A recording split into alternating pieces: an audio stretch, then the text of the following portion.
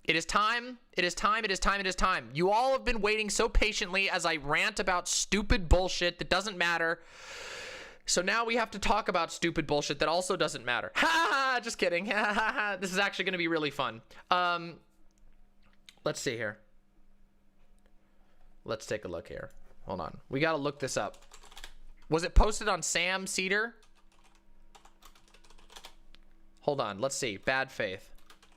Let's find it.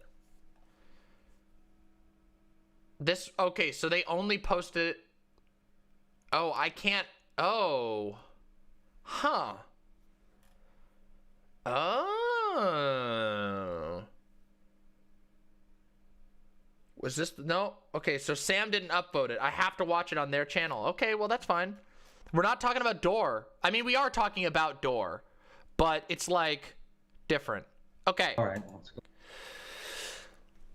We talking about Door? We're going to talk about Door, but we're going to be talking about Door via this thing.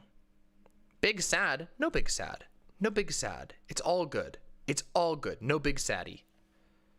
Is this the thing from the other day? Yep. Oh, what did Sam do to Jamie? Sam freaked out on Jamie at one point, and then he had to apologize for it. But he did apologize, and they did seem to work past it. I do think that Sam probably has some anger issues. But also remember, like, no one is perfect, and no one is perfect at all. And no one is perfect. And Sam did, yeah, and he did apologize both times. I mean, he made a very meaningful apology, an on-air apology. Like I think that's pretty good. No, Jamie from Majority Report. Yeah, it's just like, the fact of the matter is he did an on-air apology both times, and they were meaningful apologies. They weren't like, I'm sorry you felt that way. It was like, that was really inappropriate of me, and I'm very, very sorry. So like, I think that Sam is a good person. I just think that like, I do think he probably has some anger issues, but again, like, having anger issues and doing things wrong doesn't make you like a necessarily an evil person, as long as you know, because you need to take the steps to do better. And it does seem like he's trying to do that, like, genuinely. Now, yeah, so I mean, I also have a feeling that Michael Brooks probably also seemed to me like he had some really serious anger issues. So maybe there was a lot of that on the sets. Maybe that's how it was, but it's hard to say. Again, yeah. Sam Seder is important to the cause. Yeah, I agree. Yeah. Yeah, I always got that impression as well, Windleby. Like, Michael Brooks always seemed like a very tense person. But I still liked him. He still did good work, and I still think he was he seemed to me to be a good person. But anyway, let's watch this. Ready? Want to chill out? He can calmly speak to raging horrible guy, but I'm just noticing a pattern. Yeah, I think that's possible. Yeah, I think that's possible, Hortensia. Yeah. Yeah, I think that's possible. Well, don't worry. We'll have fun here, Hortensia. Don't worry. Let's find out what happened. We're live. We are live. Hey, everyone. Thank you for joining us. We are now being joined by the one and only Sam Seder, who's in the waiting room. I see you guys all in the comments. I want this to be a that's Virgil, Texas. camaraderie evening, so please keep that in mind as I don't. frame I your don't questions. at all. All right, let's do this. Virgil, Hey, I could Sam. hear you. Oh. I could hear you, Virgil. I heard what you said. What did I say? You don't want this to be camaraderie. Hi, Bree. How are you? I'm doing well, Sam. How have you been? I am tired. Fair enough. Sam, how long have you been in that studio? For about 6-8 months now? Virgil's always drunk. In this studio? Yeah. What do you mean? Like No, Virgil's I mean, always drunk. you've been sitting in that chair for the I mean, it feels like it. It definitely feels like Okay, it. unironically though, like, the Chapo guys,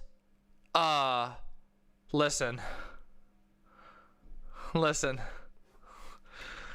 I don't think any of the Chapo guys has a good relationship with substances. Hey, thank you very Love much, your Sensei streams. 3K. Keep up the great work. Why did Virgil leave? Yeah, I think they're all alcoholics. Why did Virgil leave the Chapo podcast? Him and Matt Chrisman fight all the time. And, like, they fight really bad all the time. And I don't know. Nobody knows for sure. He came back for a while, but then he started making this podcast. Yeah, he didn't really leave, but he did kind of leave. He ghosted them for like a month. Like, he just didn't respond to any of their texts for like a month. Yeah. Anyway. Matt Chrisman rapidly oscillates between Doomer and Bloomer depending on how high he is at the moment. Here all day today, it feels like. A man who is trapped in the majority of the force. Indeed. Here, let me see if I can just. It's true, though. It is true. Matt Chrisman either goes from insane Bloomer to insane Doomer, depending on how high he is. Oh, right, because it's not your show. Right. Yeah, you're in our zone right now, brother. That said, listen, all other things aside, the Chapo guys are incredibly funny. When they're in their element, they're one of the fun. Like, I've laughed so hard at the Chapo guys, it's unbelievable. And also, Sam Seder is incredibly funny, an incredibly funny individual. The least about the Force of Oak stuff, so maybe you want to flip me and. Why is Virgil's Sam, mic so shitty though? Bottom of the screen. I don't know how to do. Oh, wait a minute. Oh yeah. Jeez. Right. So then I'm more of splitting the difference between the two of us. Oh, it was good, yeah. Yes, Virgil's the our reading judge. segments are amazing. Wait, did Ben really quick? Did producer Ben want it happens, to do something Ziggy. with this? Run the stream or something like that? Or? No, everything's going as planned, Virgil. So okay, everything's going as planned. Okay. This has been my favorite part, is listening to you guys squabble. True, Pope Jupiter. We're ready to go. Virgil's gonna play moderator of sorts. Fair enough. You got to take a break sometimes. It's all but good. I wanna start just by asking you, Sam. The name of our show is Bad Faith, and so I want to get your sense of where the Bad Faith Gina, that would be good. breakdown came in the midst of this entire force the vote debate, because I will say I first heard of it from you on your show. The very first time I heard of the idea was from you, and you were giving it plaudits at the time, and I thought, well, if Sam Seder likes this thing and it's a Jimmy Dore idea, then it must be something I should look into more closely. So what happened? Well, I think if I remember correctly, that's sort of how I presented it when we talked about it. I don't know, Adam Flores. If I remember correctly, what I felt was at the time, Virgil is like the definition of like, he's like neurosis, like this, and I mean this not in, like, I guess I don't know if there's any way to like, I mean, neurosis isn't even used as an actual term anymore, but fact of the matter is, Virgil is like neurosis, like condensed in a person. He's like the most anxious, uncomfortable, constantly sickly, like tweaking. He reminds me of Kramer, is who he reminds me of. Doesn't Virgil remind you of Kramer? I'm sorry, I don't know. Maybe that was mean, but I don't dislike Virgil, by the way. I always liked Virgil on the show. He just feels like he's the type of person who, when I look at him, I get nervous myself. And I remember the original video I didn't know that Jimmy did about it, where he was talking like, there was a spirit of of camaraderie, I guess, like, on some level that he was appealing to, if I remember correctly. And at the time I said, this sounds like a good idea to leverage the vote for something. Mm-hmm. And I think if I remember correctly, don't hold me to this, but maybe I probably should have checked that video. Okay, fair. But I'm pretty sure I said at the time, I'm not sure that Medicare for All vote is the best idea. You might want something like committees or something like that. But the idea of leveraging the vote, I thought, was a good one. And I think at the time, I may have said on the video or not, my feeling was like, I'm going to look into it. I'm going to ask around a little bit if this is, people think this is a good idea. I don't think that's fair, Nibiru. Okay, well, Chapo people did. Kyle Kulinski did do a class reductionist take, which was dumb.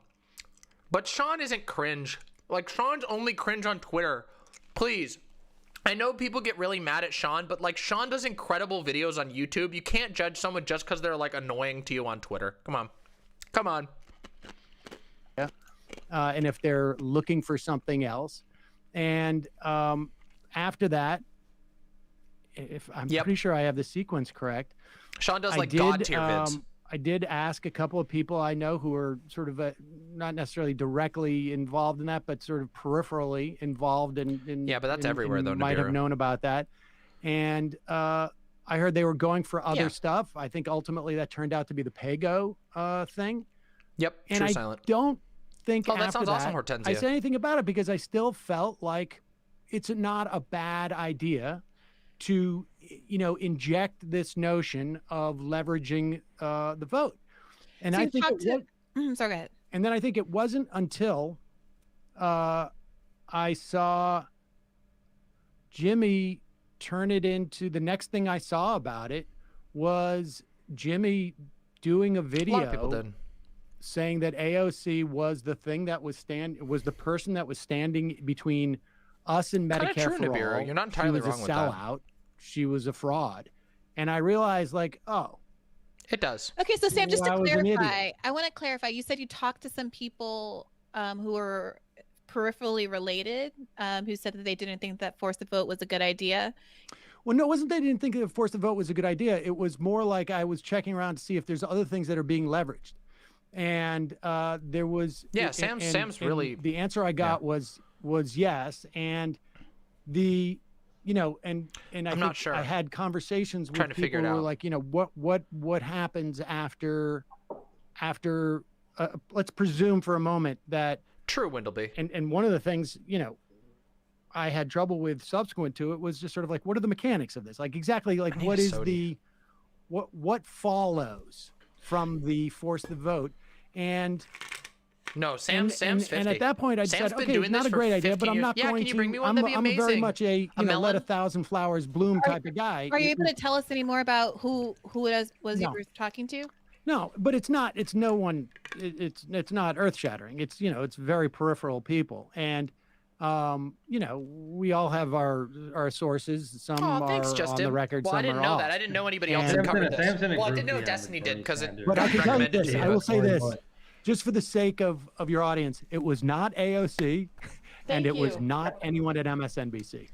So there's the two sort of like boogeymen. Well, because Sam, there That was are smart. That was smart by Sam, by the way. Like, there was so much conspiracy theory when Sam said he'd been talking with people involved with it. Yeah, it's like, who did you ask? It's like, yeah, it's very weird. It's very like, we need to figure it out so we can beat him up later. It's like, what the fuck? It's because they wanted it. They wanted him to say what they wanted him to say. They wanted him to say, oh, I talked to Chris Hayes. And they would be like, see, the neoliberal Chris Hayes. What a cringe liberal. Or they want him to say, see, AOC, of course. It's stupid. I mean, I Anyway. don't know whether to credit this or not. But I read some of the comments on YouTube, on Facebook, and some people were saying that on Twitter rather, that there was they had sources that suggested that there were some folks in Congress or on their staffs that wanted to kill the force the vote movement, and I just wasn't sure if it was someone affiliated with a congressperson or not. No. Okay, so the question about step 2, I think, is. Ela Divine asks, legit, what was the point of force the vote? It was never going to pass. Okay, so I'm going to do my best to summarize force the vote. Force the vote was basically what they were going to do is they were going to essentially refuse to confirm Pelosi as the leader, as the House Majority Leader, in exchange, while threatening that, hey, we won't vote for you unless you bring Medicare for all to the floor. Now, of course, Medicare for all would get shot down in the Senate. It wouldn't happen. It wouldn't happen. However, the logic was... Oh, okay. We'll look at that afterwards then. We can look at that afterwards to verify. Thank you for that, Pope Jupiter. Afterwards, wait, what was I going to say? Oh, yeah. So the goal was to essentially make a big show of force that says, hey, if you don't bring it to the floor, then we're not even going to vote for you, and Nancy Pelosi will be out. Unfortunately, it'll just mean that Nancy Pelosi's next in line will be in.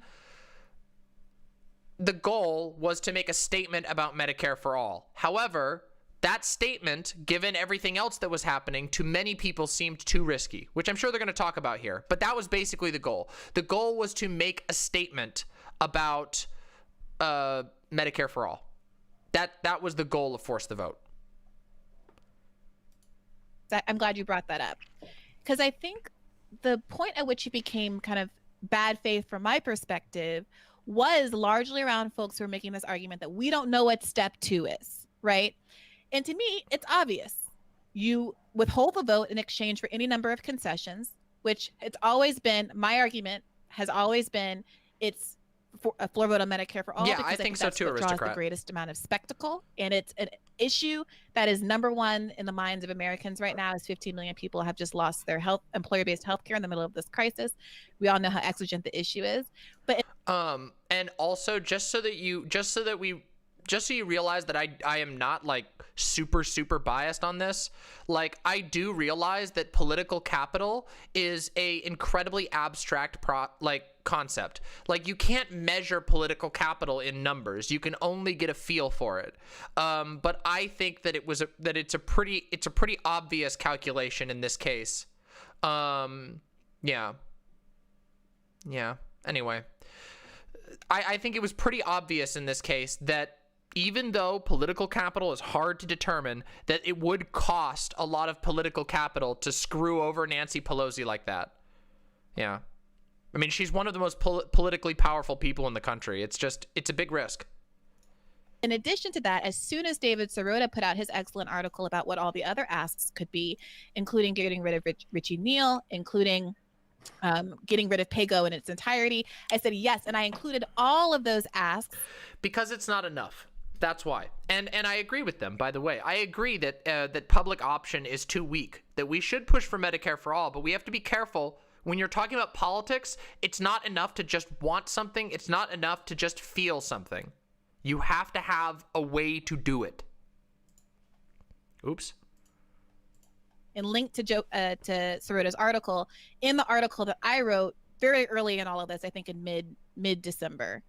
And so it was always about a lot of asks, including the ones that you just said were going to be the priority instead of Medicare for all. So if the issue is step 2, then that would be the same if you're asking for these narrow PAYGO exemptions that they got, and it would be the same as we were asking for more, right? So it seemed to me that the what is step 2, which is what AOC said to Justin Jackson, right, in that Twitter thread. That's where the tone shifted from my perspective. When AOC weighed in that Twitter thread and offered up a bunch of responses that didn't seem especially credible. I mean, yeah. What is step 2? We just have to fight for a $15 minimum wage. I mean, I think that's pretty hard. I know you're joking, Table Knife. I think that's pretty hard to do for Medicare for all. Well, I don't know. I do think it would be more effective than force the vote, though. A mass protest for Medicare for all would be more effective than force the vote, for sure. And look at how much time has been wasted talking about force the vote. Yeah. That's priority. That's when the tone shifted away from the Progressive Caucus more broadly, and Mark Pocan specifically, to why is it that we're kind of being fed what feels like a misdirection? And is this really a crisis, a tactical disagreement? Or is this a crisis of political will, or something else going on here, or deals being made that don't necessarily inure to the benefit of the voting public? Well, let me just address those in order. I mean, maybe I take exception with the two premises that you start off with. One, that a vote of 300 approximately. You know, let's assume the 118 who have co-sponsored the bill vote for it in the House. Maybe you get one or two other people. I don't know. Maybe, but let's call it 125. You will then have approximately 320 people voting against it. Now, your sense is that this is the most prominent issue. Probably because he smoked cigarettes for a long time, realistically. I guess presumably because we're in a pandemic. I don't know that it's any less pressing because we're in a pandemic. I think if if we have Medicare for all, is that for real? I didn't even see that. Made things a little bit easier, but I don't know that would have had a material difference. Shit, but we just tested the premise of whether the and I have no doubt, I've seen all the polling. The people support Medicare for all. How strong that support is. If in the nature, let's say the vote happened this week, they lose 325 to 125. Arini vibes. Your argument is that this is going to make people rise up because of that. And I just don't see any evidence of it. We know that Bernie represented Medicare for all in the Democratic primary. That was not sufficient for him to beat Joe Biden. We know that 3 years ago, there was a vote that was shut down in the Senate. I don't know if people remember that, but that I think I can't believe, side note, so listen, this is me being small streamer saltiness, okay? 100%. I can cop to this, small streamer saltiness, but I wish I could make 34K a month fucking getting drunk and high while interviewing Sam Seder. Mike Gravel cannot. Nah. No, Pope Jupiter. Mike Gravel is way too old. Also, no offense, but I love Mike Gravel, but Mike Gravel has some weird... He's developed over the last few years, like, some kind of weird conspiracy theory stuff. Anyway. Convinced that step number 2, frankly, does bring about what you suggest it does. So let me because you laid out a bunch of things. I want to address them. And so Gravel's I'm not cool convinced and that a lot of respect for him, but he's really old. I mean, it's an argument. Like I say, I don't think I ever came out and directly, attacked yes, forced the vote. Agreed. Frankly, I mean, I think I commented on it subsequent to the attack that Jimmy had on AOC. I appreciate, Sorota's article and what you added to it. If you go to forcethevote.org, none of that's on there.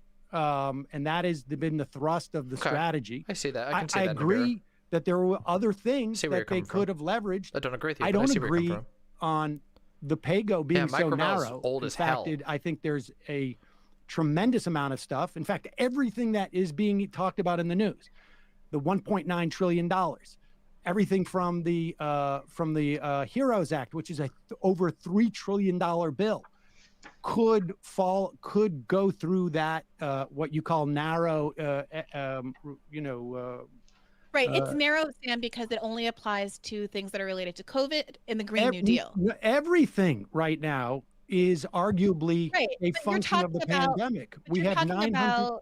You're talking about the COVID bill being enabled by the PAYGO exemption, which is true because the PAYGO exemption was for not just the COVID bill, but everything. But Sam, it's for COVID-related things and it's for the Green New Deal. And Joe Biden. But wait a second. Let me just finish this, Bree. But I just want to correct. Well, but wait a second. No, there were things that you said that I disagreed with. I waited till you were done and then I corrected them. In fact, what I'm talking about is a correction. True. I think Joe Biden is proposing what I consider to be, and it comes from the HEROES Act. Is Virgil dating Jamie? I don't think so, but maybe. A horrible idea for healthcare. Subsidizing Cobra, okay, which I think everybody agrees is incredibly wasteful. Really weird, it's just basically possible, a sop to the insurance companies. It was in the HEROES Act that is as well. Weird. And that will be covered by the PAYGO exemption. Together, I don't know. Everything right now can be justified because we are dealing with the greatest economic crisis that we've had in terms of job loss since they took records in 1967. That would be so weird. Nothing you're hearing about what Joe Biden or Pelosi or anybody is presenting right now is being it varies greatly, Pan Ness. The flavor can vary from really good to not so good. It all depends on the strain. No, Jamie divorced her husband. I think it was her husband. They got divorced. Yeah. I think I agree. I think that's true. Yeah. Silent. If the smell is bad, then it's probably okay. Listen. All right. No. Listen. There are many different types of weed. Not all weed smells the same, okay? There is a type of weed that's called like skunky weed, and that stuff doesn't smell good. but there is all kinds of wonderful smelling weed. I promise you. Listen, I'm a bit of a... Yeah. Well, there's 2 different strains, but there's like so much. Oh, hey, Glooby! Glooby! Welcome, Glooby! Well, yeah. I mean, that makes sense. Skunkweed. Yeah, skunkweed is a type of weed. Some of it's good. Yeah, there's some really good smelling weed. Yeah, there's some fruity smelling weed. Anyway, point of the thing is like, it's not just the same. And some people do like skunk weed. I don't like it, okay? I don't like that smell, but there's nothing wrong. Yeah, okay, Silent. Yeah, okay. Listen, it doesn't. We'll talk about this later. Rejected the Pago. Listen, what the fuck is this? Is this turning into a fucking Chapo podcast here? What are we gonna do? Just talk about getting drunk and high the whole time? What the fuck? Not that I don't like that sort of stuff, I guess, to a certain degree, but what the fuck? If it was Medicare for all, if there was a chance, we know that it would lose in the House 325 to 125. It probably would never get a vote in the Senate. If it did, it would lose. I don't know what the numbers would be. It'd probably be 55 to 45 best, maybe 70 to 30. But the fact of the matter is that Pago would getting rid of Pago would allow for Medicare for all, but we know it's not going to pass. Right. That's why one of the objectives was to get rid of Pago. So one of the things I was arguing that the squad should hold out for and withhold the vote for is a complete eradication of Pago, a Nancy Pelosi policy that they could have said, I'm not going to vote for you, Nancy Pelosi, until you get rid of Pago. Someday. Instead of what they got, to get to a place which where it's legal. instead was a Pago exemption for things related to the COVID relief. But everything that's everything now. But it's not. You can't pass Medicare for all using... Why could you pass... Oh, Pago is so stupid. God, oh, fuck. How do I don't even know. Here, let me just explain Pago. It's so stupid. Pago stands for Pay As You Go. It's a budget rule requiring that tax cuts and mandatory spending increases must be offset by tax increases or cuts in mandatory spending. It's a practice in the United States of financing expenditures with funds that are currently available rather than borrowed. Pago is like, it's like this ideological thing that's partially framed in law that means that if you want to pay for something, you have to have the money already available, or you need to make an adjustment to the taxes to make room for the money. You can't like go into debt, or you can't do anything like that. And it's austerity. Yes, it's austerity. It's really, really boring. Yeah. Dizzy, honestly, it's in my experience, and of course everybody's experience is different. It's in my experience, it's very, very good for pain. It's very, very good for dealing with pain. Seriously. Anyway. All right, Gloopy, I hope you're having fun. The Cobra subsidies and not Medicare for all. Because it's COVID contingent. And doing a program that's a permanent economy shifting forever program like Medicare for all is not something that, and this is not me saying this, Sam, this is David Dayen immediately weighed in saying, I don't see why people like, my former boss, at The Intercept are trying to pretend like this is something that's bigger than it's not. It is what it is. It allows what it allows, and it's a game. But even if we take the floor vote for Medicare for all completely out of the equation, the fact still remains that this was an opportunity of enormous leverage in which someone could have gotten a lot more than simply what they got. And it's not about characterizing what they did get as big or little or insignificant. I don't think that's true, though. That's not the issue. I don't think issue that's true, is this though. the best way for them to have maximized the real power that the left had to actually either oust Nancy Pelosi but that wouldn't have mattered because Nancy Pelosi isn't okay.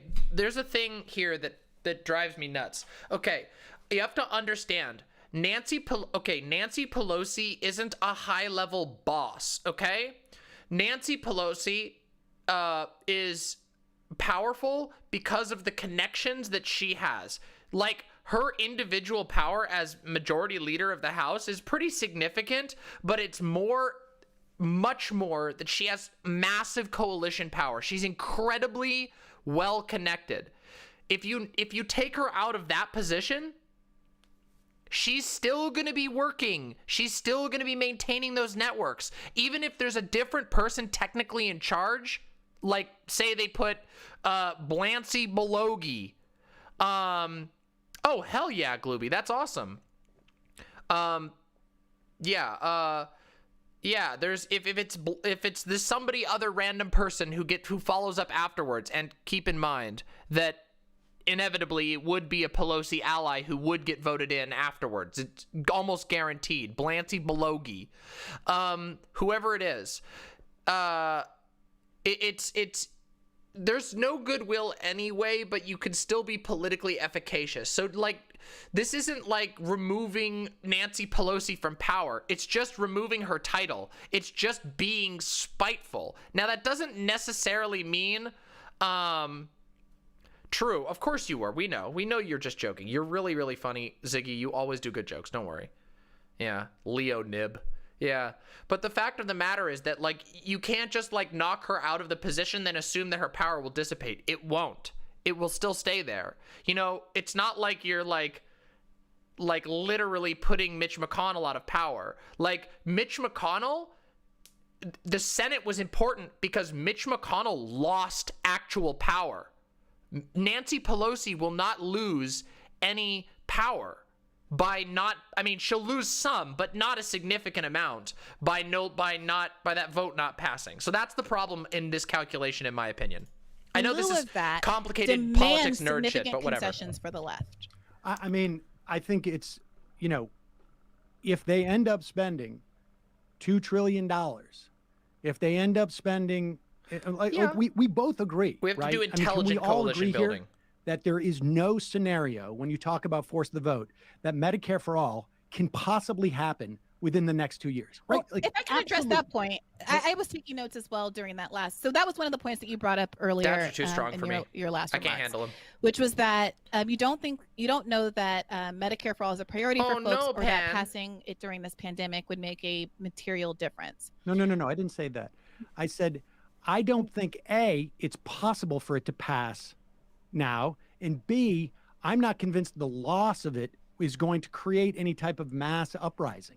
Okay, but you definitely said material difference. I mean, that's just a note that I took down. That's in terms of the pandemic? That's cool. No, Maybe. I'm saying Medicare for all is absolutely necessary as far as I'm concerned, just broadly speaking.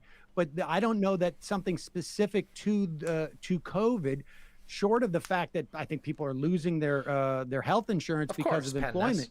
I mean, right, but short of that fact, that's a pretty big fact, Sam. 15 million newly uninsured Americans is a huge deal. Right here, this is where the absurdity comes in. Because it's like, what the fuck?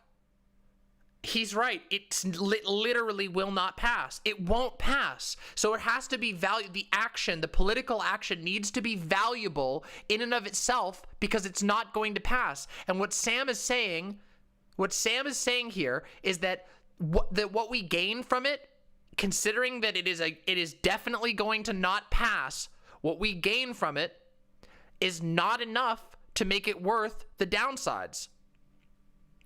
Hey, that's really good, Glooby. This is just a debate. This is a debate. This is a petty debate that we're enjoying because it would be fun. And the reason being that we're doing a little bit more fun stuff this week is because I've been incredibly stressed for a long time, and I want to take a slightly easier week on everything, basically. And the only reason I believe it's not really being felt that way in terms of media coverage is because the media isn't. If you want my honest, spicy opinion, Adam Flores, it's because of the internal bootlicker inside of us all. It's the like bootlicker inside of every person. Every person is a little bit impressed when you see a fancy outfit and a badge. It's just true. Even people who hate like cops and whatever, when you see a cool outfit or a fancy name or whatever, it feels cool. And you go, oh, that's why we do it. That's why we do these things. Like, that's why it happened. Oh, whew. Okay, refresh. That was weird. YouTubers, refresh. I hope I don't use my YouTubers. Oh, shit.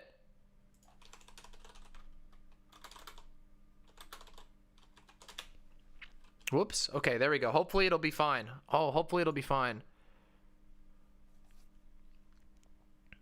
Here, let's do this. Let's rename this.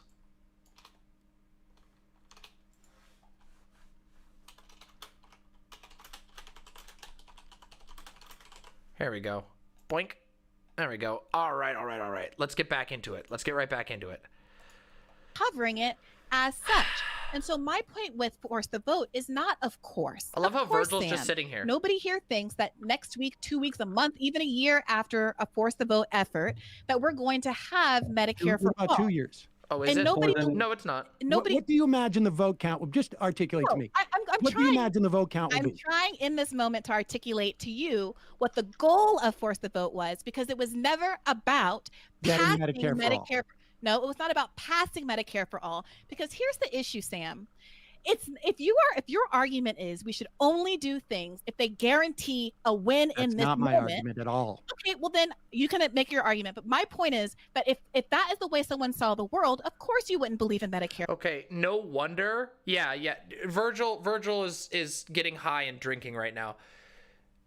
She doesn't have a point right now. Like, no, here's the thing. Like, Sam's argument has never been Sam's argument has never been that, like, you should only do things that have a chance to pass. And I think she knows this. I feel like she knows this and just doesn't want to admit it.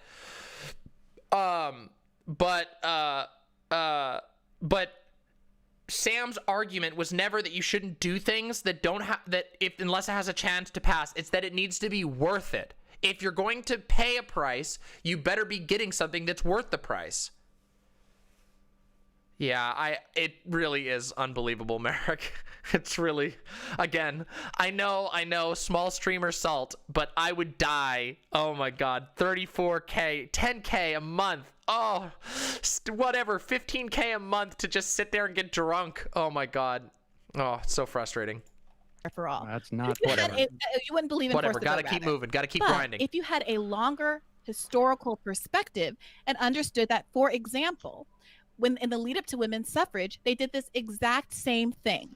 They forced a vote that failed, but which galvanized a lot more public attention to the need for women's suffrage. No, and it's funny. Subsequently, about a year later, you know, it's funny. Goddess Trans Girl, I don't like being inebriated on stream. I don't. I really don't. Well, okay, occasionally, if I'm doing a gaming stream or something, maybe. But in generally, I don't. I just like to do my own thing. I don't like having a camera on me when I'm, like, enjoying alcohol or drugs. I just don't, usually. Very, very rare that I do. Were able, because of that upswell of energy and intention, to attend to it. So what you said earlier was that it will make people rise up. And did that happen in 2017? That felt a little flippant. Well, hey, let's take your point about the 2017. Hey, see you soon, Hila. One of the arguments being made by the anti-force the vote crowd is that if we do this, we'll lose political will and it will set back the case for Medicare for all. The thing is, I really, really like. I love live streaming. I mean, obviously, I do it all the time. I love live streaming. Yeah. But by your own admission, they did this in 2017. There's a lot of eyes on me, you know. I get self-conscious about it. More co-sponsors for Medicare for all than we've ever had in American history. So the argument that somehow this is going to cost us politically, I think, is really unfounded. Now, I can't prove to you it's going to cost us make that anything. argument. But Sam, let me just finish this, since I let you finish as well. I can't promise you any outcome. But in light of how limited the potential costs are, the idea that you wouldn't take this opportunity to withhold the vote to maximize what you can get, whether or not it's a floor vote on Medicare for all, whether it's PAYGO exemptions, whether or not it's getting rid of Richard Neal as the head of the Ways and Means Committee, or any number of the suggestions given by David Sirota, what we saw is that the vote was never held, and instead a bunch of concessions that who knows what the negotiations were like behind the scenes that ultimately didn't add up to much. Apparently, it does get spicier later on. Big get in a way that felt really disingenuous. And I think that that's why so many people on the left find there to be a credibility crisis. It's not that they hate AOC or hate the squad or want to throw anybody away, but they want to hear a better response, an acknowledgement about why it seems like they sold this enormously important progressive issue for so cheap. Well, first off, I think the conflation between the idea that forcing a losing vote, which I think we can all agree, right? I mean, I'm not saying anything wrong that you disagree with. 325. Yeah, don't feel too bad for him. No one believes. Remember, Sam loves this shit. Sam loves debates. He loves debates. He goes and does them all the time. the vote in the was Senate. never that was going to. Okay, let me. I just want to make sure that we're on the same page with this. Yeah. The idea that people are conflating. Me and Sam share that. I love debating. Pursuit of Medicare for all with this particular tactic. Sam was the original debate now, bro. If you want to talk about other things that could have been leveraged, I mean, look. We were talking about them. We continue to talk about them. I'm willing to. Okay, this I understand why some people get mad at Bree. Like this right here, I would love to talk to Sam, but I don't know. This thing right here, the sort of like this is 20 minutes in on Sam Seder. Like Sam Seder, I don't know. I don't want to be parasocial about it. Look, it comes off as very smug. That's all I'm going to say. I know a lot of people get mad about that, but I don't feel like Sam has been like particularly aggro at all. Yeah, nothing has been said though, Danny. This has all been like retreading old ground. I think you have an argument that maybe it would have been better not to get Pago. Maybe it would have been better to get this. But let's play this scenario out. You say there is nothing to lose in this strategy whatsoever. I can tell you that the fact that AOC has led the challenging, I mean, presumably I've heard, and maybe this is wrong. The idea is that the people who vote against Medicare for all, and I don't think we have a president who was elected by saying that even if the House and the Senate were to pass Medicare for all, he will veto it. So we have a disagreement. See this right here? This is another area where Sam is just simply more informed than either of these two. Sam is correct. Literally, Biden literally said that. Even if there was a miracle and they got it through the Senate. Anyway. As to what we think. I know they do, but it's just like, then what are they pushing for? Yeah, Virgil's checked out totally. The public is going to react to it. I think Virgil's like crying right now or something. And how they will react. Okay. Yeah, spectacle. Yeah. My sense is that losing vote would not galvanize the population. You would not get people on the streets. You would not get that type of push. I mean, that's you got with suffrage. That might be a fair analysis. We'll take a look. Well, so that's the central point then. That's the central disagreement because, as you said earlier, Sam, surely we all agree that under this Congress, that as it's currently constituted, as we know what individual members of Congress are on the record about Medicare for all, they will not pass it. But the idea is that you better say Sam Seder. And as Bree is saying, Sam would kick my ass. Momentum I'm sorry. created Sam's by too that, good at this shit. The media attention created by that, the starkness of it, would push the not even matter. a single vote for me. And frankly, I mean, I do. Damn, not even a wow, no love for me. But the correct answer is Sam Seder. You know, Biden is a guy who won the Democratic primary, saying, I'm for Medicare for all. I'm not going to sign that into law. I'm against that. But do you really think that if and again, we're not necessarily. No offense, but no offense to anybody on that list, but Sam Seder at his best is damn near impossible to beat. You would have to seriously make Sam uncomfortable, because here's the thing, even if Sam is wrong, he knows so many factoids that he could out rhetoric you almost any time. And public debate is all about rhetoric, and Sam can out rhetoric almost anybody. He's been doing this for 15 years. Oh, Hitchens could probably beat Sam. Yeah, Hitchens could probably beat Sam. I do think that Hitchens, before he was a neocon, could probably beat Sam. That's just because Hitchens is, again, could Vosh do it? Not yet, but I'd love to see it anyway. Now, maybe it's possible. It's conceivable. The problem, though, is that Sam Seder would go into the conversation with like 1,000 facts and figures on hand, and unless Vosh actually sat down and prepped a fucking document, Sam would have everything on hand. Sam has been covering political news for 15 years. And so Sam would just be like, yeah, well, what about this? Well, what about this? Why don't you have an answer for that?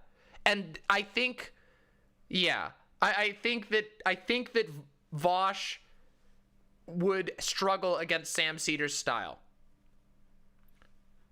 But yeah, I think the way that you beat Sam Seder in a debate, like I couldn't beat Sam. I know I would get wrecked.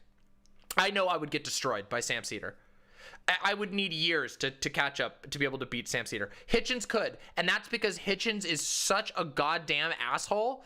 Hitchens is so unbelievably severe to other people that I think that Hitchens could catch Sam off guard and make Sam look like he was fucking up. Maybe. We'll talk about that after. Let's get to the end of this first. Yeah, 99% of people would get destroyed by Sam Seder. Sam is just like really good. Going to this point, and this is a hypothetical, but that if the Senate... Oh yeah, if you don't believe me, you should watch Sam Seder. You should watch Sam Seder go up against Charlie Kirk. Medicare for All and the House... No, I think he would sign with enough votes, he would simply not sign it, or oh no way, Kyle could not beat Sam. There's enough momentum. I gotta think that he would say, well, all right, yeah. I gotta think if Joe Manchin, and Kristen Sinema, and Mark Kelly, and John Hickenlooper, and they voted for it, and if the other 125 members of the House who were not going to vote for it voted for it, I would imagine that Joe Biden would sign it. My point is that it did not hurt Joe Biden enough to deny him the Democratic nomination Why do you think or that is? the presidency. Well, I think in part because of the media, if you want to say, but that's going to be the same media that you're relying on to cover a vote that loses 325 to 120. How do we get past that, Sam? Well, I think, frankly, what we need is more power. I have a different sense of than yours as to the power of the left. For instance, okay, now look, I was not one of those people who slammed the people who went out to protest on the Capitol steps about the force to vote. You wouldn't be the first to say that. There wasn't many people there.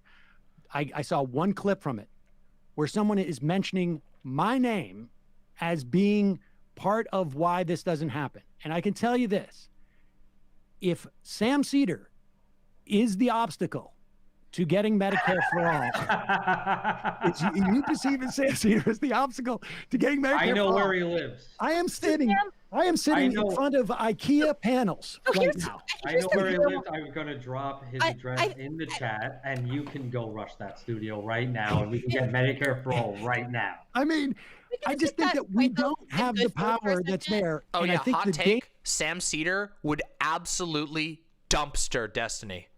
All right? Absolutely dumpster him. Like, not even close. It would be, I would fucking die to see that. Holy fuck. And with that, I want you to imagine that debate while I run to the bathroom real quick. I'll be right back. I'm going to run to the bathroom. Think of that. Think of that. Imagine that in your mind.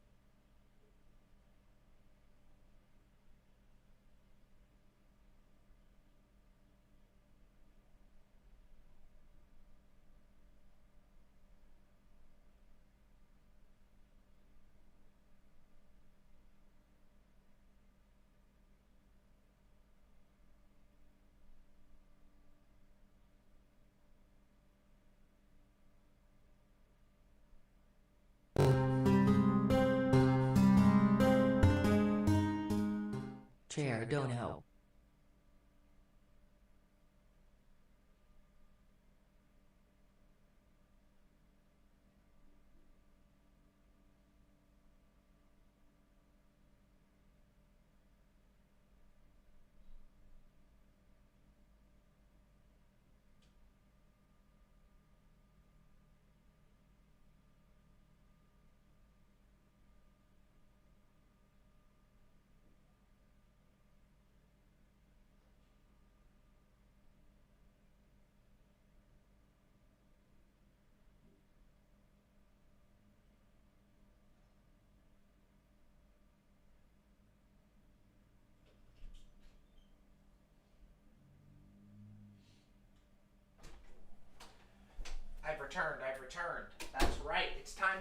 to the content, everyone.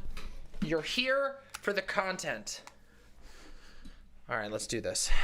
Who would win? Tanky. Oh, Silent. Silent would win. True. What you can lose in trying to use a phone as a hammer is you can break the phone. Can I just address that? I want to take that good faith version of that argument that you just made. Like, really, truly, I want to drill down on this. This is serious stuff. Okay, the argument being made to you, Sam, is not that. Oh my God, this goes for 3 hours. Oh my God. Okay, all right, we got to keep going. No pausing. I got to stop pausing.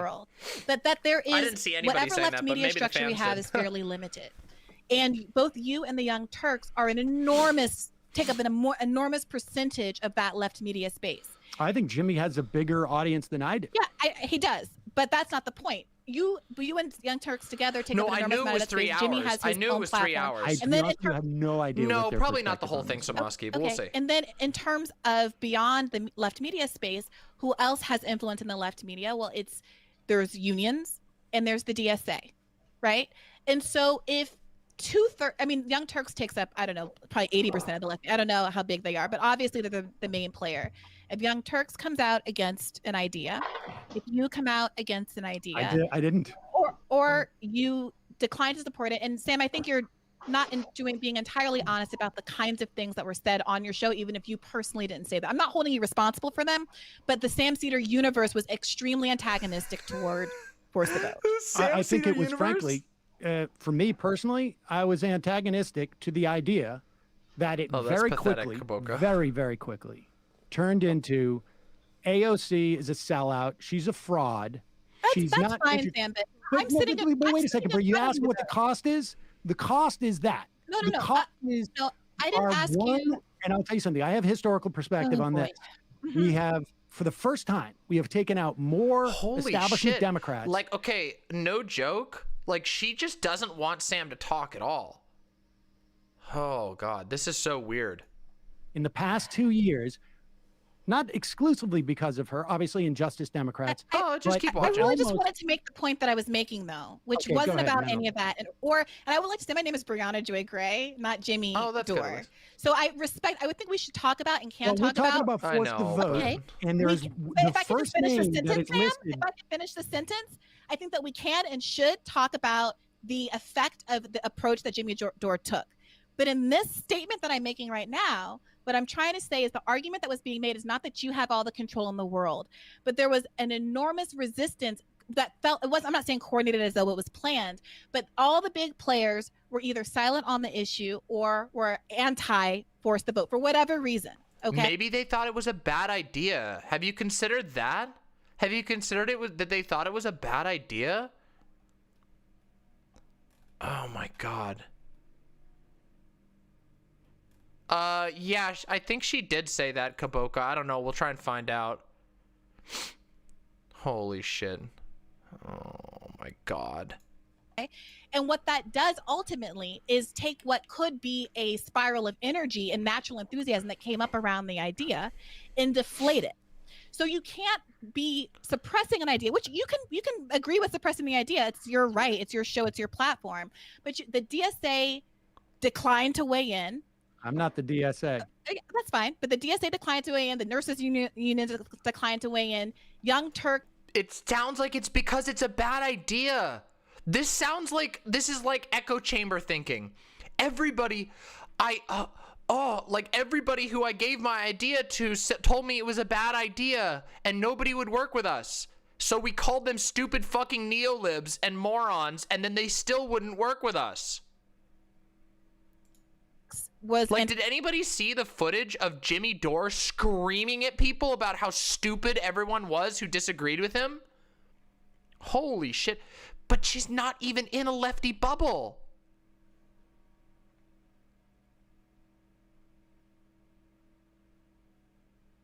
Maybe, Kaboka. Yeah, there's a clip. We can watch it. Antagonistic to it as an institution, even Not yet, though Laura. 80-odd% of its viewership supported the idea, and you did too. So it feels a little unfair to say, nobody showed up, Oh my and not God. you, but other people were mocking that idea after having worked so hard to stem the natural organic tide of enthusiasm around it. This is literally just vagueness. I mean, it is impossible to separate Jimmy from this. You said yourself. You heard about it from me, which I got it from Jimmy. Jimmy is the first name outside of Nancy Pelosi's on the forcethevote.org. Yep.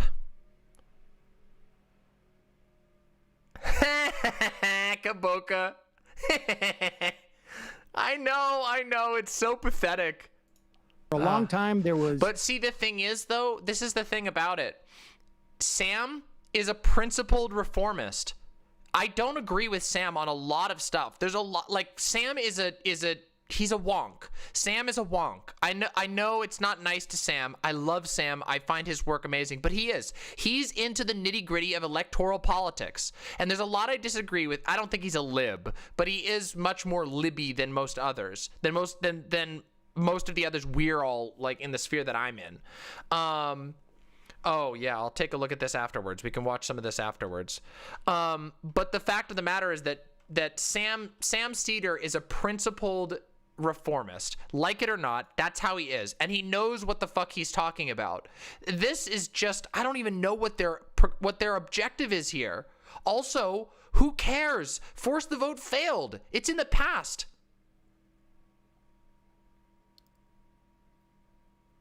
Oh, yeah. He does that all the time, Kaboka. I mean, that's been his entire platform. Anyway, let's continue. That's his entire two show. Supporting agents. And the first one was Jimmy Dore's logo down there. Jimmy Dore turned this into a litmus test for progressives as to whether they were actually on our side. And you asked about the cost. And when it became clear to me that this was going to cost a lot more, I said, Ghost Boy. I was open to the idea from a perspective of 1,000 flowers bloom. I didn't necessarily think it was the greatest thing in the world. I thought maybe there were other asks that you could get. But as soon as he took the energy, and it was all emanating from him and around him, he was on every one of those conversations. You mentioned Sirota and conversations that you had. He was in I didn't see all of them, but all the ones that I did see, he was there. Whether it was 5 or 6 other people, he was there dominating the conversation. And this turned into a project for him.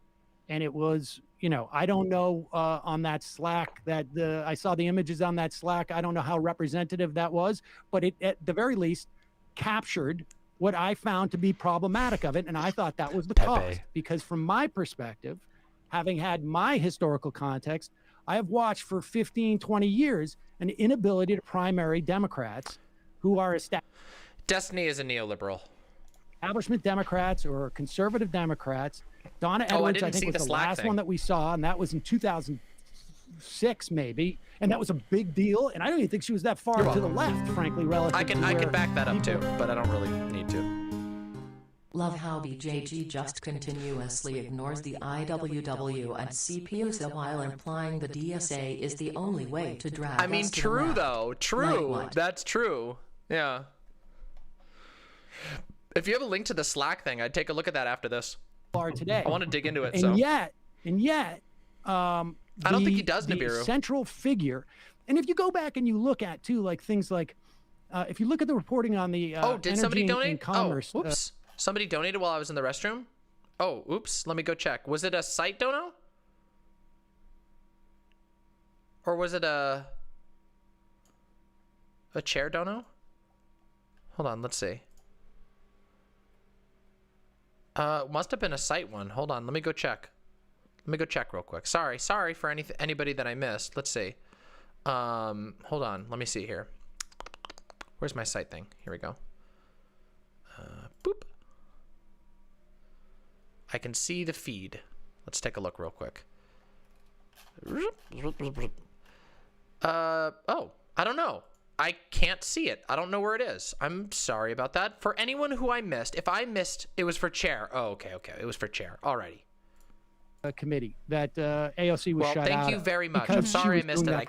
It must have been a Streamlabs dono. So thank you. I think there was a couple of articles that made the point that had that vote been public, they would have been very nervous about voting against No, I don't think he is nuts. And that means that the value and the power that she has to do with her Twitter following, her capacity to raise money, her popularity on the left, and to go after that and fundamentally Not undercut that it really matters at the end of the day.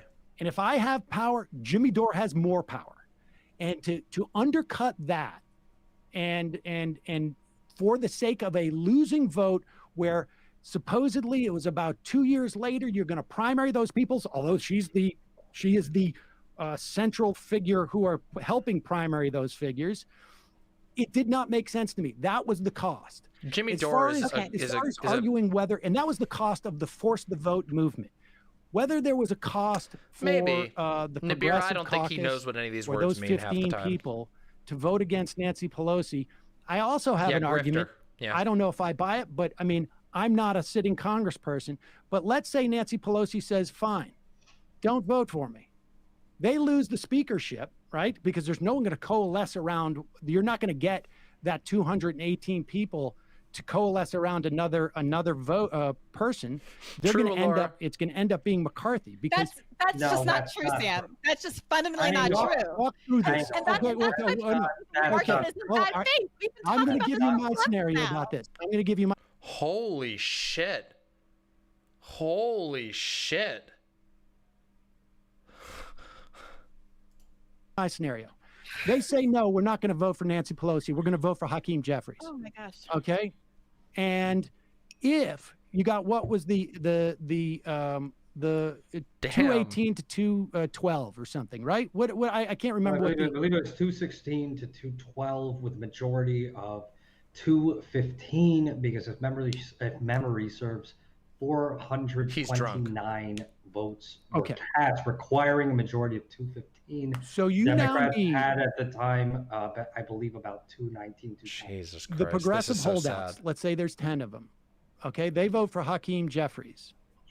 It has to be less than that because the majority is not the majority of people who are voting. It's the majority of people who vote for a name. Because Mike candidate, sucks. right? You know this. Yes.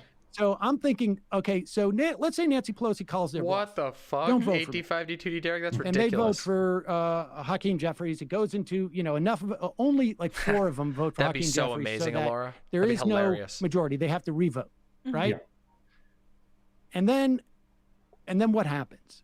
They have the same vote that they had before, or they switch to Pelosi, or they maybe other people vote for Hakeem Jeffries. So but let's.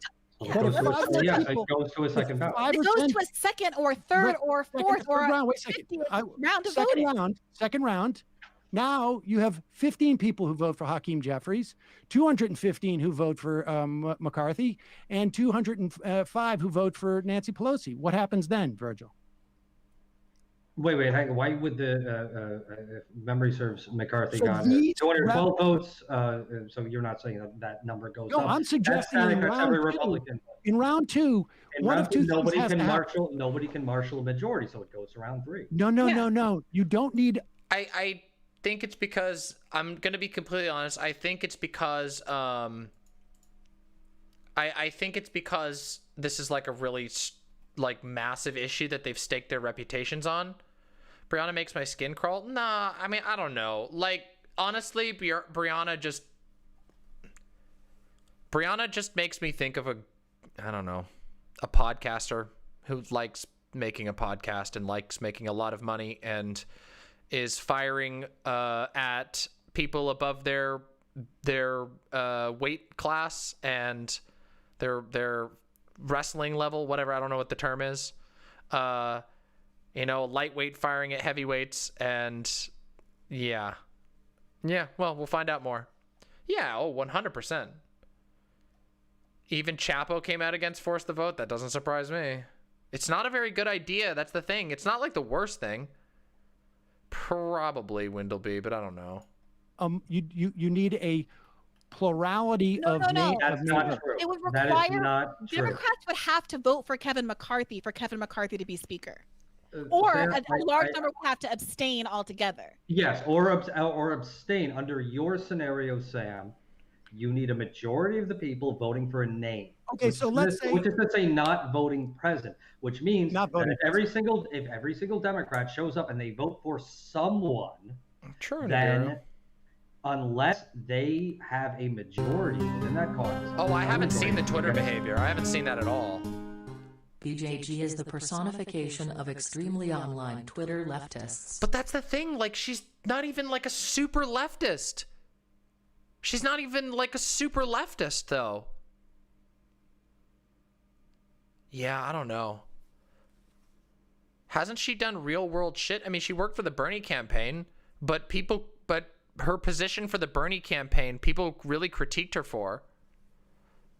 We'll find out. We'll find out. We'll keep talking and I'll give my final take. Yeah. I agree with that, though. Voted as a block, and they're a minority. Also, thank you both very much for those generous donations. Thank you very much, Adam, and also thank you very much. Sorry, let me get the names up. Thank you very much, Moralago, and thank you very much, Adam Flores. Thank you so much. And did I miss another one? I think I missed another one. I'm sorry. My brain is flopping.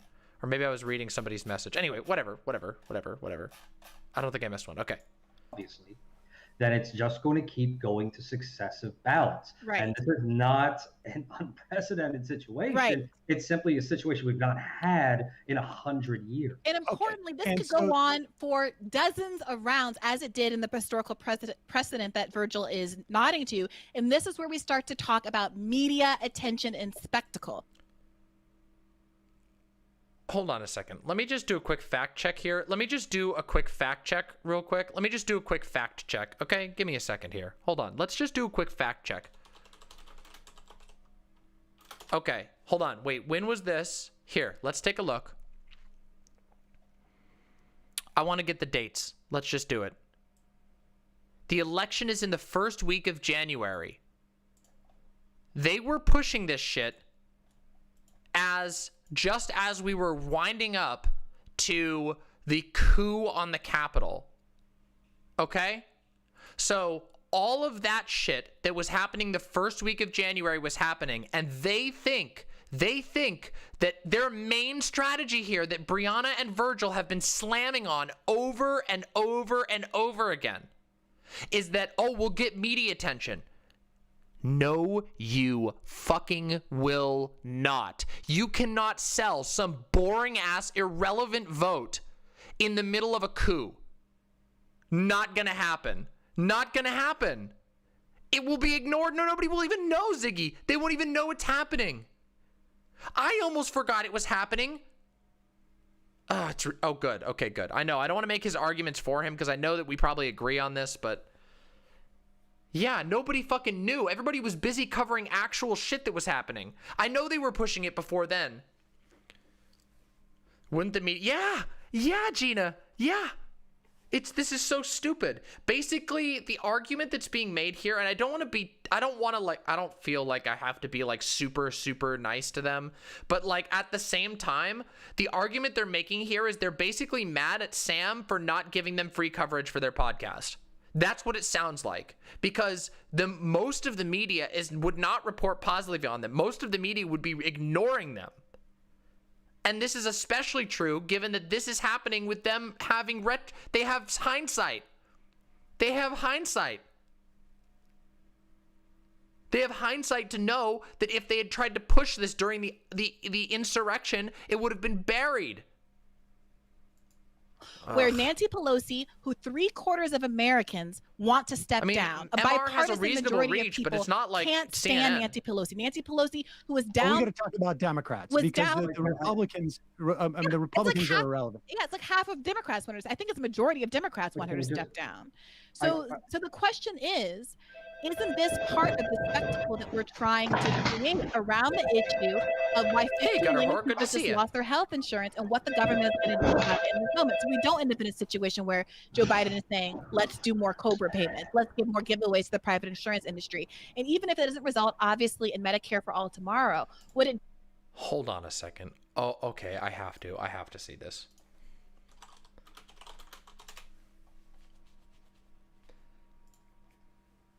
I'm sorry. I have to. 34.813 thousand. Literally Literally a month. And that is just from this site. That's just from Patreon. They're also on the Apple Store. They're a premium podcast. They're also on Stitcher, which is paid. Holy fucking shit. Oh my God. Listen. When I say there's a lot of room for growth, motherfuckers, there's a lot of room for growth. And we can do a lot better than Bad Faith, okay? Listen, sorry. Yeah, unironically, this is worse quality than what we see on fucking 9-person panels with random people's like dads coming on. You know, like we'll go on a 9-person panel and no one's phone will ring the entire time. We'll have some random like boomering out of the mic. Yeah, launching No Faith podcast. Exactly, Silent. Yep. Hippy Dippy has a way higher standard of quality. Oh my God, this is so pathetic. Does is finally force has the best chance of forcing a conversation on this issue that I can imagine happening at all. So unless there's an alternative of how we're going to force the subsequent things that followed that vote probably would have sucked up a lot of that attention. Now, you didn't know that, of course. You didn't know that, of course, before the force the vote. But presumably, over those days, you would have probably still paid more attention to the people would think it was an atheism podcast. Now you don't know that because you don't know how things are going to play out. And they could have scheduled the vote. They could have scheduled the hearings for any time also. Well, I'm saying the spectacle that would have come from that vote on the 4th would have ended, of course, on the 6th. And sure, but again, we didn't know that at the time. We couldn't know that at all. No, of course. I mean, and then you also would have held up the vote for I guess to certify the vote, right? I mean, how would you do that? True to cars. Your question is, how do we certify the vote? Mute your mic! That we didn't Holy shit! Mute your mic, dude! What the fuck? It's like banging around and like, dude, just have a mute button. This is like Trump audio. This is like fucking Giuliani like smashing his mic around audio. Oh no. I'm gonna lose it.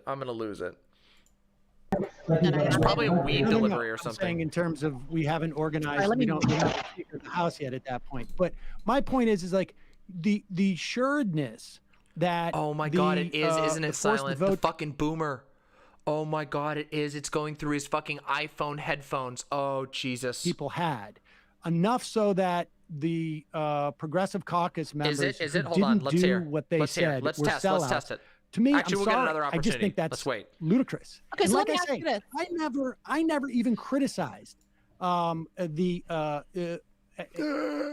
force the vote until I love it became so apparent much. to me it was part of Jimmy's sort of project, to attack the Democrats and particularly the progressives. I love Kekdi so much. He did that when she was elected before she even True, Bob won Coomer. the general election. 13, he good attacked one. AOC for endorsing Andrew Cuomo in the general election. I mean, then I realized I'd been duped. My name's Brianna, and regardless. Bree has a sharp intellect, but she uses it to cut against the grain. So many Dore worship comments on this debate clip. Oh God. Oh, you can set it to renew automatically, Space Pirate Captain. You can do that if you want to. You can also just do it manually. Yeah. God, the Kekdi is so good. It's so good. Anyway, thank you very much for that incredibly generous donation. Thank you so very much. Really appreciate that. Before the cause, yeah, I don't think Bree is like stupid. I just think that I think there's a very clear, how do I describe this? There is a very clear incentive here. Let's just put it that way. There's a very clear incentive. Yeah. Huh? Yeah, I was checking on YouTube chat, but it looks like there's not a whole lot. Yeah, I agree that Bree is smart. I don't think Bree is like dumb. I just think there's an incentive problem. Oh God, what happened? New Contra vid? Oh, I didn't know that. Ben Shapiro isn't stupid either. Yeah, I agree. Well, yeah, I guess you're right. Jimmy Dore could Well, go and kill 15 Oh, we'll do that. You brought up nurses, you brought up the media, you brought up David Sirota. Yes. Yeah.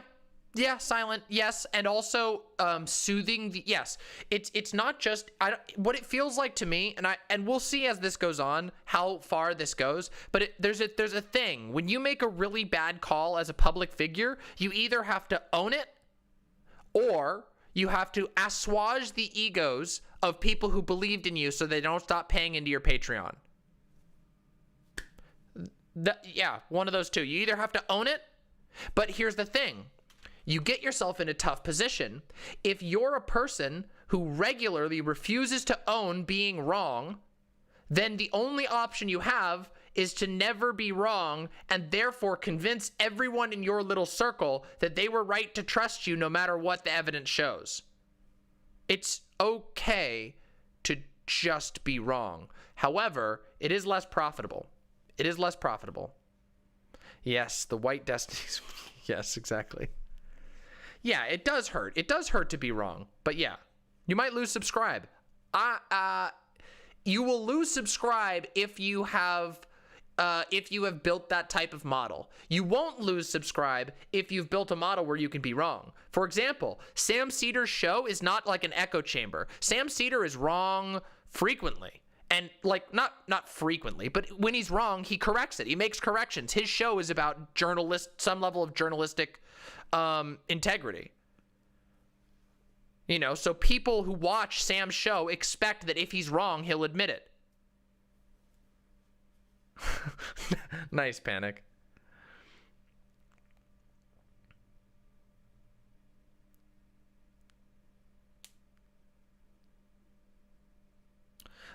I think Sam selling his show to NBC to sell and read the same ads as Ben Shapiro and appearing on MSNBC somehow doesn't make Sam a sellout at all. I bet he makes a whole lot more than Bree. I don't know if that's true. I don't know if that's true though. And also it's a different business, right? It's a very different business. Sam, first of all, Sam doesn't sell his show to NBC. $35K a month is a lot of money. And also, okay, so a couple of different things to understand. Let's try to weigh this out here. One, clearly the overhead for the BadFaith pod is close to zero. I would be willing to bet they maybe pay an editor and that's it. No overhead, very clearly. They don't use a studio. They film it in their own home. They might have an editor. They obviously don't have a sound guy. Sam has an entire team of people who are salaried and receive health coverage. He rents out a studio in New York City, has professional equipment. He broadcasts out to the radio, not just podcasts and online. And well, that's true. Maybe they don't have an editor either. And also, he stole that equipment from Air America. Lol. I think he probably stole a couple pieces, but I have a feeling that they were using analog equipment. So I don't think a lot of it's going to work. Biggest political grifter? Oh, on the right, Donald Trump. Are you kidding me? Donald Trump. 100%. And on the left,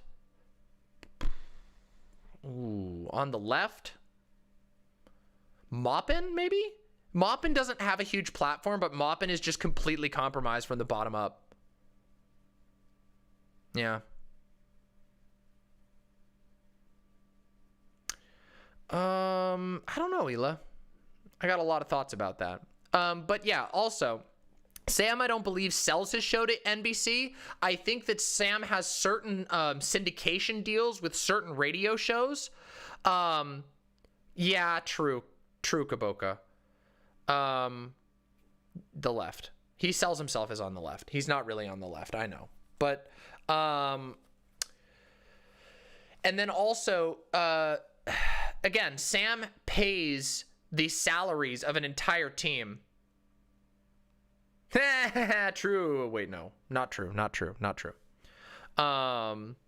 Yeah. So I don't know. Sam runs a very different show than the Bad Faith pod. Like, very, very different. Oh God. Be careful, Ghost Boy. You will see you'll be able to watch by scrolling through those emails. You'll be able to watch the like the hopium high. You'll be able to track, like you'd be able to graph the levels of hopium and then copium and then ropium in their blood just through the emails. Hey, thank you so much. Yeah, it will be. Exactly. Yeah, nice core. Thank you. All right, let's continue. Those are my thoughts on it. I don't, it is hard to compare, but they're very different shows. Sensei 3K, someone has a link to it on the Discord. Just ask on the Discord. Someone has it on the Discord. It's really, Sam, if I could just... it's really embarrassing though. I sound like shit.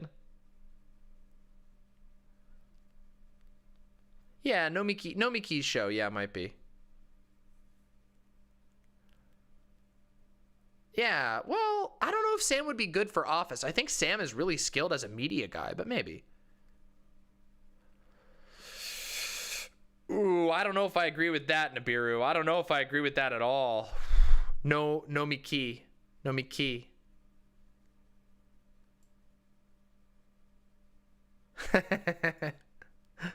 No, Benjamin, but all right. Fair enough. Stream's going to be going for quite a while longer. We got a lot more. Get the sentence out. I hear what you're saying, Benjamin. We can talk about Jimmy Dore can go and kill 15 kids tomorrow, and I still believe in force the vote. So there are ways that I think we can talk about the effect of Jimmy Dore. Nibiru, just for a reference, I don't agree with you about that. I know I'm pausing again, but I don't agree with you on that. All links to my content have been literally banned from the Reddit. Literally. You can't even post links to my content while they all shit talk on me. So yeah, sorry, but I think they do that to a lot of people. They basically ban the links to any content that disagrees. So it's pretty terrible. Anyway, I still believe in force the vote. So there are ways that I think we can talk about the effect of Jimmy, and I still believe in force the vote. So there are ways that I think we can talk about the effect of Jimmy Dore's argumentative style on this discourse. Well, it's not an argumentative style. Okay. I don't mind his style. I think that when you put out and make the argument over and over again that she's a sellout and they're a fraud, okay. I think that does damage. We can and we should talk about that, but that's different than making an argument for why force the vote is good or bad. Wait, what? Why what did I miss? What did I miss? What? Hold on, let's try this again. Style on this discourse. And I still believe in force the vote. So there are. Wait, what? Jimmy Dore could go and kill 15. You brought up the DSA, you brought up nurses, you brought up the media, you brought up David Sirota. Honestly, Sam, if I could just get the sentence out, we can talk about Jimmy Dore can go and kill 15 kids tomorrow, and I still believe in force the vote. So there are ways that I think we can talk about the effect of Jimmy Dore's argumentative style on this discourse. It's not an argumentative style. Okay. That is a very, very stupid thing to say. That is very dumb.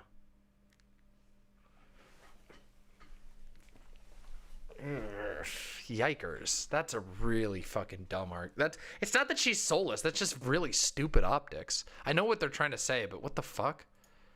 I don't mind his style. I think that when you put out and make the argument over and over again that she's a sellout and they're a fraud, okay. I think that does damage. We can and we should talk about that, but that's different than making an argument for why force the vote is good or bad. Okay. And oh yeah, Angel Bunny. For those who don't know, force the vote was a plan. It was a plan to gridlock reconfirming Nancy Pelosi as the House Majority Leader unless she agreed to bring Medicare for all to a floor vote in the House. That's what it is. Hey, Dylan. Dylan, how you doing, Dylan? Everybody, at Dylan with Dylan Pet.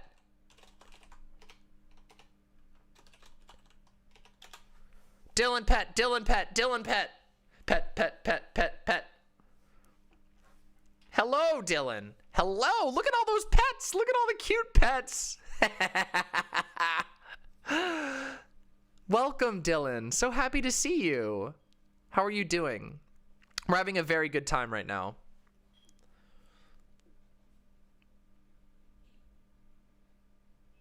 Look at all those pets. Look at how many people want to pet you, Dylan. This is not, oh, hush. It's not deeply offensive. Yeah, show the Keck D's next. Keck D's nuts. True, Silent, I do, but I talk to everyone like that. Holy shit, Dylan, what the fuck? Oh my god. Wow, okay, Brianna Joy Gray. Holy shit. Oh my god. This is Dylan's 416. I don't know about that, but it's pretty extreme. Oh, okay. Yeah, it definitely still is, Nibiru. Sorry, I may have misunderstood you there. Yeah, it definitely is. Okay, are we going to do a big Dylan Pet combo? Is that what we're going to do? All right, good luck. Good luck, everyone.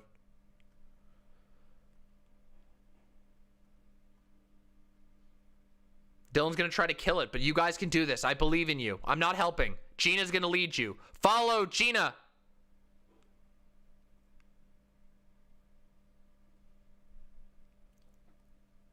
Oh, shit! Oh, fuck! Oh, my God! My mods, what are they doing? Oh, shit! A 27 and a 13? There we go. Still, 27, respectable. Respectable. Respectable. That was wise. That was incredibly wise.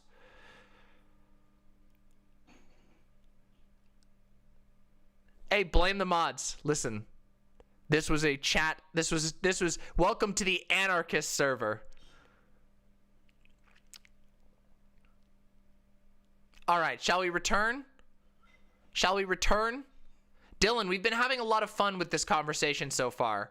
Although the pain that we felt from realizing that with zero production value, these people make $34,000 a month on Patreon. Whew. Yeah. 38K? Oh, kill me.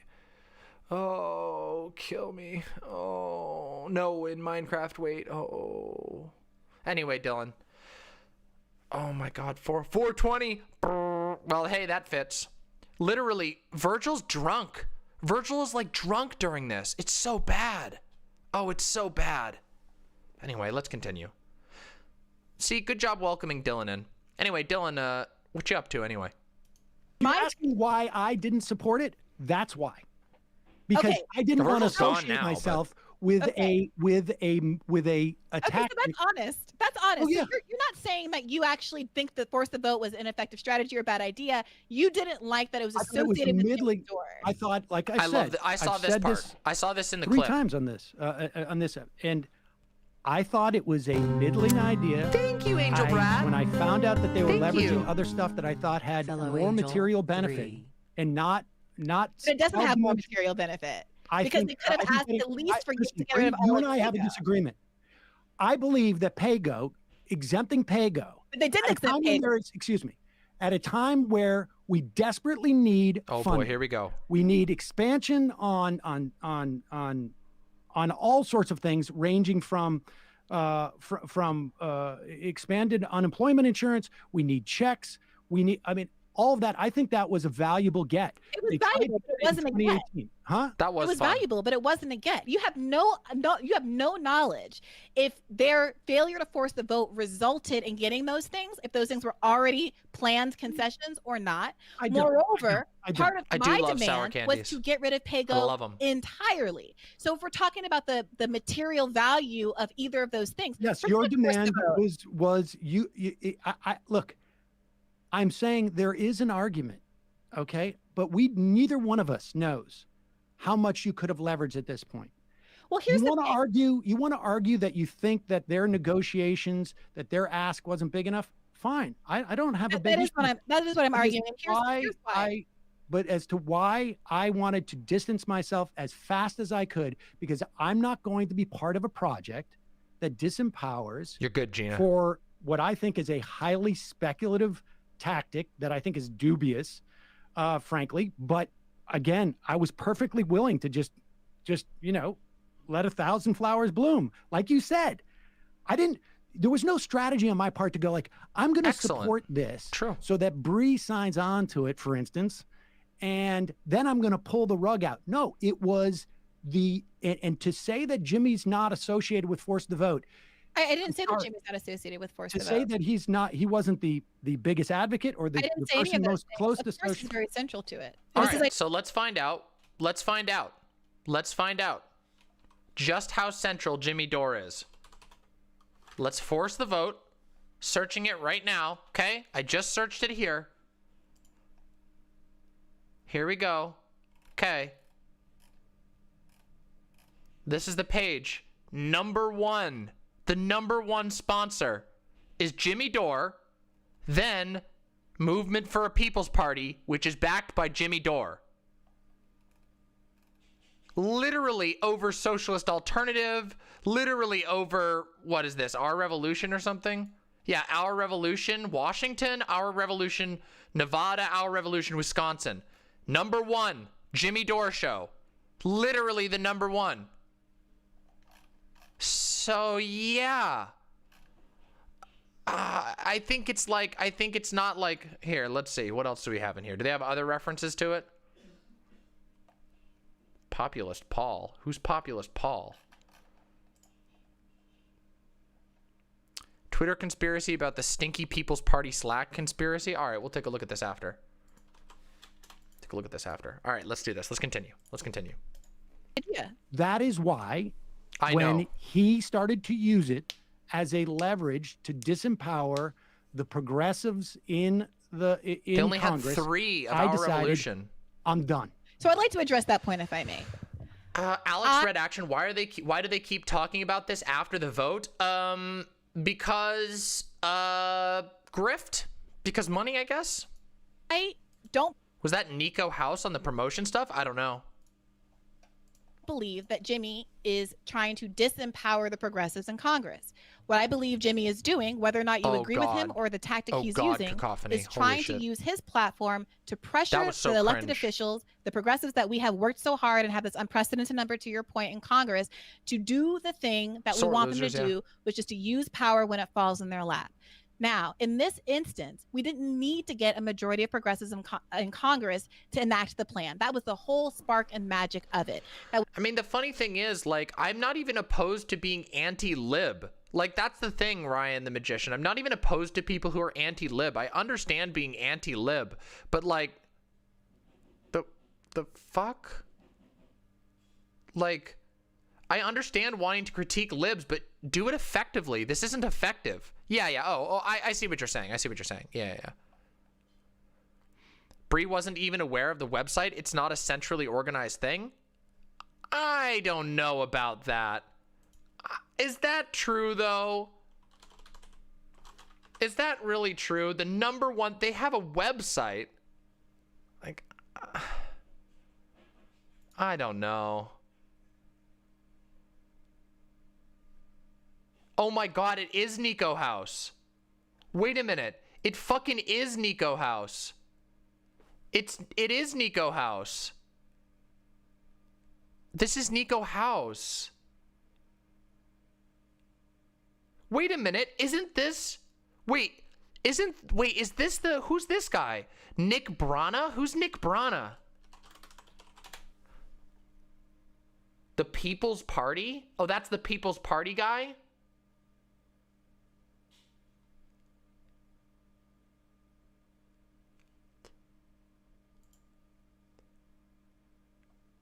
Yeah, I know BJG is, yeah.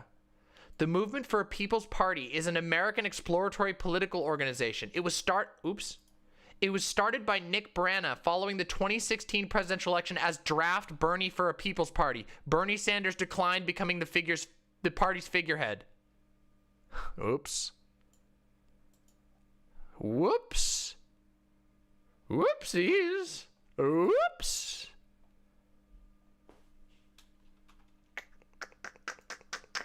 Yikes, that hurts. With a very small number of people. Well, let's take that first premise though. The first premise that you made, the assertion that you don't think Jimmy's agenda is to disempower progressives. Sam, I'm sorry. Which way is this going to go? Wait, really? Did Mike from PA actually go over that? Kaboka, if you have a list, if you have a link to that, I'd watch it. Yeah. I feel like I'm in the middle of a point. I feel like I've been letting you. Okay, go. If I could just finish this point. I have like a whole notepad and notes. Oh, I can tell you the obsession with third parties. Imagine this. Ready? I'm going to paint a picture for you. Imagine that you could imagine that overnight you could materialize a lifelong position for yourself where you could pretend to do politics for the rest of your life and make a cushy salary for the rest of your life and get benefits. Ooh, damn. You get a successful third party off the ground. You get enough people to keep donating to you every single year. Ooh, how nice. Damn. Oh, of course. In all kinds of other places.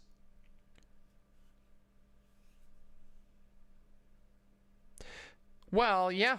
I mean, I don't know. I'm not making sense of her argument so far. This is the Mike from PA clip. All right, I'll check this out afterwards.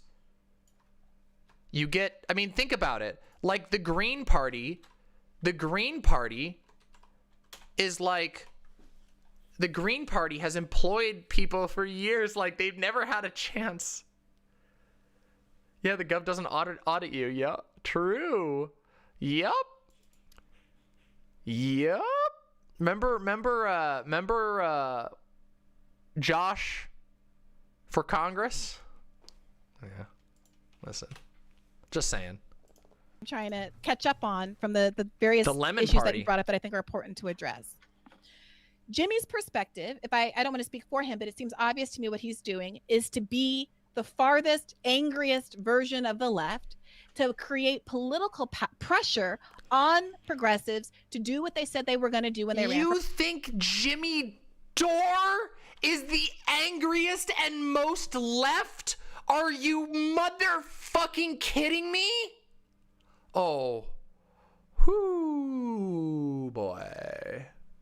Let's calm down, okay? Okay, let's calm down. I did get mad at that. I did get very mad at that. But imagine thinking that Jimmy Dore is succeeding at becoming the angriest leftist, most left person. Come the fuck on. You want to know a secret? The angriest, furthest left person is not on the internet. They probably got arrested. Let's be real. Office. One of those, AOC in particular, since she's come under focus. Most third. I don't know that. Okay, listen. Saint Laurent. Like, most third parties are unfortunately a grift. The Libertarian Party is basically a giant grift. The Green Party is unfortunately basically a giant grift. It's not that the Green Party is like, it's not that the Green Party, that every person in the Green Party is a grifter. It's just that the Green Party takes people's money knowing that they have no shot to ever win any election ever. It is mathematically not going to happen in the way that it currently is. I've talked about this many times. Maybe I might be, Jessica. I don't know. I get pretty angry. But I'm also not like, I don't know. I don't know what it means to be the most left anyway. Oh, welcome, Hassan. Good to see you here, Hassan. is the most angry leftist. Is he even a leftist, Hassan? Can you tell me that? Do you know Jimmy? I'm surprised Hassan came by. Yeah, we got Hassan in chat. It'd be cool, you know, Hassan, if it's really you. I'd wish the best. I wish the best. His name is Hassan. Hank Pecker. Oh, you know what video I watched last night? I watched Hassan's video. The Hogs Just Will Not Quit. Oh, it was so good. It was so good. The Hogs Just Will Not Quit. Yeah. I've done that before, though. Ryan the Magician, I've done it. The Hogs Just Will Not Quit was such a good video. The People's Hog. Said that she wanted to oust Pelosi. She complained just this past Good to have January, you, not a year Hassan ago now, Hassanabi. that it was regrettable that the Democratic Party was so moderate, so to the right, that we couldn't even get a floor vote on Medicare for all. That's almost a direct quote. Fucking liar, so what dude. Jimmy's trying to do is say, I don't care about AOC If Hassan per se. ever I came don't care into about chat, the squad per se. I would lose I'm my invested shit. in these That would be so individuals cool. insofar as that they're advancing the interests of the progressive movement and are fighting tooth and nail for the policies that caused us to support them in the first place. And he is willing to become the antagonist in that by being the welcome, most Hassan. Happy to ferocious have you. attack dog to push them where they need to go.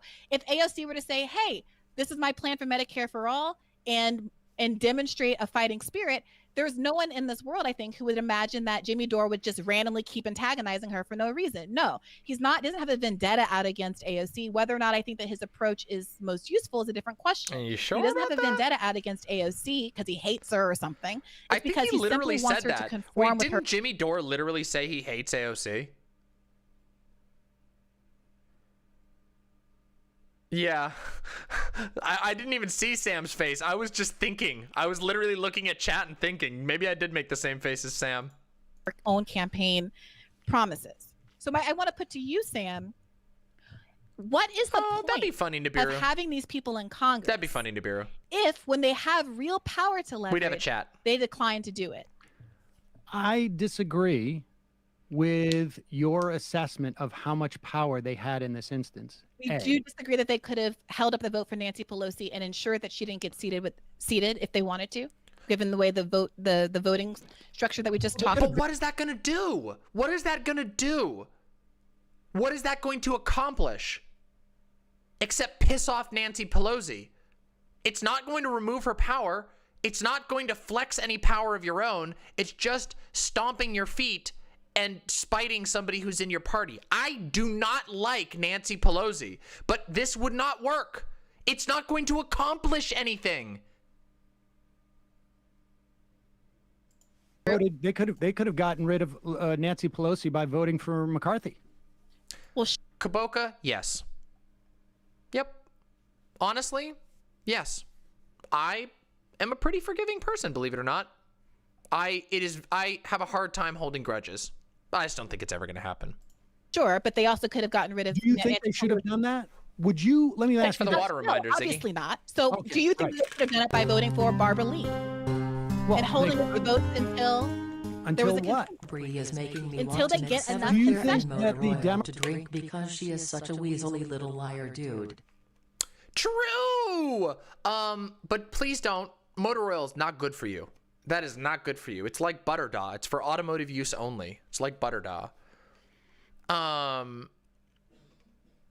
Yeah, no, unironically, Kabibble, I would accept it. 100%. I could. Maybe. Oh, wait, the image? 85D2D Derek. No, that would scare me. It's so... Okay, I would be friends with it. Listen, I can't judge. I can't judge Demosthenes.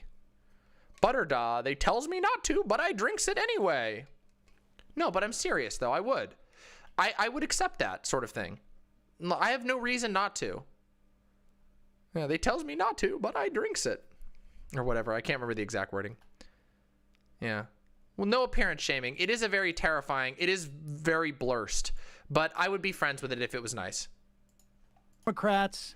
Do you think the Democrats True, do you think the Democrats in Congress and do you think the Democrats in the general population? Probably Ziggy, but that's okay. Let's say AOC and Talib and Omar and I don't know, Bowman and one or two others, Corey Bush, if they not tomorrow. If they I were prevented, don't think I'm streaming tomorrow. I was invited to a panel, but I'm so tired. I don't know if I'll be able to actually do it. But Wednesday I will be, Nibiru. Wednesday.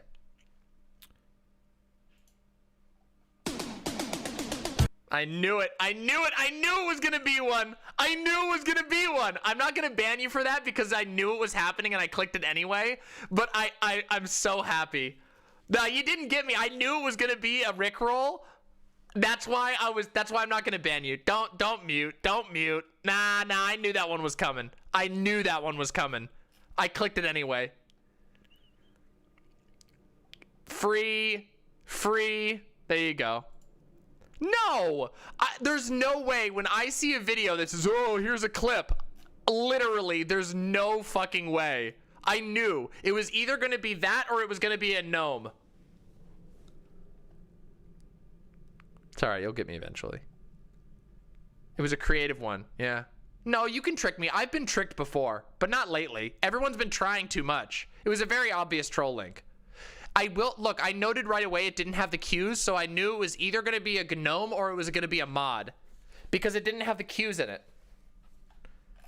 Yeah, but that's because you actually got me, Snips. I don't think so, Kaboka. Nancy Pelosi from becoming Speaker of the House, where do you think public opinion would fall on this? With them, because 3/4 of Americans revile Nancy Pelosi. That's the whole point. You think that Democrats would do that?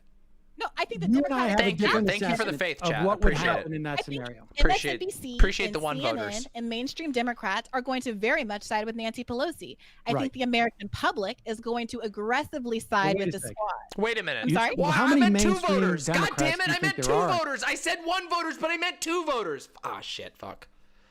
All right, whatever. You'll never trust me, but it's true. I did know that one was going to be a Rickroll. In this country. What do you mean? To be fair, you are correct. I didn't know if it was going to be a Rickroll or a GNOME, but I knew it wasn't an actual link. Mainstream Democrats don't like Nancy Pelosi. I'm talking about pundits. I'm talking about people on TV. Pundits, but I'm talking about when you talk about public opinion, you're saying that all the major vehicles to shape public opinion are going to be against those five who prevent Nancy Pelosi from being Speaker of the House.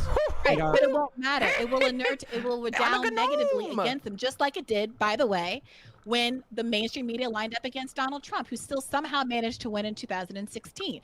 Here's the thing: the media can influence What do you think public it did opinion. while he was There's a done? He certain probably, point, yeah, he even probably they had a have dump. to conform if they don't want to probably lose doo-dooed out their his audience. He probably So this shitted is out his the doo-doo thing. ass. You and I have a disagreement on what would happen in that scenario. I mean, we do. Your feeling is that the public at large is going to say, oh, I hated Nancy Pelosi before, but now we're going to all side with her and against this enormously popular group of young. No, this is dumb. Right here, okay, again, this is what you think when you don't realize you're in a bubble. See, like, I recognize that I'm a politics nerd. This is the type of claim you make when either one, you don't care, which is what I think is probably going on, or two, you don't realize you're in a political bubble. No one would even nobody could figure out what the fuck the force the vote even meant. The Dems side with Pelosi, the people side with Squad. This is not a direct democracy. Exactly. You can't just complain. Yeah, like they don't understand. Nobody knows. Nobody fucking knows what any. I agree, Adam. I 100% agree with you on that one. Like there's no fucking way that the people, first of all, especially given that this was the first week of January is when this is first going to happen. There's no way that anybody would know what the fuck is going on. And the mainstream media would be like, AOC is thwarting our opportunity to defeat Donald Trump. It's just, yes, it's ridiculous. It's silly. This is silly. The public at large is going to be so tired of conflict at that point that the idea that they're going to rally around AOC, force the House to vote so they can get them on record. But this is a bad time to do that. You can do that at any time, Hassan. You can do that at any time. I remember discussion from the early days of BadFaith. Someone asked Bree and Virgil to name one Republican they knew IRL. Oh boy. Hey, good job, Hila. it's tough. That game is very tough, but it's really good. They couldn't think of one. Whoops. And Ilhan Omar and Cory Bush. Political bubble. Because they're preventing Nancy Pelosi from seating. I think that is, I think that's fantastical. Okay, well, we have a very, very different. We have a disagreement on of what it means for 75% of people but to since hate. you started that with what Jimmy Dore's intentions are. You okay, Virgil? I'm sorry. The fact of the matter is that AOC as a freshman Congress person, like what do you think? What do you think? Do you think that like you get a floor vote? Hold on. Like I just want to say this is the thing that's ridiculous. You get a House vote and you get a list of 200 names of people who voted against Medicare for all. So what? So that a bunch of Americans' eyes can glaze over because they don't recognize any of the people on that list? Oh God, like holy shit. Like this is a problem. Like this is such a contrived scheme. If you're going to try and make like a huge statement, it needs to be clear and easily understandable to everyone. It can't be something that's done. It can't be something that's done specifically to please the sensibilities of politics podcasters, of which there's like 4.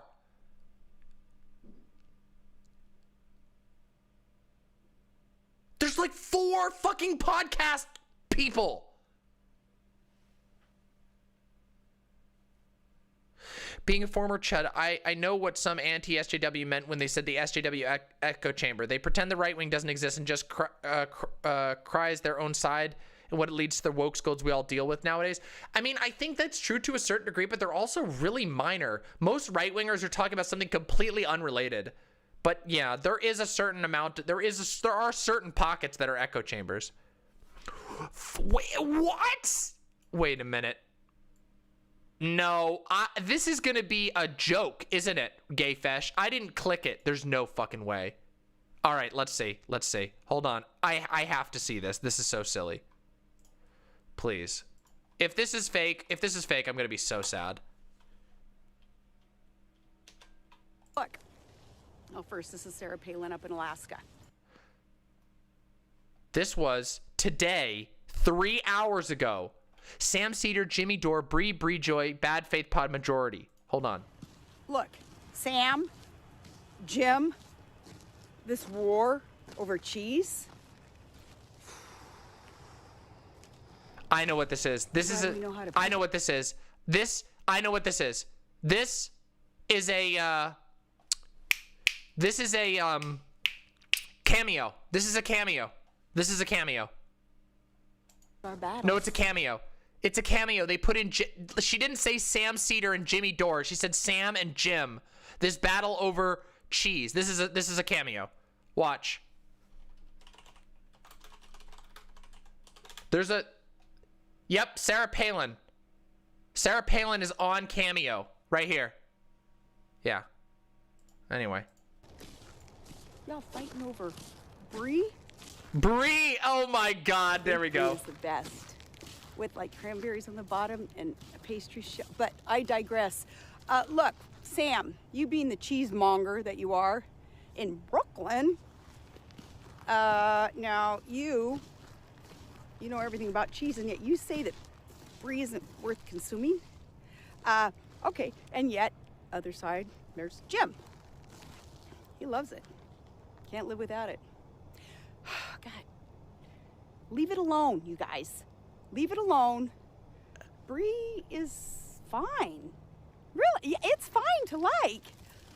If you're like Jim and have zero sophisticated tastes. Yeah. Hey, you guys, Happy New Year. You guys, keep on picking those battles. My best to you. This is really weird, but can I say I'm happy it happened? Somebody spent $200 on this. Ooh. Can't Can't somebody just give me $200 Get instead? names by letters, calls, and journalism. Oh yeah, that's a real not thing. Ceding political power. Ask your congressman not doing IT through the least logical path. Yes. Yes. Thank you, Adam. Yes. $200. Yeah, it was $200. I don't want to do Cameo. I'd rather just do this. You guys can give me a dono and I'll say something cool. It's much better. It's much better. Listen, it's much better, okay? Oh my fucking God. Cameo is a website where you can pay famous people a lot of money to say funny things for you. Her strength comes from the fact that she is one of the biggest fundraisers in Congress. She does it all from Oh, you don't even have to do that. donations. You can just ask me, Ziggy, and I'll say something funny for you. Exactly. And I think I don't know what Jimmy Dorsey. Oh no, Catherine. Oh no. What have you done? What have you created? Oh no. I can't be. No, I'm not. It's okay, Mama. Just go out there and give the libs what they want. Just put the mask back on. No one will ever know. Ah! Ah! This is so fucked.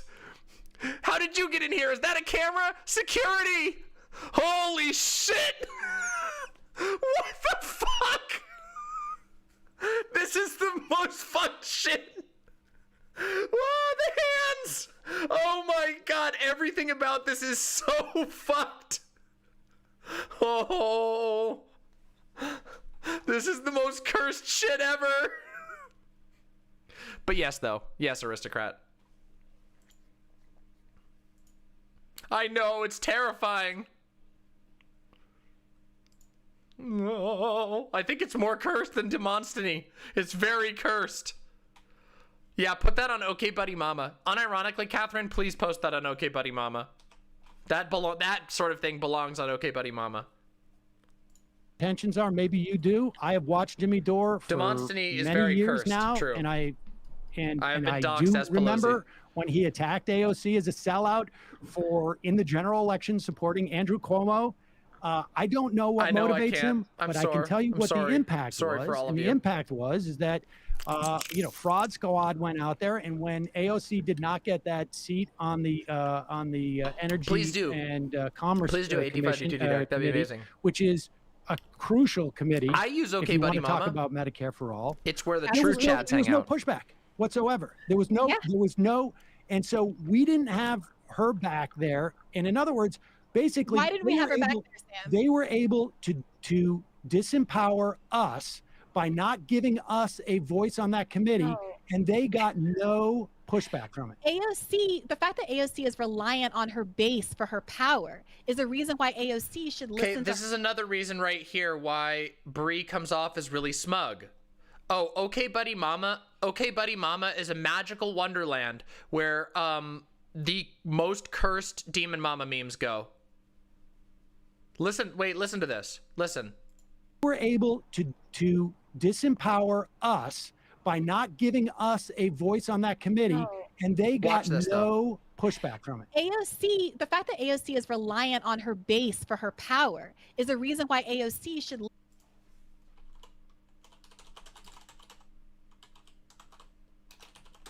There's how you find it right there. listen to her base and not Nancy Pelosi. Like You the have fact that this is why people read her.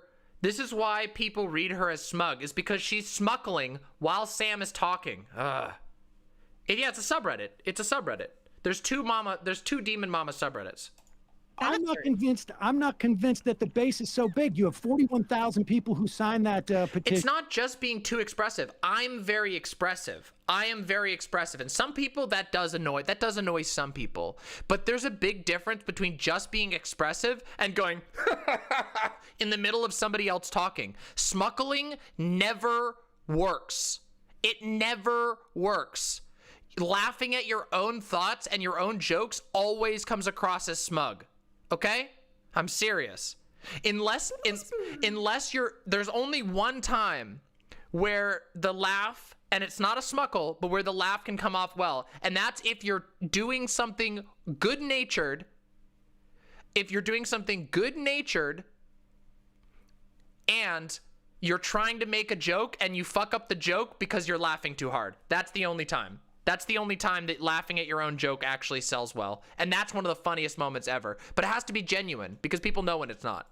Smuggling is shit. There was 100 people out there. You can't have it both ways. Is it that Force the Vote made it so that no one had AOC's back when she was denied the energy and commerce position? Or is it that AOC's base is still with her and Jimmy Dore's base the far sexier story for the media was about, you know, I can't add any more to Im's code. I'll have to come up with another code. First of all, the media barely covered that to begin with. The lefty media was interested, the internet was interested, but as with most things, it takes a big... The internet was interested? What does that even mean? Oh my God.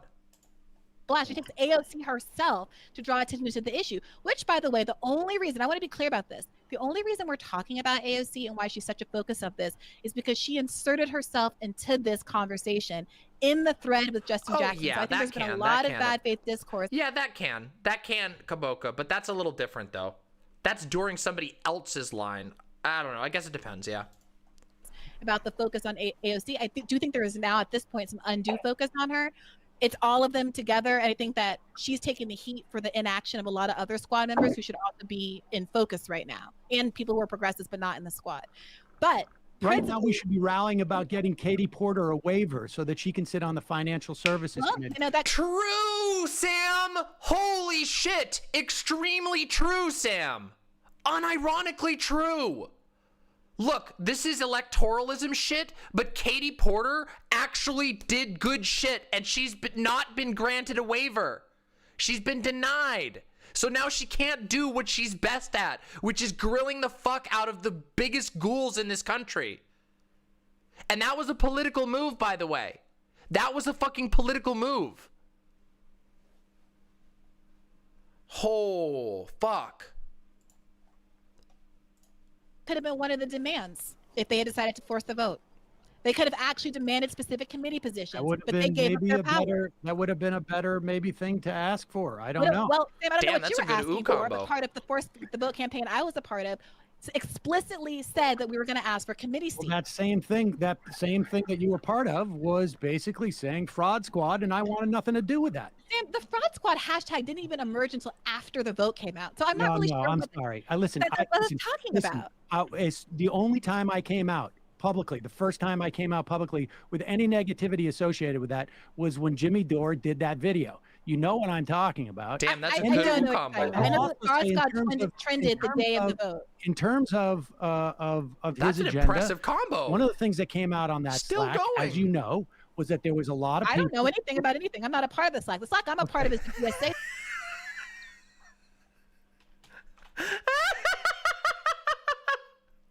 Hey, that's a good combo. 33, very honorable. I don't know anything about anything.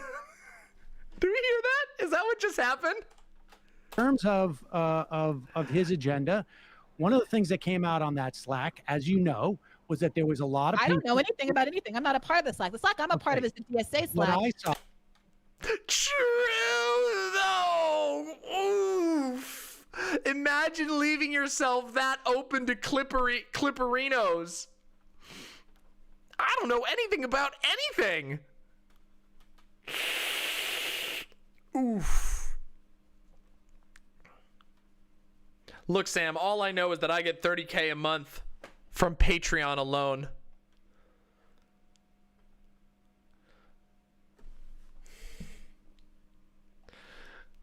Listen, if you want to clip that, you can. Listen. I logged into it. I had a bunch of people making fun of me as well, but I didn't use that to condemn the entire DSA. Oh, Virgil, I want to know what the video. I would like to know what the video is and what Sam has to say. On the Slack channel, apparently somebody leaked some things, and there was a lot of people on there who were saying, "This is important." This is Virgil's third sentence of the day.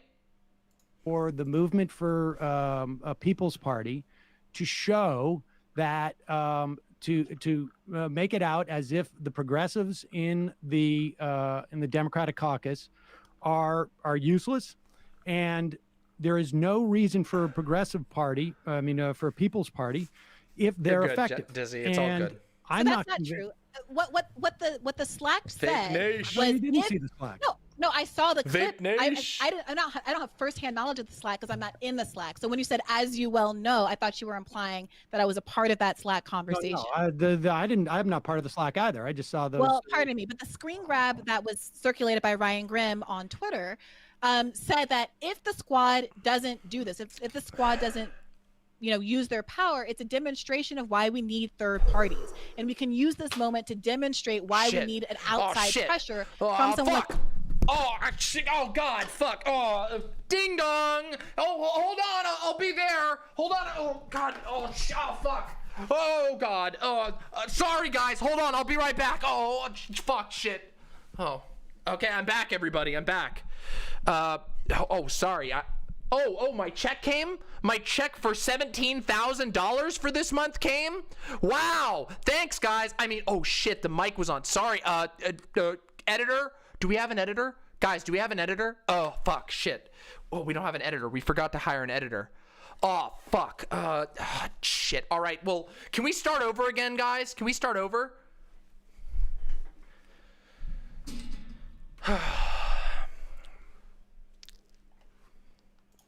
The People's Party, because people who are a part of the Democratic Party are obviously unwilling or unable. He's on his phone! This fucker's on his phone! You can see it in his glasses!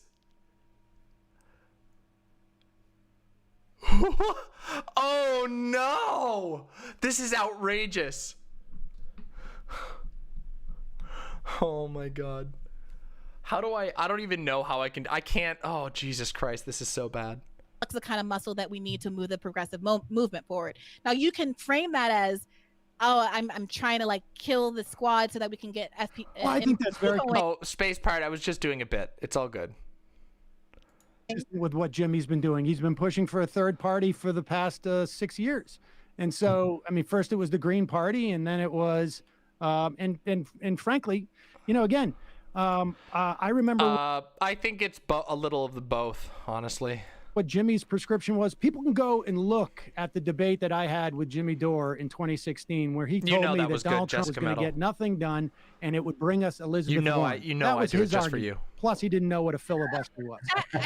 and if we're talking about, I mean, you made some assertions about what Jimmy's intentions are. This is my understanding of Jimmy's intentions are in this context. Good combo. And frankly, honestly, I felt like I got completely duped and did not when I actually was sick. Took Jimmy's first video and proposal look at that for after. This. I was You're very welcome, Sergeant I Bennett. was far That's what I do for you all. I try to make you all laugh and have a good time. Thinking I that, turn like, boring shit into fun I shit. should have known. And I have to. It's me, the Demon Mama Alchemist. I turn shit content, boring bullshit into fun. There you go. Say that like and you might learn something along the way. I felt deep regret about that because I was duped, and I realized Virgil's not drunk only as that he fuck. wasn't trying to dupe people. I think it's just in his nature, and it turned into something that became extremely corrosive. As far as Slack I'm is a concerned. chat app, and it undercut what little power I think progressives have in the Democratic Party. So you agree that progressives had the power to hold up the vote? Yeah, everybody had the power to hold up the vote. So do you Go to think bed, that they Virgil. do you also agree that they should have held up the vote in exchange for something more, whether it's committee appointments or full elimination of PAYGO? Wait, I'm sorry. Panic, I'm not drunk. Listen, I'm drunk shaming him for being drunk on the podcast that he gets paid $17,000 for. I'm sorry. I'm so sorry. That is totally fair. Like, I don't know if frankly, I don't know how you got me, if Panic. you could organize people around the idea that, like, true, this but one in a world where person none of us should get can. on a committee or Yes, not. it is Adam Flores. I mean, it's really good. I'm not in Congress. Wait, the movie, Well, or the to get, well, okay, both are good. The movie is really good, and the TV show is pretty good. You need to get 5 or 6 or whatever. Goddess 10 Trans Girl, people that'd be awesome. To vote as a You should do block. that. And if you can afford it. I'm not convinced that there could be something they could settle on that would work across, all of their agendas to do that, because it comes at some price. I mean, you say it doesn't, but the reason why AOC lost that vote for the Energy and Commerce Committee is because she was leading the charge to primary other sitting Democrats, and they don't like that. And yet a woman who, I'm sorry, I forget her name, the moderate who ended up withholding the vote this time ended up getting a seat on that committee. Voted against Pelosi last time and lost a seat on the judiciary that she wanted. This time around, it was reported by Politico before that she had been quiet about not voting for Pelosi. Right. So there's Did Connor Lamb suffer any repercussions for not voting for Nancy Pelosi or any of the other, I believe, 5 members of the right side of the Democratic caucus? A mix of both, aristocrat. I don't watch mainstream news, but I read mainstream news. I read mainstream news and I follow a lot of journalists. Yeah, I wish, Gina. But I follow like a fuckload of journalists, like their actual Twitters. No, that was from the video. That was from the video, Cyborg. Yeah, it's really hard, hopeful. I wish you luck. I believe that you can do it. It is possible. It's just very difficult, but I believe in you. I do. Yeah. But anyway, the point is, what I was trying to say is, yeah, this is Virgil down here. Virgil. But what was I going to say? Oh yeah, with regard to how I find my news, I follow a lot of journalists directly. I read a lot of random news, and I keep up with shows like Majority Report, etc. Yeah, it's terrible, Ziggy. I know that's a really bad spot. Did they suffer any? I don't know offhand. I don't know either. Yeah, so there's a lot of assumptions being made about why. Hey, that's any awesome, of this Hopeful. happened. Hold on, let me take a second here. This one is for you. Hopeful, that's fucking awesome. And you should be proud of yourself. And don't forget that, okay, Hopeful? Seriously, you should be really proud of yourself. It's really hard to do that. And I'm just some random streamer on the internet whose chat you hang out in. But I think it's fucking awesome that you succeeded in that. So you get a props from me. You get a poggies from me.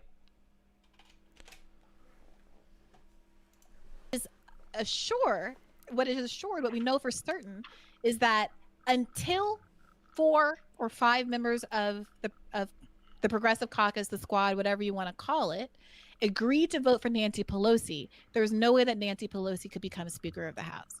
And my main crucial point, and I think that what really can't be ignored, and what really got lost in a lot of this discourse, is people weren't arguing the merits of this in good faith. They were arguing about Jimmy Dore, and I think there's a lot you can like I say, I think that I've been you are very entitled clear. to your feelings about Jimmy Dore, but the reality is what there is was that a moment noise? where we could have. Whose noise is that? Is he eating the mic? Is he eating the mic? That is that when I argue that I don't want to be part of this because he's using this as some type of litmus test, that is actually a good faith argument. I think that you're being honest about that. I don't think that reflects especially well. You can think it's a dumb perspective on politics and whatnot. I don't not believe you. But do you think it's a good faith argument?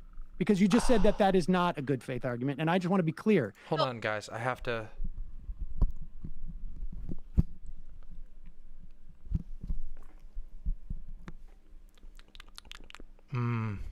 I think that people are not arguing in good faith about them. They're conflating. I think that what you said is true and honest, like but that has nothing to shitty do plastic. with the merits of good force the vote as a tactic. Maybe Kibibble. Well, as a tactic, if it existed in... I'm really glad you said that, Sam, because I think that's really honest of you to admit that your opposition is because Jimmy Dore is associated with it, and you don't think that Jimmy Dore is pushing it in good faith. Right here, there you go. That right there this was probably pushed on their TikTok. This was probably pushed on their Instagram. This was probably pushed on their personal Twitters. Right here, watch this little moment. They were trying the entire time to get this little moment. Watch.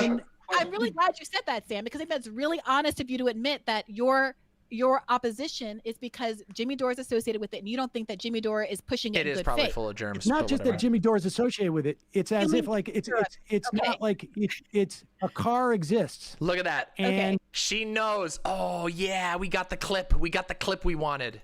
whether I get into that car is going to have something to do with who's driving it. Right, but there are a lot And of he was others driving that it. I'm that were sorry. trying He to was do that. driving.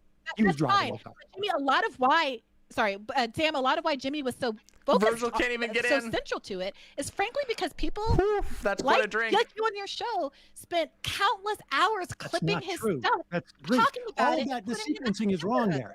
He was the only person who had his logo on the petition I have a for question. forcethevote.org. He's the first Oh, person. I would still love to that. this It'd be day. 5-2 Derek. Yes, until Actually, I would after hate the vote, that. the organization No. came I'll up be completely honest. I like doing stuff. I am somebody who I like to do shit. I like Jesus to complete Christ, things. these two are so slimy. True, Lawboy. True. This is really slimy. Hey, good night, Dizzy. with the logo and all of that No, after the not vote. true. Not true. Not If true. I could make Thank you so much, Lawboy. Really appreciate that. You've been referencing forcethevote.org. What is that? Because I mean, I know Force the Vote as a strategic proposal, as a tactical disagreement. I also know that people are organizing around this in a Slack of some kind. A month, yeah. But is there what That's is not the Force the same Vote Slack, by done? the way. I I don't want to know, be clear. The Silent. Slack message that Ryan Graham was circulating was from, I think, a People's Party Slack. That's why I'm not a part of it. I'm not affiliated with the People's Party movement. The Force the Vote Slack is this random Slack that I don't know I've been anything tweeting out. about That anything. It's, like it's got its own organizational structure. Someday, There's maybe. no leaders. They've just been He trying to kind figure of out what to is. do with this moment to try to fight for Medicare I think he's. for all. I Those are completely look. I'm different sorry. Slacks. So my point This is right here, like mushing your mouth against your mic like this. This is like you're drunk. This is drunk. This is being drunk. He's finished like half of a giant fucking cup of whiskey, and he's also been vaping hardcore this entire time. My question then is, are we talking like are we talking about a strategy, or are we talking about something weightier, something more organized than that? I mean, as a strategy in a vacuum, I was, again, supportive, maybe not necessarily for the ask, in particular ask, but the tactic itself, I was supportive of. When it became hijacked, if you want to say, or simply Drunk it was chatting isn't a already crime, being you driven silly by that geese. person, and Yeah, it we do have started, those, Ziggy. instead of traveling to a distance, it became something to hit True, pedestrians Justin. with, Yep. however That you was a want to big do this gulp, yeah. metaphor. I decided I don't want to be sitting in that car. I have no and idea. I think it became even more, and then people were attacked for not wanting to sit and associate That's true, themselves Panic. with that. Yeah. The tactic in a vacuum can be effective, but if it's being wielded in a certain way, I'm sorry, like then as soon as it becomes a tactic as a way of establishing that and essentially, disempowering the most progressive wing in I don't know, Sock Demon. I have no fucking clue. There's no real reason. They went really hard on Sam out of nowhere. Like really hard on him out of nowhere. And it's really weird because it seems misdirected. Sam was never like super critical of it. I mean, he had a few moments after like getting into a spat with Jimmy Dore, but he even says at the very beginning of this podcast, he's like, I thought it was a middling idea. That's it. the Democratic Party, I'm not going to lend what little, Yeah, I don't know. force me and my IKEA panels can add to it. So why not take it? Why not take the reins, Sam? Because my approach to it was, What the fuck? I saw the response. That Jimmy was- Literally, why not just promote our little pet project on your podcast? Why wouldn't you promo us on your podcast? Promo us on the podcast. beginning. I think that there is frankly value in having a more aggressive approach exist in the world. I think that everyone can't be the reasonable person in the room. We need to have anarchists. We need to have people farther to the left. Listen, I have exerting pressure and threat. I have Says Brianna Greyjoy, who's like what at most a sock dem? Anarcho-communist on my show. I appreciate that. I appreciate that. It's true. Why is he laughing? It's true. It's literally true.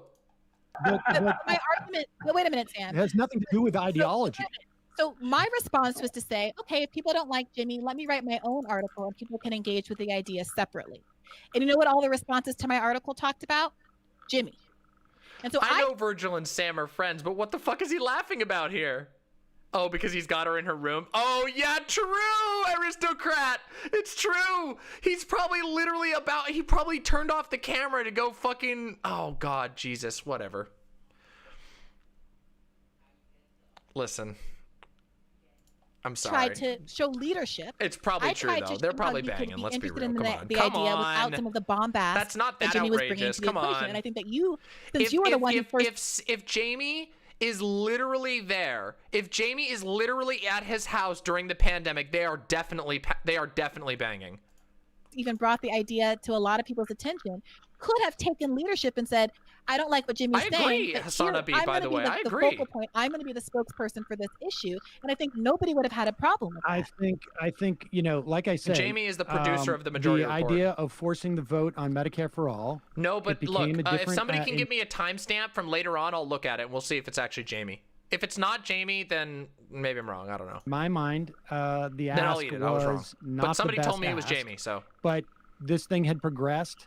It wasn't my thing. I wasn't going to go in and try and arrest. I like Jamie a lot, by the way. Not I really like Jamie a lot. I'm sorry. I just wasn't interested in engaging in a fight with Jimmy about what the ask should be for that. I think it's just you were because you engaged constantly. You just engaged about. Yeah, I mean, she's definitely going aggro, but it feels weird because there's no real reason to go aggro on Sam here. Sam hasn't said anything spicy. Table knife. You bastard. Oh, please. Goddess Trans Girl, please rescue Universe 127727. Please rescue that version of me. No. Jamie, can you pull that video up? Oh my God. Willing to step back and just let the thing grow. I mean, if I had brought you into it, then I felt like I had done enough, as far as I'm concerned. Yeah, basically tech debt. When That's what it seems like so far. It became clear to me that this thing was being wielded in a way that was going to be destructive. I don't know what that noise is. I didn't want a part of it. I think it's coming from Virgil's mic. I'm pretty sure it's coming from Virgil's mic. Wait, what? Go back? Okay, I'm going back. Done enough, as far as I'm concerned. And when it became clear to me that this thing was being wielded in a way that was going to be destructive, I didn't want a part of it. And when it became as far as if I had brought you into it, then I felt like I had done enough, as far as I'm concerned. And when it became clear to me that this thing was being wielded in a way that was going to be destructive, I didn't want a part of it. It's a screwdriver? Are you sure? Has to be his vape. Yeah, I think it's his vape. He's getting a BJ. Oh my God. Oof. That's really sad, Pan Nest. That makes me sad. I don't think he's soldering something. He's vaping. He's probably just fucking around with a pen on his desk. Listen. It became clear to me that it was a continuance of what I perceived to be Jimmy Dore's, project. And then I struck back at Jimmy Dore. I mean, this feels like is the people who said, "Oh yeah, I guess I like Medicare for all, and I like a lot of what Bernie's saying, but his supporters are just too aggressive, and I can't get on board." Well, yeah, but I wasn't one of those people, and that's not my point. My point is that I think Jimmy Dore teaches people to be. I don't know, Aztec. All I know is that Virgil does a lot of drugs. Like a lot of drugs. Yeah, like a lot of drugs. Like a fucking lot. Hey, that's awesome, Melanie. Yay! Mice! They're so cute. Stupid. And I think Jimmy Dore is out there. I just watched. I mean, if we're going to get into this, I just saw a video of him talking about the Boogaloo Boys. I'm not without having done any research on. No, but I think this is reprehensible, and I think this is really problematic. Okay, I think this is how. Get him, Sam. Because sorry, I want Sam to get a moment. Come on, this has been ridiculous. If this is perceived as being like inconsequential, I want to try and put it in context so I see it as more consequential. Okay, when there's a guy out there saying, "Hey, maybe we should embrace the Boogaloo Boys," because this guy with a weapon is talking about taking out government, civil war, but he Sam, also this guy with a weapon trying to take out government. That could be said about a million left-wing groups in the world. What? Is she for real? Oh, come the fuck on. You've got to be kidding me. What the fuck? She was just, listen, we'll just replay this again. I'm sorry. talking about taking out government, a civil war, but he Sam, also this guy with a weapon trying to take out government. That could be said about a million left-wing groups in the world.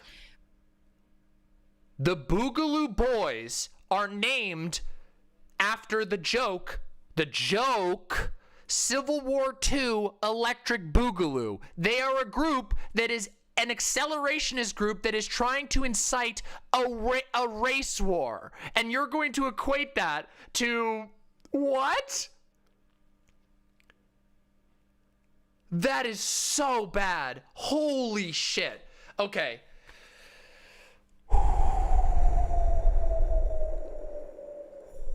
All right. Okay.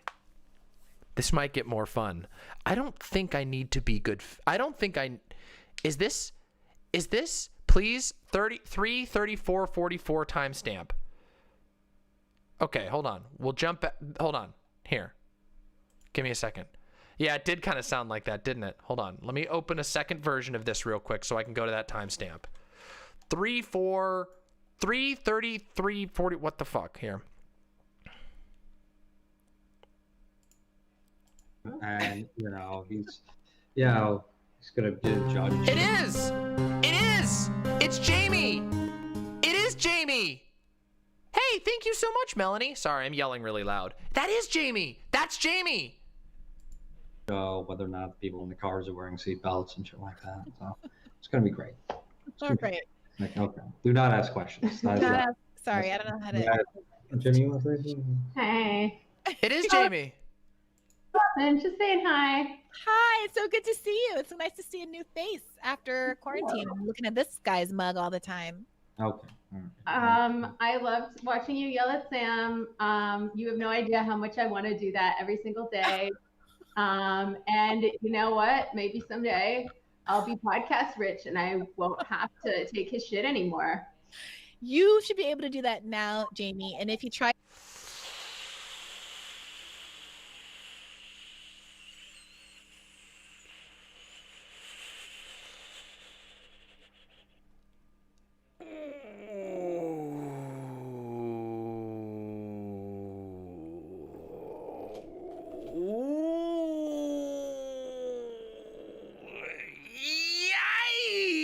Yikes!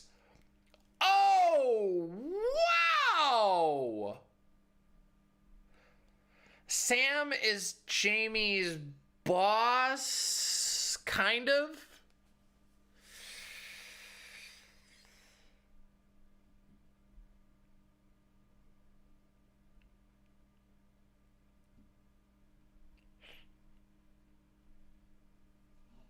Yeah, I mean, aristocrat, you're not...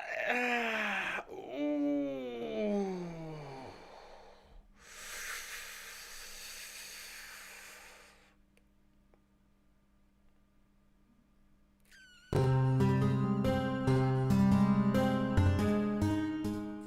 Early Poggies hours from Sweden. Pride flag, Sweden.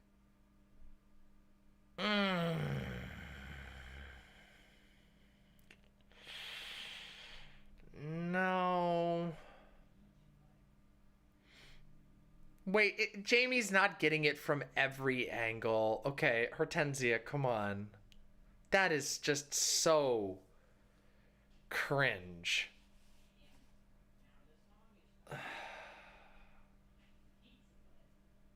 This is up, by the way, 110,000 people saw this video.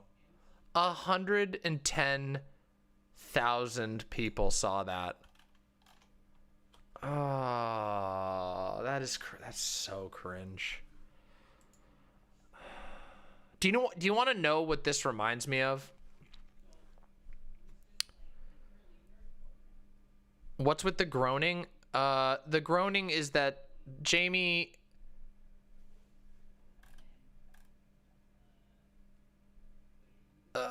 Then do it. I mean, it's true. I mean, this is very obvious what's going on here. Like, this is incredibly, this is obvious. Body language, easy to read here. Okay, let me tell you. Okay, let me explain. This is hella cringe. And the reason why, there's like 4 reasons why this is cringe. 1, this is like, okay, these are all adults.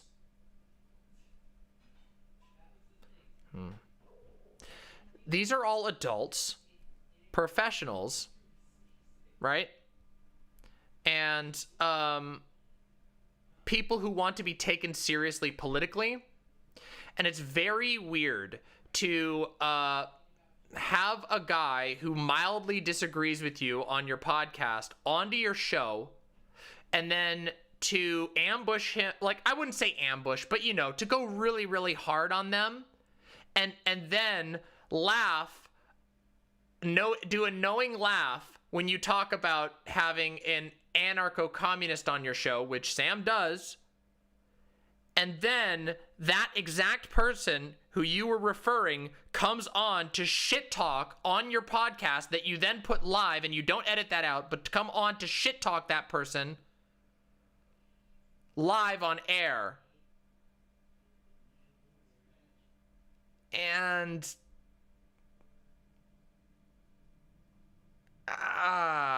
it's just really cringe. The ANCOM is Jamie. Jamie's the ANCOM. Yeah.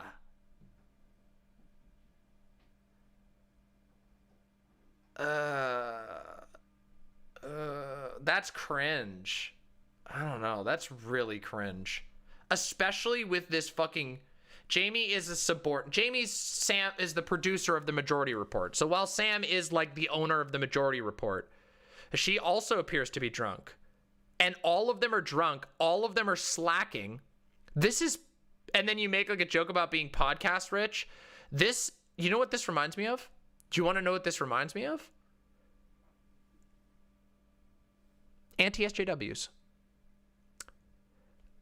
Now, let me tell you about this. Let me tell you a little story real quick. We're not doing phrasing anymore? What do you mean by phrasing? It's not just bad optics. It's embarrassing. This is embarrassing. It doesn't matter who you are. So let me tell you about... Okay, so at the very... Okay, phrasing. Wait, what? Hold on. Oh, Archer joke. Oh, Bree's sober. Poor Bree. Actually, you know what? After all of this... I actually think a little bit, after all of this so far, I actually think a little higher of Bree. Okay. Do you all know who the internet aristocrat is? Do any of you know who the internet aristocrat is? Anybody know who that person is? Anybody know that person? Do you know who Sargon of Akkad is?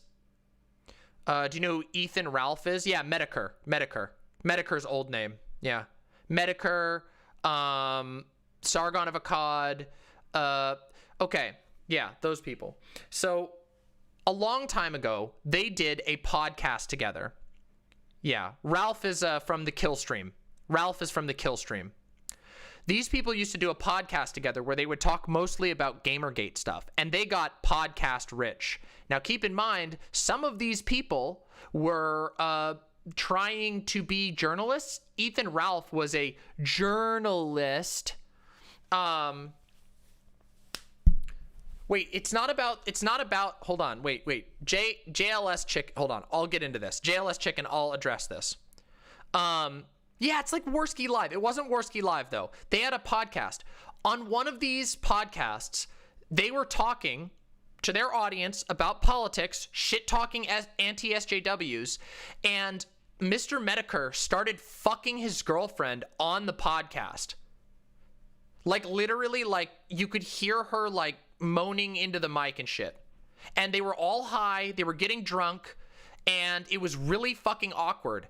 And this podcast stayed up on their... Like, they broadcasted this to thousands of people. Yeah, some people remember this. Yep. It was really fucked and weird. And they were making tons of money, by the way. This reminds me of that. It is, like, peak... It's not just like people being like, it's not just people being yeah, deep cut. How was this only 4 years ago? It's probably a little more than that. It was like 5 or 6. But yeah, it was really fucked. Yeah. Yeah, it's like, well, it's like that. Yeah, it's a bunch of unhinged, unstable, like people who are clearly not doing okay, just completely coked out, totally drunk, trying to talk about serious politics from their position of extreme privilege of being podcast rich in New York City, shit talking each other, making a big deal, all while virtue signaling about how they actually care about the American person. No respect to the audience, no respect to the guests, just laughing and literally laughing in your face, in the face of all of the people who are giving them $17,000 or $30,000, $39,000 a month.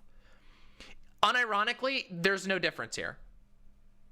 And listen, this is not the same. It's not the same thing as anybody having fun. Listen, a lot of people have fun on their shows. A lot of people do wild, crazy shit on their shows. But this is like this is an official. First of all, this is like an actual podcast. They've posted this as a debate, and they had Sam Seder, a serious journalist. Sam Seder is a serious journalist. On their show to try and grill him, and then when he leaves, they try to dunk him and say stupid bullshit about him. This is cringe. Everyone, this is the worst form of cringe. This is like refined, like Walter White meth pure cringe. It is cringe of which there is no real escape. They are highly privileged idiots on the internet who are pushing bad politics, who are manipulating their audience, and it's just, oh God, it's the cringiest shit. And they all are so smug about it. This is the most smug shit I've ever seen. Holy fuck. Can you imagine? God, the disrespect. It's not even basic respect. Like, you can't even show up not plastered out of your mind. Oh God, life.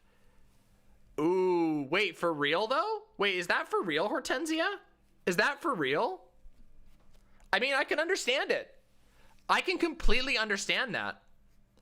And listen, I like Jamie, but I can completely understand that. Can't you? Wait, Hortensia, honestly. Oh, you want me on there? I would not be good for that. That is not my style. But fair enough.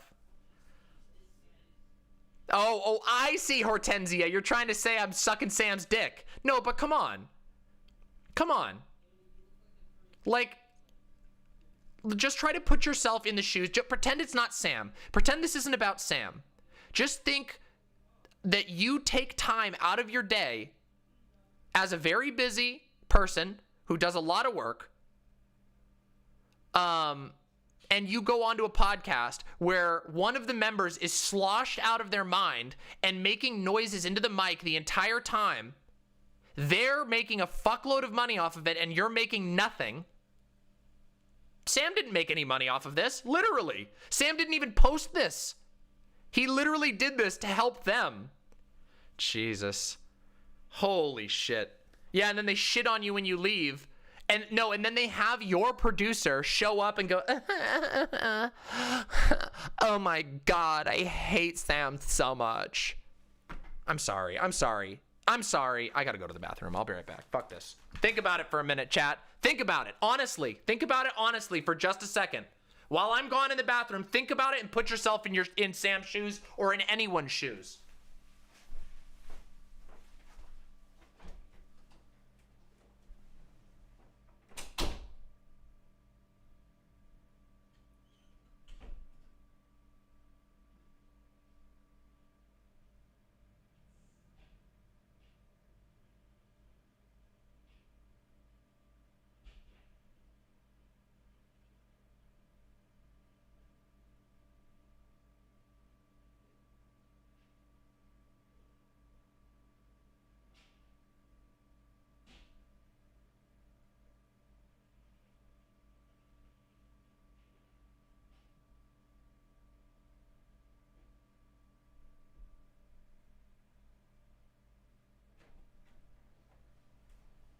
Baba Booey.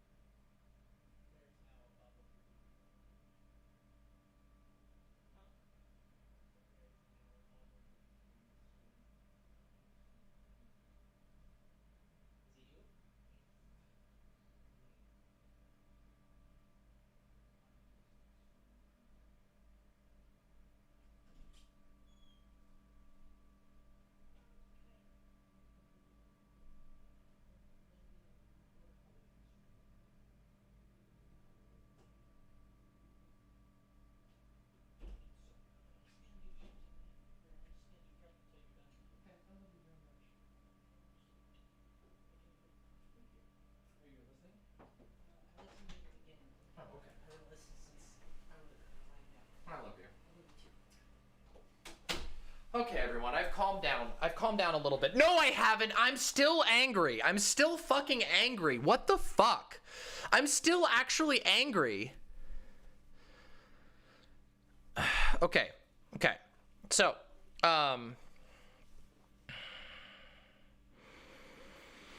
what happened? What did I miss?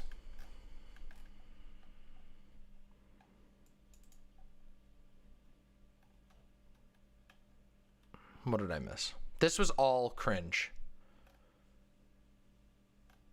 I still think, listen, I don't think you should like hate Jamie, but holy shit, like this is just, I don't know, right? I think I'm blowing Jamie's comments out of proportion. She's clearly just making some jokes about her boss.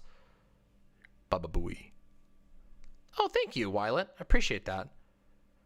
No, it's not the comments. Like, hold on, Gayfesh. It's not the comments. Like, I mean, the comments are a part of it, but this whole thing is just trash. This whole thing is trash. Yeah. Fonded.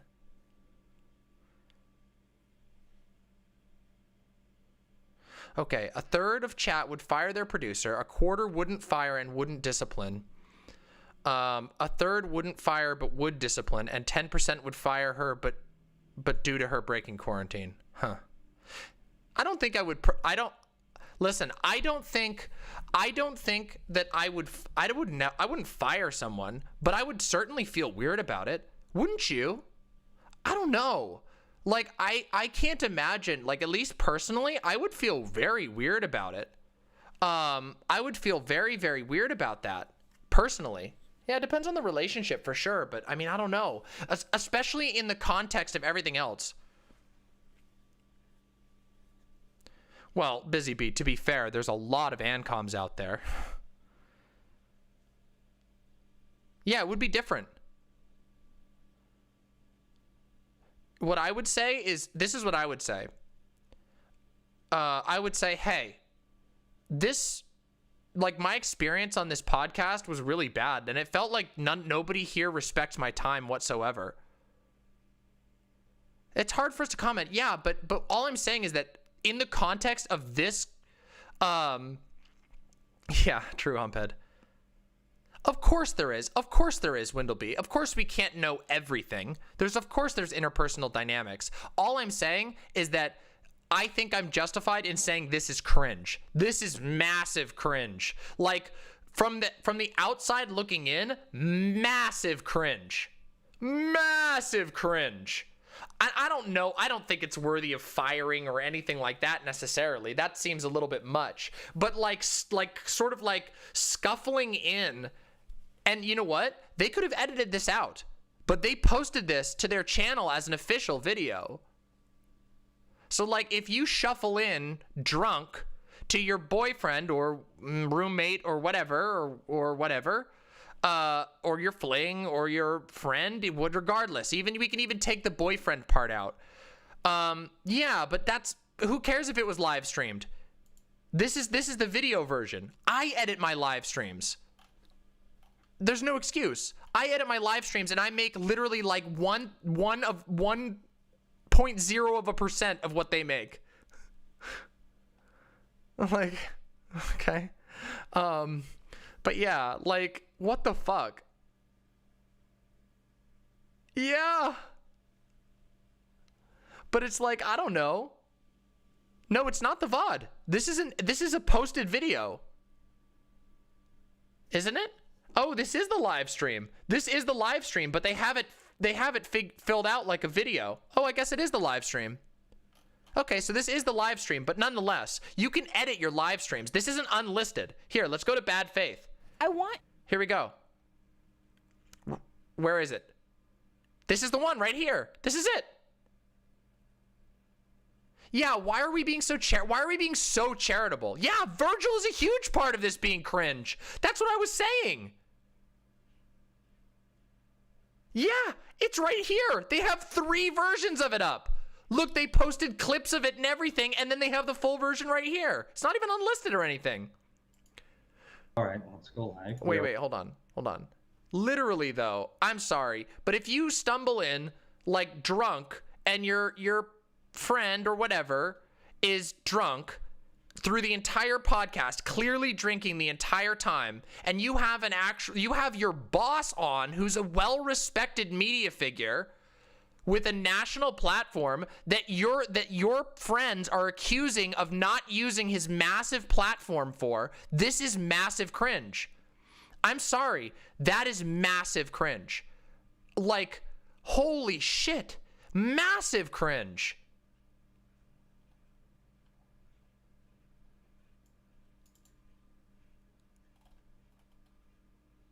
Yeah, I agree. Listen, if I showed up, yes, it would be silent. Exactly. This is why I don't show up to panels drunk or high.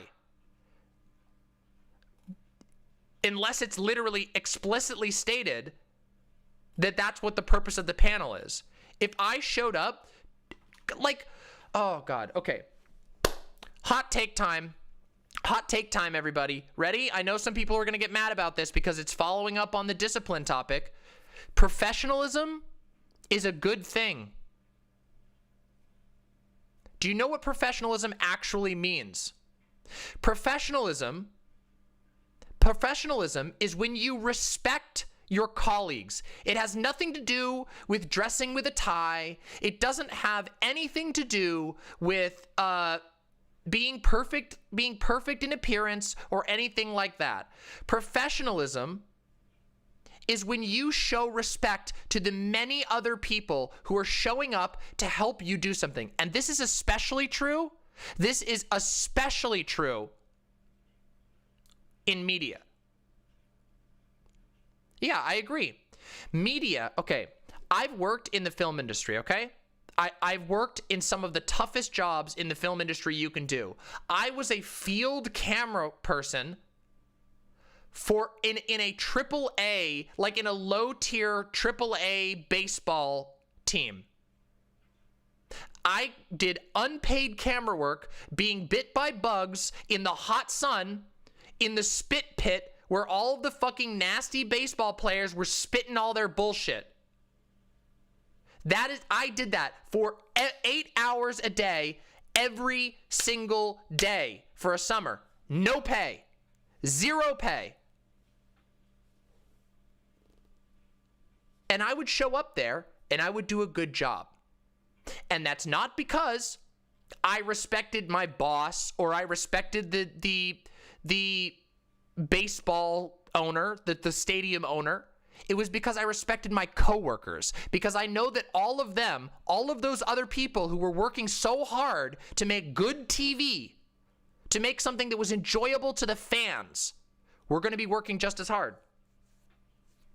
And when somebody shows up drunk out of their mind and they can't do their job and they're not apologizing to you, and in fact they're arrogant about it, like what's happening right here, that is very, very, very disrespectful. I should have been paid. Yes, I agree. Technically, I was compensated with a hot dog token every day. I got a little ticket for a free hot dog, which was shit, but whatever. Yeah, goddess trans girl. I've lived a very, very storied life. It is true. It is true. I've lived a very storied life. I told you, I've worked a lot of jobs. I've worked a lot in my life. I've worked my ass off in my life. We'll look at this afterwards. We'll look at this afterwards.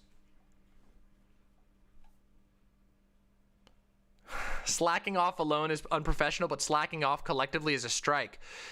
Wait, a strike is the highest form. Jamie isn't at work, but Jamie walked into somebody else's work, and the people who are on that panel or who are on that show left it in and played into it. Oh, good night, Pen S Main.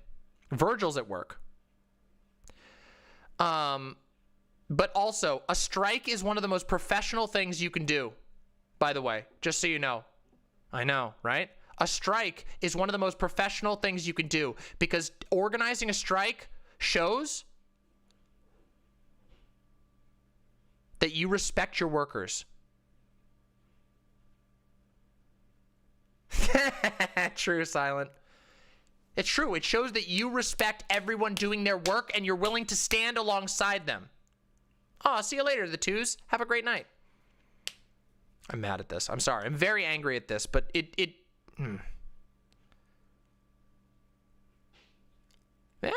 maybe. Why did I do the baseball thing for no money? One, it was really good for my resume. It was really good for my resume. And two, multiple people who I worked with at other jobs also worked at this job over the summer. And so it was a way for me to earn the respect of a bunch of well-respected film industry people. Yeah, I didn't do it for the free hot dogs, unfortunately. Yeah, how long do I think I'm going? Probably another hour or so, at least. Glizzy vouchers, yeah. Okay, there were two separate types of hot dogs. There were red hot dogs and there were white hot dogs. The white hot dogs were good, the red hot dogs were bad. And it's just true. At that job, the white hot dogs were good and the red hot dogs were bad. Yeah, they were like sausages. They were like hot dogs that were bratwursts, basically. Wait, yes, they are. Red hot dogs are a real thing. Red hot dogs are these. These are red hot dogs. They're a thing. They're on the East Coast. This is a red hot dog right here. This right here. This right here is a red hot dog. Hold on. Fuck. This right here. This is a red hot dog. Yeah, I don't love these, by the way, in general. Some people really love them. But there was also... they color them that way. But anyway, the whole point is... I don't like them that much. We got off topic. I don't even remember. The fact of the matter is, what I was saying is that... No, they're not spicy. They just have a very thick... They have like a thick, snappy skin. God damn it! Focus! Fact of the matter, I would hope that you all would chew my ass out if I slumped into stream one day and just totally phoned it in like the quartering. Please. This is not an invitation for like limitless critique, but if I start showing up to stream like fucking like just totally disheveled, drunk, high, and I'm like, let's just react to somebody else's stream all for 8 hours of every day for like 3 weeks, please fucking snap me out of it for the love of God. Anyway. Wait, I've been drunk on stream before. But I just don't do it frequently. It's always for a special event, and I always make it clear. I don't want people to just stumble in. Just talk to me, Catherine. Just message me. Yeah, election night. On election night, I drank. Yeah, I know you wouldn't. That's fine, Cyborg. I know. I know most people wouldn't, and you shouldn't. You shouldn't. You shouldn't be obligated to give me time. I appreciate your love and attention. But yeah, this is a serious political. Lonnie, literally, I know. Oh my God, you're so like, yes, exactly, Lonnie. Exactly. In this discussion, they were virtue signaling about people dying while Virgil is fucking guzzling down whiskey and hitting the vape over and over and over again. And then, yeah, and then your partner, who is your partner or friend, I know. This is just sad. This is sad. This is sad. But I guess, I don't know, maybe it's coronavirus's fault. Yeah, like Lonnie, like he does a fuckload of drugs. He talks about it. The Sam Seder extended universe was not a joke. Uh-oh. Question. Sam, a lot of the MR extended universe folks were against FTV, but several Michael Brooks guests like Cornel West and Richard Wolff were for it. Where do you think Michael would have landed? What a stupid question to ask. What a stupid question. You drew me? What a stupid question to ask. What a dumb shit. Yeah, Virgil is like literally like 1,000 miles away. Holy fucking shit. Well, let's see. Let's watch more. I'm already angry. Let's see. All right, I'll look at it. Oh, Glooby, let's see. Glooby, what you got for me? Hold on. Hey, it's me. Hey, it's me with a glizzy. Thank you.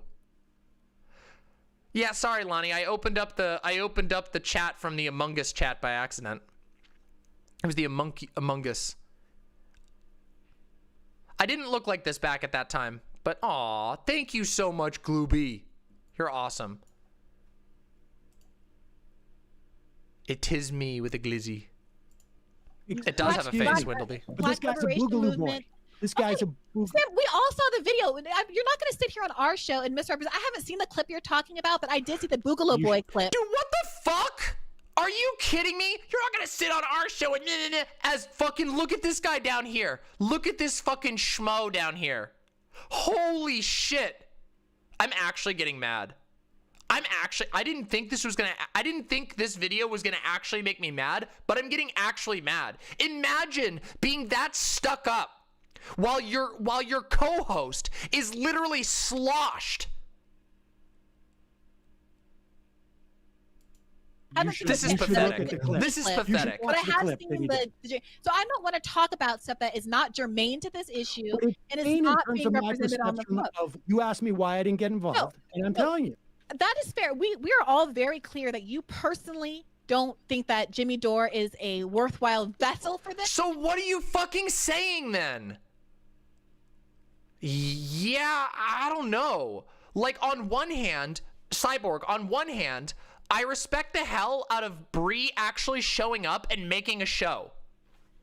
Unironically, after this, like I think I respect Bree for showing up and making a fucking TV show. Like I actually respect her for that.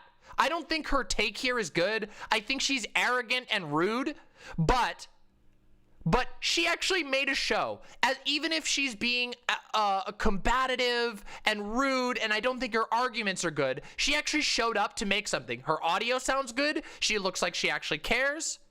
Oh boy. Well, we'll probably get to that segment, 8D5D2D Derek. Well, here, I'll save this and we'll take it in a second. God, we got a lot to do with this. We got to make time. We got to make good time. Yeah, she's sober. She's got nice lighting. She put up a backdrop. Meanwhile, Virgil, with literally his fucking light switch in the background, like his setup, it looks worse than mine. And I don't have any money. I got shit. Why am I being charitable? No, I'm being honest.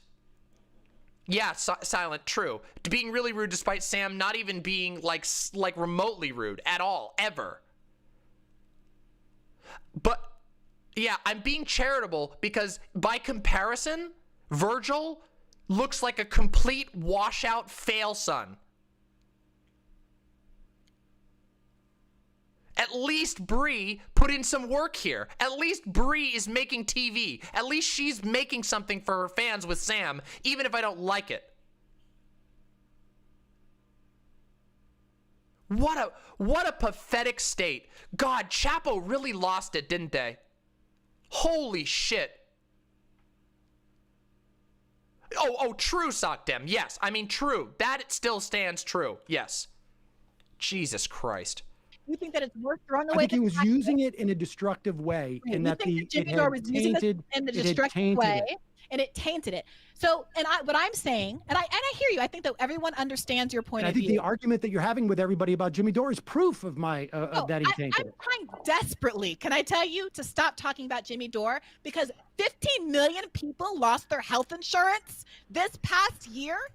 She says, as her fucking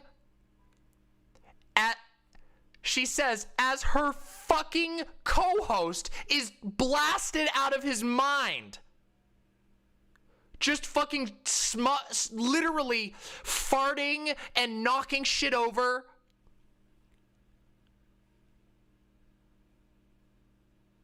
Holy shit, I'm malding so hard right now. I did not expect. I thought this was going to be a fun laugh. I'm actually fucking pissed right now. I'm like literally getting mad at this. Holy shit. What the fuck? Oh. I can't get you to focus on that issue for more than 5 minutes. Hey, no, because what the fuck?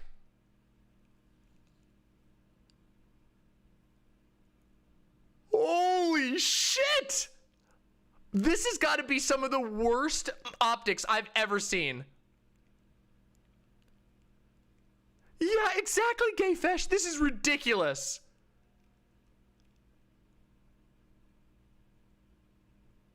Yeah, we could. No, I'm doing good, Gina. I'm fine. I have been pretty calm most of today, to be honest. You want listen? I can focus on Medicare for all, but Yeah, that's not fine. the same as force the vote. It is, Sam, because No, it was a it isn't. tactic that Only you admit, in Sam, your it's a mind and maybe in some minds of Yeah. others, but not in my mind. tactic that you just Okay, hold on. I want to illustrate something specific here. Ready? Watch this. I want us to think real hard about this for just a second. Watch. We're going back just a tiny bit, okay? Hold on. You know, if this is perceived as being like Listen again and I'll inconsequential, explain I want to afterwards. try and put it in context so I see it as more consequential. Okay? When there's a guy out there saying, hey, maybe we should embrace the Boogaloo Boys because this guy with a weapon is talking about taking out government, a civil war, but he Sam, also... this guy with a weapon trying to take out government, that could be said about a million left-wing groups in the world. Excuse me, but Black this guy's a liberation Boogaloo movement. Boy. This guy's a... Sam, we all saw the video. You're not going to sit here on our show and misrepresent. I haven't seen the clip you're talking about, but I did see the Boogaloo Boy clip. I haven't seen You should look at the clip. You should But I watch the have clip. that seen he did. the. So I don't want to talk about stuff that is not germane to this issue But and is in not terms being of my represented on the perception book. of, you asked me why I didn't get involved, and I'm telling you. That is fair. We are all very clear that you personally don't think that Jimmy Dore is a worthwhile vessel for Okay, right here, she says, yeah, our eyebrows are at the fucking same height. Fucking Jesus Christ. Right here, she says, we all recognize that it's not you who's talking about this. Now watch. Watch as she immediately invalidates what she just said. You think that it's worth throwing I away think he the was fact using it in a destructive way, Right. and You that think the that Jimmy it Dore had was using this tainted in the it had destructive tainted way, it. and it tainted it. So, what I'm saying, and I hear you. I think that everyone understands your point And I of think view. the argument that you're having with everybody about Jimmy Dore is proof of my that he tainted I'm it. trying desperately, can I tell you, to stop talking about Jimmy Dore because 15 million people lost their health insurance this past year, and I can't get you to focus on that issue for more than 5 minutes. Hey, no, Clown shit. Unironic clown shit. Absolute clown shit. She says, oh, well, Sam, we know it's not about you. So she acknowledges that she's freaking out at Sam for no reason at all, that this has nothing to do with Sam. And then she proceeds to immediately freak out at Sam after saying, I'm not freaking out at you because I recognize this isn't about you. Literal idiocy. This is actual, like, unhinged, pathetic bullshit. And look at Virgil down here. What the fuck? Because you want, listen, I can focus on Medicare for all, but that's not the same as force the vote. It is, Sam, because 9,000 people cumulatively pay $39,000. I like it when angry lefties yell when they're being smart.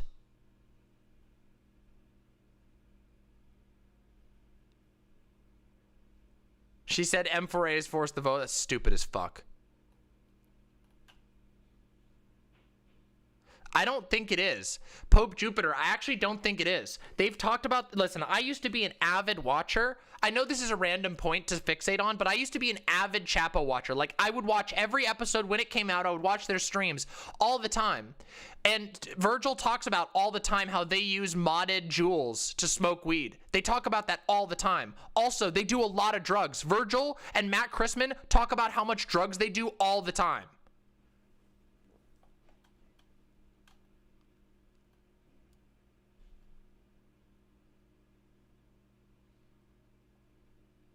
Holy shit. It's kind of an anti-SJW take. Nah, I mean, yeah, kind of, but anybody can use bad faith id poll. Yeah, it's been, I mean, true, Danny. You're not wrong. It isn't. Only in Sam, your mind and maybe in some minds of Yeah. others, but not in my mind. The tactic that you just admitted was a good tactic, but for Jimmy Dore, which No. could put us on a I path. said the ask was not good, Bree. The ask. A losing vote for Medicare for all is not going to do what you think it's going to. Sam, you just sat here and waxed philosophical about how important PAYGO is, and you're right. So why not ask to get rid of PAYGO entirely instead of these narrow exemptions for COVID and for the Green New Deal? Because everything that passes in the next 2 years is going to deal with COVID, and Nancy Pelosi is done after this. Oh my goodness!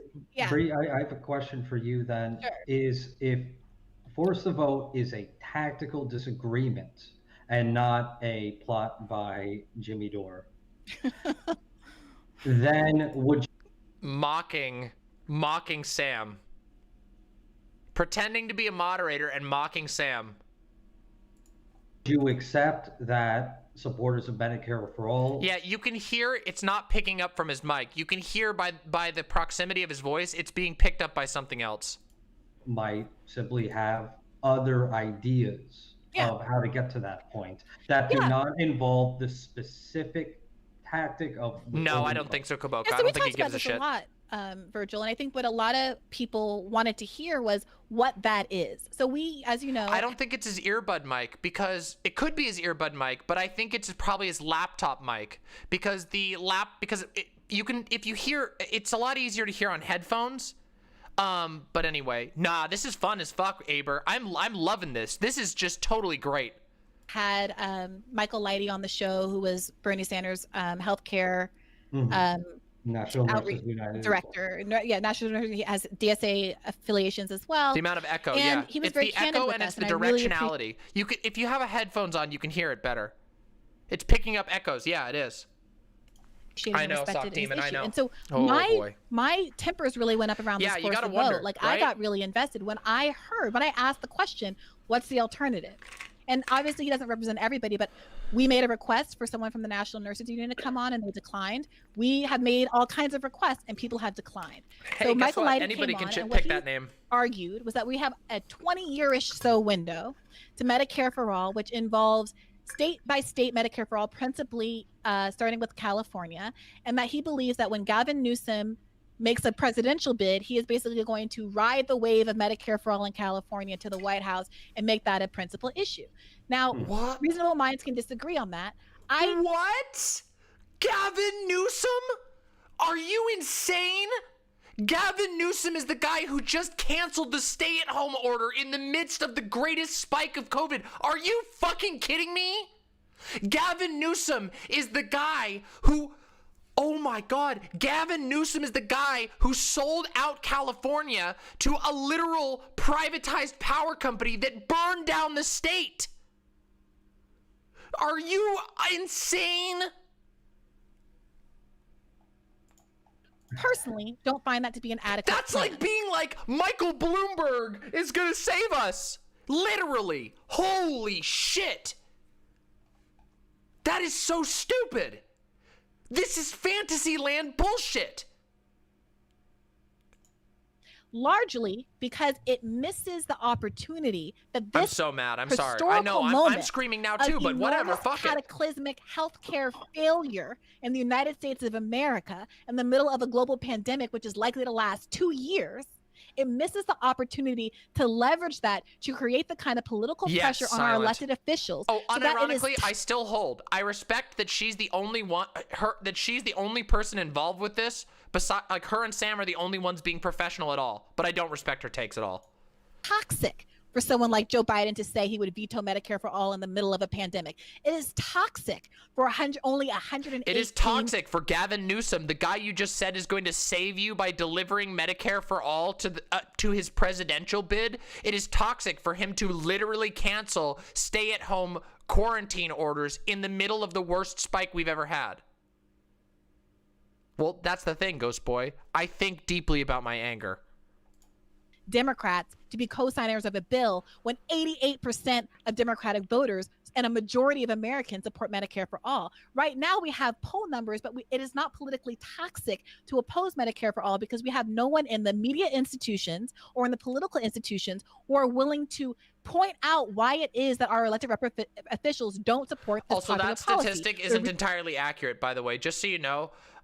Listen, fuck it. It's not relevant. Fuck Reason it. Who cares? being It doesn't rank matter. corruption and being bought out by the pharmaceutical and healthcare industry. And that is an argument. It is very difficult to foreground, but which in this moment, in this historical moment, I think we should be fighting like the Dickens to put front and center. But do you believe when the pandemic ends, yeah, that the logic for eliminating for-profit health insurance will also end? I don't. No, because she said it really Medicare confusingly. For all obviously began before No the way. pandemic. Capable. It I'll have picked to up check on that. momentum before the pandemic. It started pulling well before I'll have the to check that pandemic. afterwards. Shouldn't the fight still exist after the pandemic? And Joe, that's, of I course, would add, that's Joe not Biden said he would veto it during the pandemic. and that's not to disagree. That's to not to disagree. No, I understand the with, question. with the point of that. Yes, this is a critical juncture, but that the fight obviously won't end. So the point, and I'm really glad you asked that because we've talked so little about what these hearings could really look like. So part of the ask is for Medicare for all, because you can demand as part of your request the hearings on Medicare for all, and you can make requests about how long those hearings are, how many days they are, what the structure of them are. All of that is exclusively within Nancy Pelosi's purview. That's why this was such an interesting tactical pressure point, because Nancy Pelosi is invested in keeping the job. She's the one that's number one invested in that, It's as a opposed bullshit to other tactic, things and that everybody she can't knows it. grant. Like she can't make Biden push The through only people who $50 give a raise shit tomorrow. about She this only is has- Jimmy Dore's audience and your audience. No one else. I know, in an international T-bone, it makes me want to cry, but hey, who knows? Maybe I can make even more being a lefty smart fuck. Smat, we could smat. Has what's in her procedural capacity, and structuring the hearings on the vote is in her power. Don't worry, you will in a couple years. I went back and I looked at the Medicare for all hearings that they had in 2019, and I thought, why weren't these a bigger deal? How could Wicked these be smart. better? How could we maximize? To Sam's point about how hard it is to get media attention, how can we make this better and have more of try an my best, impact than Cyborg. it did the last time we tried this? I'm not grifty And one enough. thing that I True. noticed was that there was absolutely True, I'm zero not. conversation about corruption. They had all of these corporate moderate Dems and Republicans Busy obviously bee. as well lined up with their experts and their witnesses to explain why we couldn't have Medicare for all. Thank you, Busy. And not a single question asked them how much they took from the various industries who have an interest in maintaining our for-profit healthcare system. As Oh, I yeah, watched, they did. I went to Snips, they did. They did. They're right in the background. You can see one there and one here. The cow one I wore the other day, the fish one has like cornstarch all over it, so I have to wash it first. And I Googled No grifting every time on someone Monday. says something negative about Medicare for all. Let me Google what their campaign donation profile is. And to a T, they were at the top of the donor list for To be private fair, health Silent, insurance. let's just I know I'm feeling a little guilty, but to be fair, the people who were paying me in hot, yeah, they use cornstarch to be able to make them out of the molds. It's a long process. It's a long, complicated thing. When you pour a mold for a rubber mask like that, they dust them with cornstarch so that it doesn't stick to itself, and so you can get it off the mold. You put it on a specific mold and then you pull it out. If you don't put cornstarch in, you can't pull the mask out and the mask will just rip. You have to put cornstarch in. Yeah. Yeah. Yep, precisely. Yep. I have to wash it off to get the cornstarch off. Yeah, latex stick to itself, exactly. And then the other thing too is Silent, the company that was paying me in hot dog tokens was literally a multi-million dollar stadium in one of the biggest one of the bigger cities in New York State. So yeah, it's a bit different, you know. They were pulling in millions upon millions because it was an internship. It was an internship, and that's how it was legal. Yeah. Insurance industry, the pharmaceutical industry. I think that now, as 15 million new Americans have just lost their health insurance. Baby powder is bad for you. Baby powder is really bad for you. Baby powder is like unironically bad. Don't use baby powder. Close to Buffalo. It was in Rochester. Yeah, talc is not good for you. Use cornstarch or another powder is better. Yeah. Baby powder's not good. It's powdered talc. Yeah. Everybody is really focused on how I loved Rochester. horrible Beautiful that place. is when you're just trying to live your life and not die because you're forced to go to work because you're an essential worker and they run out of PPE and all of this stuff, that they would no longer have the excuse that they used to rely on and what they relied on in 2019, which is that if you like your healthcare, you can keep it. We're in a unique historical moment where you cannot say people like their health insurance, which was the #1 defense. All of these. That's never been the case. No one has ever liked their health insurance. Corporatists used during the 2019 hearing. That's why I think this is a unique opportunity. I mean, The phone I think there again? is a. Oh, come on. The phone is ringing again and he's not muting it. We're in a uniquely a unique crisis. I'm not quite convinced that what you're saying will galvanize those things. I mean, I think, you know, getting rid of Richie Neal who wouldn't allow people to even literally Lonnie. say the words Medicare for all at that hearing. Yeah, I agree. Would also be very effective. And that was on my ask list. And well, I mean literally getting him out of office. I mean, you're not going to take it. I mean, it's just simply not going to happen. That's that tough. he's going to be removed from committee chair. I mean, again, like Nancy Pelosi could at one point just say, "I'm going to call your bluff, and I'm willing to go in front of, you know, I'm willing to allow push to talk. It's the that media easy. as it is." I mean, look, I think you and I agree. The way that the MSNBC and CNN and ABC and Fox who knows how they would do it. That's tough. But they would all just make it look like you have 5 or 10 Democrats who are being obstructionist. AOC is I have no idea. higher Flying Ice name Wizard. No recognition fucking clue. amongst Republicans. No fucking clue. They hate her as well. He if shouldn't not be more here. so than He should go than she home does even amongst and cry. Democrats. I don't And think sleep. that the Get a nap. popular opinion Sleep would off go this in the way fucking that drunk. you think it would. We have a disagreement about that. I should also say, in terms of like, you know, we want to talk about if people want to learn more about Medicare for all, the Healthcare Now, Nurses United, the DSA. Oh, I know, right? Our Revolution. Bunch of these organizations have a conference this weekend, actually. It's so bad, Adam. You can go online and why and wouldn't see they it. just I have think some of the Bree do stuff this? Might come out later. I'm not sure. It's gotten worse. But Aber, no, he hasn't always been this bad. Virgil has always been like a little bit of like a like Virgil idolizes like what's the person? The like gonzo journalists, you know what I mean? Like he idolizes like those messy like, oh yeah, you're catching my Hunter S. Thompson, except not like never can live up to that. But like he idolized that, but he's never been this bad. This is pathetic. This is like sad. This is like watching Orson Welles trying to do the fucking vodka ad.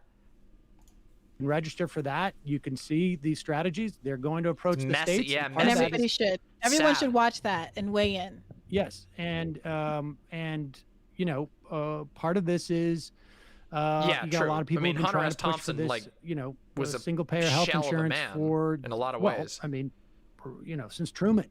And there are a lot of forces aligned. It's not just insurance. It's also like big hospitals and doctors to a certain extent too. And so, I think like from my perspective, the complete assuredness and the efficacy of this strategy and the sense that anybody who didn't sign on to this strategy is there he goes again. A sellout and not concerned about Medicare for all, I think was, I don't think that was helpful. And I want to be clear that I have never been. No, I'm not saying that you did that. No, but you're talking to me. So look, if I could just say, I have never been assured about the strategy, and I think a lot of that. Derek, he's living in New York. He makes literally hundreds of thousands of dollars podcasting. Yeah. Hey, good night, Justib. Thanks for coming by. Who are very actively debating this issue on the He's left living the high in good life. faith, we're clear that we don't know what the outcome is going to be, but we have a different assessment than you, Sam, of what the political costs are going to be. And as Karl Rove has said, there's more to life than just riches. Goodwill is not something you can put in the bank and grow interest on. It's something that when you have it, you have to spend it, and we just have a disagreement about. The difference between Hunter S. Thompson and Virgil is that Thompson actually mattered and contributed to society. Virgil just dooms. True, Adam. Thank you. That's a truer. Being high this often is pretty painful. I honestly feel bad. Yeah, I mean, I get high pretty frequently, but you gotta be able to know like the right times and be able to like not live your life in like a zombie haze. What this moment demands and what the opportunities in this moment are. Can I ask you, Sam? True, I'm sorry, true, Ryan. No, I mean, I think that's true. I mean, I what the moment demands is, I think we're probably in agreement. But I wish the strength not. of the tools that you want to use, I think we probably do disagree on that. I want to ask you something. When AOC was running, Adam. I remember her saying, there was this interview she was doing with Justice Democrats, I believe, where she said she'd rather be a one-term congressperson and fight and know that she fought tooth and nail. Oh, 100%. I'm paraphrasing 100%. her, I'm sorry. But then to, make compromises. Yep, 100%. Danny, 100% correct. Virgil is just a doomer champagne socialist. Like, I feel him and the other Chapel boys were at one point really good for advocacy, but they've quickly become what they used to talk down about. Yes, they literally became what they... That is so accurate. Jesus. It feels like the argument that is being made in defense of the squad more broadly in this moment is that it's better for them to... I've seen my friend high, and honestly, it kind of scares me. Like, I don't want to be in that much of a vulnerable position. Well, again, there are many different ways of being high. And some people handle it better than others, and it depends on the drug. And yeah, the fact of the matter is, like, I don't know. When I was younger, I used to fear all like drugs. I didn't even take medicine unless I had no other choice. But yeah, yep, setting and moderation are key. You got it. It's right there. Setting and moderation are key. Yeah, there are, yeah. Oh, I 100% agree. Kaboka, 100%. Yeah. Alcohol, I agree. Well, I don't know if alcohol is the worst drug, but it's pretty bad. I do agree. That alcohol is a pretty bad drug. Like, I really think alcohol is a really bad drug. Yeah. It's really dangerous, but yeah. Okay. I agree with you on that, Ziggy, but not everyone can do that. All right. Good night, Angel Bunny. Thanks for coming by. We'll talk about that after. Let's talk about that after, okay? Are you worried that corruption happening to other big leftists like Vosh and Hassan? It's always a risk, but you never know. Protect themselves. It's always a risk, but you never know. A lot of folks were saying, oh gosh, they'll lose their seats. They're going to be completely disempowered, etc. if they do anything antagonistic to Pelosi. Do you think that the way that she and the squad have behaved suggests that she no longer feels like it'd be worth it to shoot her shot and be a one-term congresswoman? Do you think that she's changed? I hope that that's not her perspective, because, like I said, There's a difference between champagne socialists and bourgeois class traitors. The latter helps immensely. Correct. Actually, 100% correct. Virgil is a champagne socialist. Engels was a bourgeois class traitor. Let's just weigh the differences there, okay? Let's just weigh the differences there, okay? The squad is AOC, Rashida Tlaib, Cori Bush, and Ilhan Omar. Yeah, that's the squad. Yeah. Say. Sorry, and Ayanna Pressley. Instrumental in getting rid of Elliot Engel. I think that's very consequential. Ilhan Omar's I think amazing. that AOC's cool. Oh, he did a lot of that too. Huh? Elliot Engel was instrumental in getting rid of Elliot Engel. Well, yeah, it's true, but I think, you know, if there's no Justice True, Democrats, 85-2 if there's Derek. no AOC, I think it's, you know, highly unlikely that that would have happened. And I think that frankly, the perspective that she would just, you know, force the vote and then leave Congress. I mean, if that's what you're suggesting. Well, no, I think it was ridiculous, the idea that her seat was at all in jeopardy because her she did seat this. is not I in think that was jeopardy. silly. Her seat's not in jeopardy. What's in jeopardy is, like, you know, like the upside for that. It's contingent upon a lot of things that you're talking about, you know, public opinion galvanizing around this vote and whatnot. And you and I have a different sense of what the costs are too. And I think, you know, I may have that would be poggers. A wider berth for accepting that someone could you know, that idea is that someone else could perceive that idea is not as strong as I do. But I think that one of the things that look you at should how full always this dude's assess drink when you is. think Look at how full this dude's drink is. strong as I do. But Yo, that's a lot of whiskey. What the fuck? Bruh. And this is like his second or third one. Bruh. 75 minutes in. It's not. Oh, come on, Ghost Boy. There's no way it's iced tea. There's no way that's iced tea. There's no fucking way. It could be a Long Island iced tea. Okay, to be fair, but a Long Island iced tea has a lot of fucking alcohol in it. I think that fair, Adam. One of the things that you should always assess when you get into a fight is in your a Crystal chances of Rocks, winning. yeah. And in every I don't fight that think you so. lose, there are costs and there can also be benefits in losing fights. Okay, let me tell you a story, okay? An unnamed ex of mine who did not drink a lot, was a super lightweight. We once went to a bar and with some friends, and my ex ordered a Long Island iced tea to try it. Got the first one, and then she was like, and then she had the first one and was like, holy shit, this is so good, I want another one. Got a second one, got a third one, literally on the way home, literally tipped over on the stairs like this, like literally like this position, like this, like her head went onto the stairs and she was just falling asleep like this, like with her fucking ass up in the air with her head on the stair above, because we were climbing up the stairs, and she literally just put her head on one of the stairs and just like quapped. Yeah.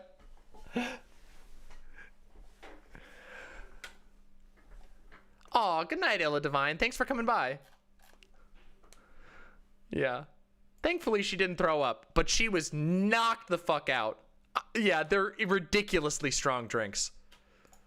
And I think my sense of what was to be lost. True. Was greater It's than true. what was I mean, to I be have been gained. that drunk before, and but I suspect only once or twice. that was also, you know, the progressives' perspective, you don't think that the pay-go exemption for the time being is relevant? I don't know, 85 Nope, that's not what I said at all, beyond my vision. Is as they could have gotten more.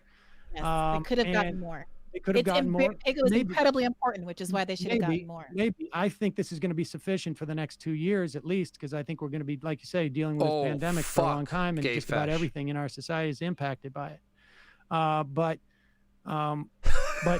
I want them to. I've had Everclear once. I think continue to amass power. I don't think they have much. I don't think the left has much. I don't think that people are going to galvanize around good night, the things Sensei that you 3K. Thanks think for that coming they by. are, based upon It's been fun. Just the fact that Joe Biden beat out the candidate for Medicare for All in the Democratic primary.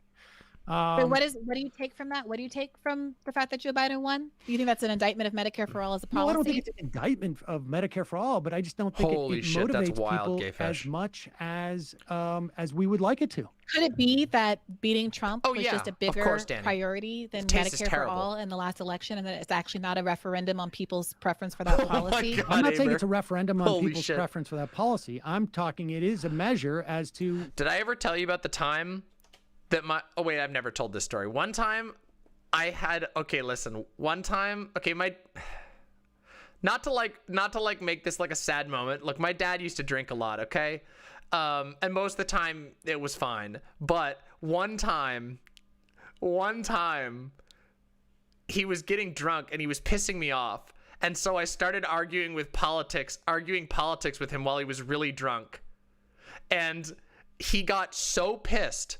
He was so pissed. He couldn't make any arguments. And so he was just calling me and my friend. He's like, you guys are fucking liberals. You're fucking stupid liberals. And I was laughing so fucking hard because he was just freaking out and screaming about how we were you're fucking liberals. While like slurring and like literally like spilling his drink. It was fucking hilarious. This was before I was even left at all. This was when I was a conservative. I just thought it was funny. I was just trolling my dad. It's a shame a Chad name like Virgil Texas is wasted on a guy who sloshes drinks like the running water in a water park. LOL. LOL. Yeah, I was trolling my boomer dad. Liberal. You're a liberal. I understand. I mean, but okay, to be fair, Snips, that was funny. That was a funny memory for me. Don't worry. It was funny. He went to bed after that, and it was funny because he passed out in his chair. But it was very funny at the time. What they are going, how much they're willing to trade off for that. For instance, gun control. Gun control it has enormous support, broadly speaking, but it's not people's first issue that they vote on. Right, I agree. I think that what happened in the election was that beating Trump was people's #1 priority, and for a lot of reasons we can talk about, including the media, the perception was that Joe Biden was the only person who could beat Trump. So, I don't think that it's the fact that Biden won really I feel you on that, says Snips. anything at all about the status of Medicare for all. You got to learn to laugh at It something. does say that it does say that people can find at least international one. Hebo, and I will do at that. least That's one. more important. A thing that no longer exists. Right, but maybe there could be others. I mean, look, what was the pushback when the Democrats passed the He's HEROES waking up Act? a little bit, Adam. What was the pushback? He's waking up a little bit. To the Cobra subsidies. I mean, I talked about it for a long time. Yeah. And He's not I wrong, spoke to ASC Nystagmus. about it. Actually, she came Nystagmus. on my show and said that was horrible. It's garbage. And I can tell you, the response to that was crickets. Yeah, there should have been. I know that Jimmy So, Dore is Virgil, very if that is your vocal real about name. that as well. So I think that there needs to be more coordination across left media to drive Yeah, the see, it's a kind of pen. enthusiasm Look, it's which a came pen. very It was a organically pen. around Force the Don't Vote. He has a have pen that in his kind hand. of That's what it strength. was. I got news for you. He's got a This pen is in his honestly, hand. it's like these are He's it's like switching bald between men the arguing pen. over a comb No, when we I start talking about this. disagree. And I said this. I said Was it this a to Jimmy screwdriver? Dore Okay, as whatever. he was critical of me for not talking more about the failures of the CARES Act, and I think that that's right. Not cares. I'm talking the heroes. Yeah. No, Flying Ice Wizard. They've talked about this before on their streams. They've talked about this on their streams. The HEROES Act. The issue is The CARES Act is okay, all right. yeah, in the spring. But I am personally talking about the CARES Act. But regardless, I hope not. I think that part of 85 the Derek. issue is I know personally I'm like constantly looking, journalism is crap.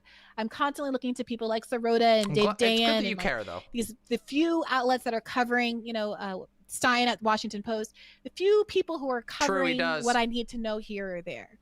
And then I try to amplify it to the best of my ability. But it feels like I did correct myself. Imperial News. I didn't realize what she was saying. It was very, very hard to understand what she was saying. I thought she was supporting Gavin Newsom. I now understand that she was not.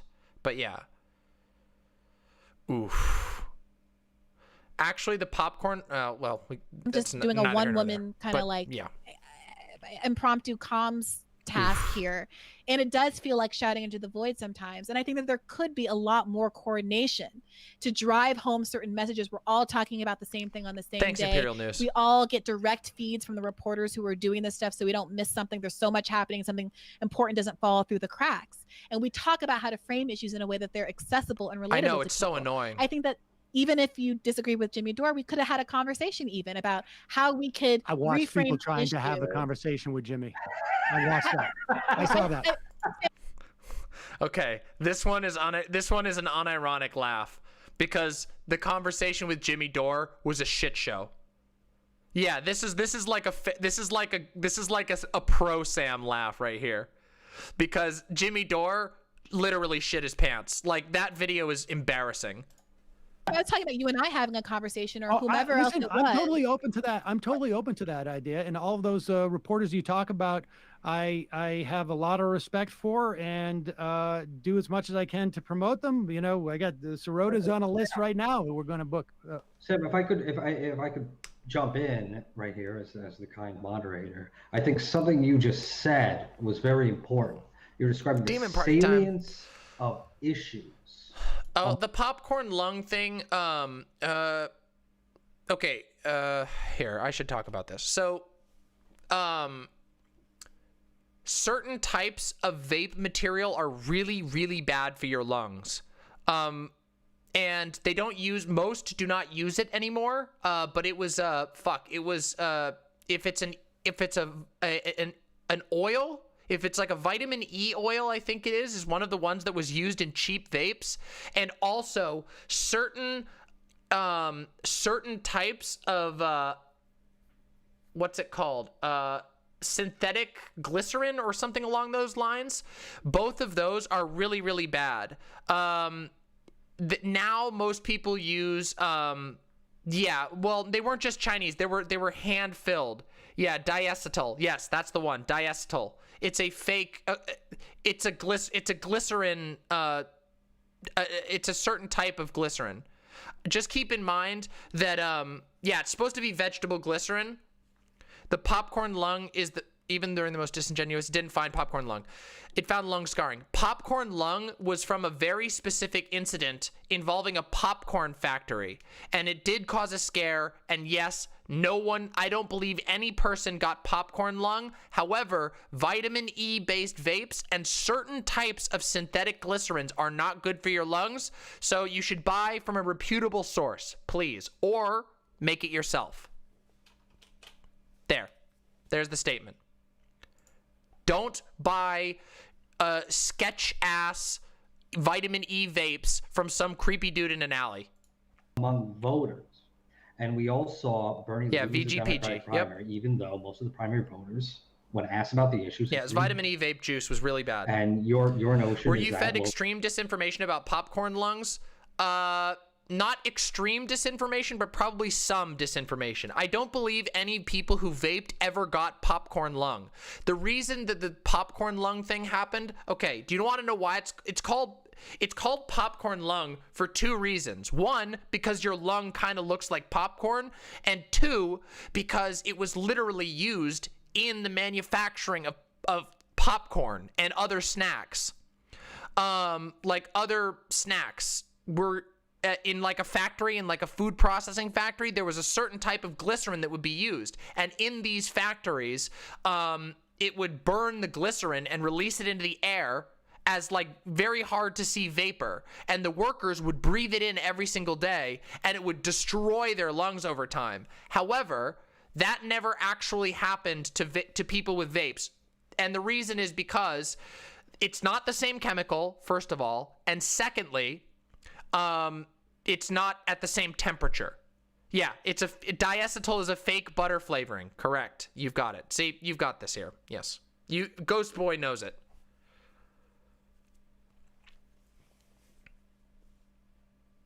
Yeah.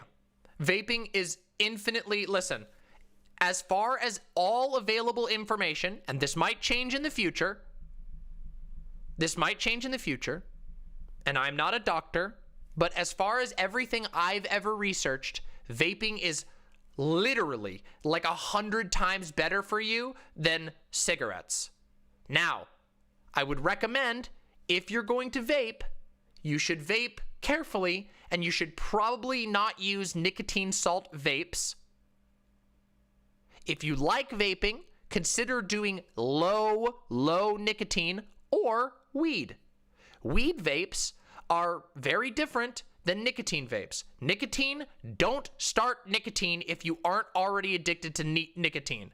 Don't smoke nicotine if you're not already addicted to it. There is no benefit. It will not benefit you. I promise you. There you go. PSA.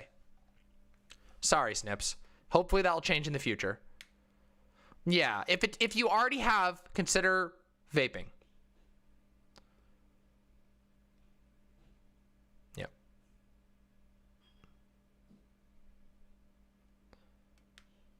Yep, no vitamin E oil. Fuck that shit. Basically felt that beating Trump was a more salient issue and that they perceived Biden might come on a federal level, Snips, though. Candidate.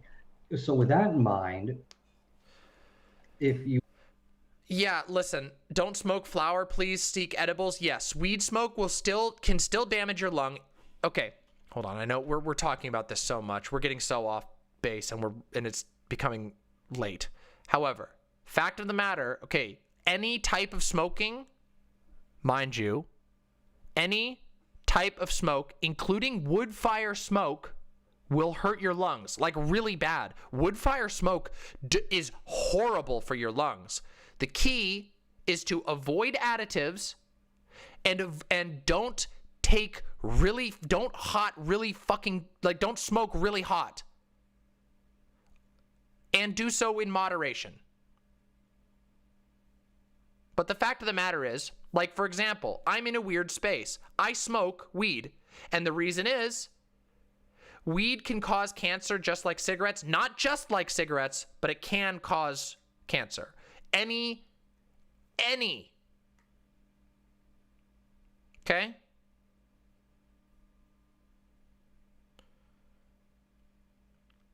Cigarettes are like way worse. I could make this a 2-part series. Yeah, there's no reason to rush through it. I could make it a 2-part series.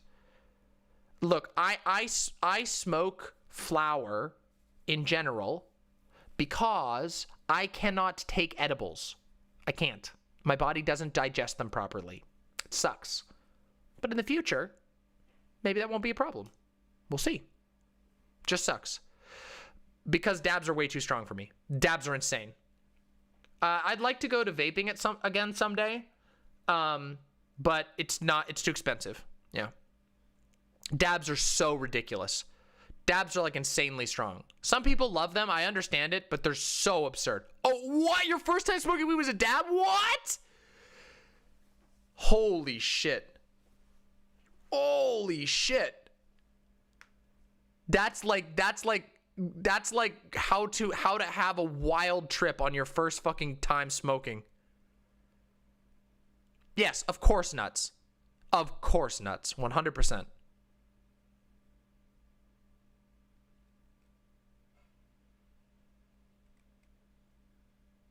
Yeah, it is. Yeah, exactly, Windleby. What do I think of transhumanism? Pretty based most of the time. But unfortunately, the fandom of transhumanism is mostly Elon Musk types. Unfortunately.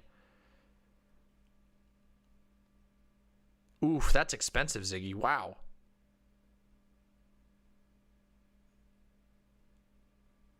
Yep. It's very important. For me, Bun, for example, for me, it's an important thing for me. It helps. The reason why, like for me, smoking a healthy amount or a reasonable amount of weed offsets, not only one, does it help me with my headaches, because I get really bad headaches. I just always have my entire life. But two, it also offsets the negatives of other medication that I take very, very well. Like really, really well. So, yeah. Anyway, let's chill. Doesn't it help with ADD? It can. It helps me.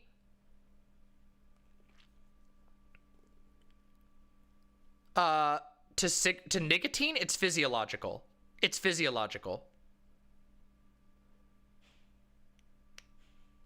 I think it depends on every person. Nuts. It depends on people. It depends on every individual for sure. Yep. Nicotine is chemically addictive. Yep.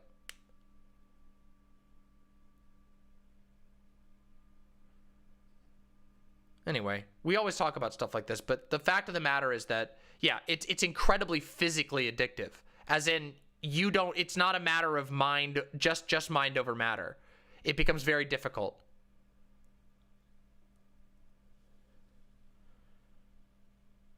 Yep. Listen. Yeah. I feel you, Lonnie. It's tough. But that's the thing. That's why, this is why we're trying to fight the nicotine. Listen. Okay. Okay. Listen up, chat. All right? Yeah, that's true, Adam. Okay. Listen. Ready? Okay. Oh, if you don't like the psychoactive of weed at all, just like if you want the pain relief, CBD can help you. Anyway, listen. Humans have and always will enjoy drugs. Don't ever, anybody who tells you otherwise is completely ridiculous. Humans have enjoyed tea, coffee. Do you know that, here, unironically, did you know that in a lot of rural places in, China, for example, cocaine tea is like a common thing. And it's not like pure, snorting cocaine, but a cocaine tea is a real deal. That doesn't mean that you should just go hog wild. Oh, sugar is absolutely a drug. It's not. No, it's not. That's not true, aristocrat. It's not just about predisposition and state of mind. I'm not hyping for cocaine. I don't like that shit at all. We didn't finish the vid. Oh, God. Listen. Oh, my God. I'm getting so distracted now. You need to be very careful with such things. Setting, moderation, and the type of drug. Things like heroin, things like what's it called? Fucking nicotine are highly physically addictive. You will struggle. Benzos are another such example. Opioids, all of these drugs are highly physically addictive. It is not just a matter of just your mind. Your body becomes addictive. Benzos can kill you if you cold turkey them.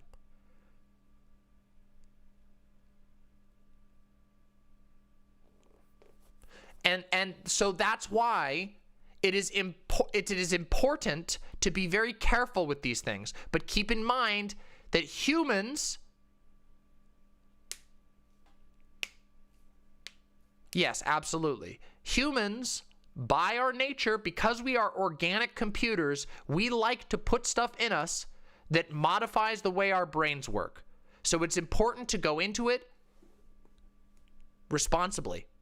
And guess what? If you do it that way, if you enjoy, whether it's alcohol, whether it's, clove cigarettes or non-nicotine vaping or weed or whatever else you want to think about, whatever one that you think you want to do, a psychedelic or whatever, it doesn't matter.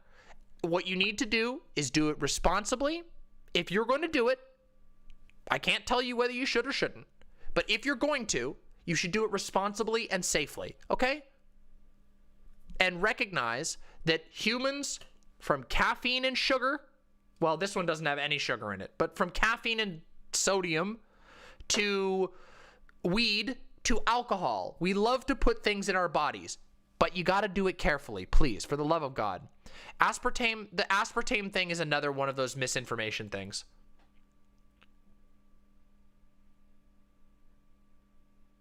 Yes, that's true, 8D5D2D Derek. Please be careful with anything like that. But honestly though, it's not just that, Adam Flores. There are some things you need to be really, really, really careful about. Okay?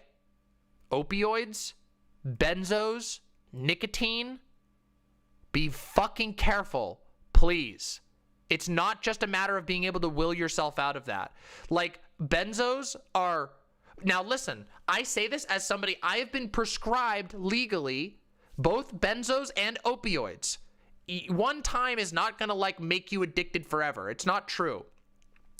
But when I took benzos because I was having daily panic attacks, and this was prescribed by my doctor, when I took benzos because I was having daily panic attacks, I would wake up in the morning and I would fear for my life for no reason.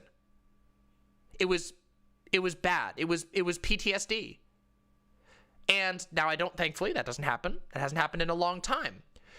But when I was prescribed a benzo and I discussed it with my doctor, and I had both of my partners keep me, accountable. They made sure I didn't use them when I didn't need it. And as a result, the benzos gave me relief for the panic attacks so that I could get back on my feet and get back to streaming. And I was able to go from not being able to function to being able to function in about a month with very, very limited help of some benzos. However, that was in a very controlled, and I know the risks of benzos and I know the risks of addiction. And so therefore, I had accountability set up. That is important. You don't have to be like this for every single drug, but for highly, highly addictive drugs like opioids, etc., you should be careful with these things. Thoughts on having 2 versus 1 partner in terms of dynamic expectations? I would never not be poly unless, I guess I'm poly. I am poly, and I love my relationships. I love having multiple partners. I have 4 partners, 2 that live with me, 1 that lives near me, and 1 that lives very far away. And I would not live any other way. So. Benzos, in my experience, you're in benzo withdrawal. Yeah, it sucks. I'm really sorry. But you can do it, and it'll be worth it. I promise you, Sam. It'll be worth it.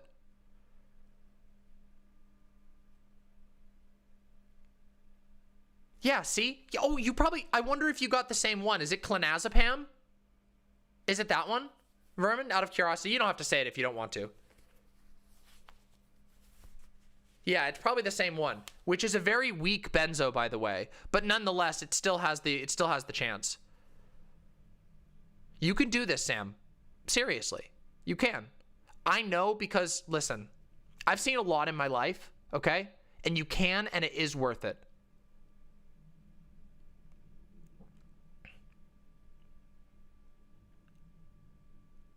Oh yeah, absolutely. Alcohol withdrawal is one of the worst types of withdrawal. It's like, I think, as far as like research that I've done, the 2 worst types of withdrawal from what I've seen based on research I've done, and I do a lot of research, is alcohol and benzos. So you have to be very careful with both of those. Yeah. You will. Like, that's almost guaranteed, Windleby. If you get addicted to alcohol really bad and you have withdrawals, you will have what's called delirium tremens.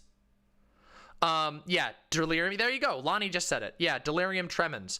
It's when your brain gets into a position of panic and you hallucinate horrible things. It's unfortunate. That's why You should have help. You should genuinely have help. Oh God, Lonnie. Oh no, that's so terrible. Oh, that's really tough, Hortensia. Oh, hydroxyzine. Wait a minute, that's not a benzo. Oh my God, hydroxyzine. Holy shit. I couldn't do I was on hydroxyzine as an anti-anxiety med. It does work as an anti-anxiolytic or axolotic. I can't remember how it's said. Yeah. Okay, that makes sense. Yeah, hydroxyzine, that shit will knock you the fuck out for like a day. No joke. Holy shit.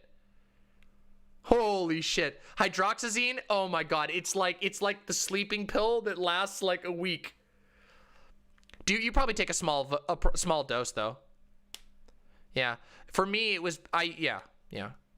Fentanyl, yeah. Fentanyl's actually really common in medical practices. Yeah. Oh yeah, 25 milligrams. Okay, that makes sense. That's really, really weak one. Never made me sleepy, helped with anxiety, but never had to deal with anxiety. Oh yeah, because it's hydroxyzine is very similar to Benadryl. Charlie B. What? Kellyanne Conway posted her minor daughter's nudes? What the fuck? Wait, what? What the fuck?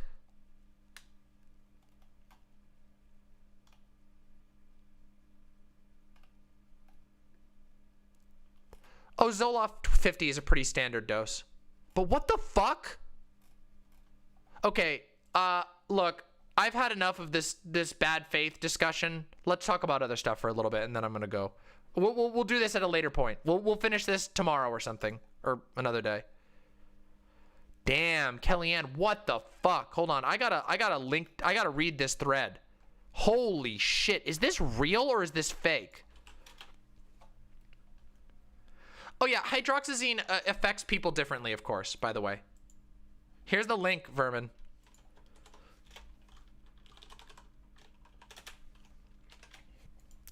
Bye. Here. We're not, but like, I'm really scared. If this is a joke, please shut the fuck up. Claudia, your mom did something on Twitter, and I don't know if it was a mistake, but they released your nudes. If it's not... What the Bye. fuck? Is this real? Apparently, that's real, and so here's what I guess happened. The pictures were months ago, and I'm assuming that when my mom took my phone, anytime she's taken it, because she takes it all the time, she took a picture of that, so that was on her phone. And I guess she accidentally posted it, or somebody hacked her, but nobody would ever have any photo like that, ever.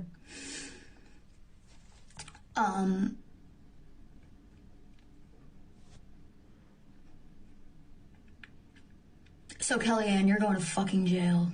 I'm shaking. I don't know what to do. Nobody would ever have that photo. Ever. It was on my phone. I don't think I've ever sent it to anyone.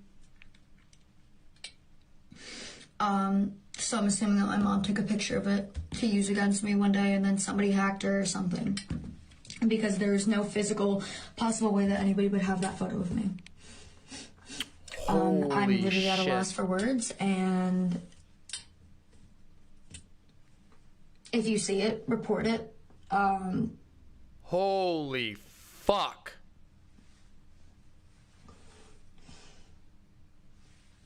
Yeah, what the fuck? My mom deserves to go to jail. That's unreal. She's the only person that has it. Holy fuck.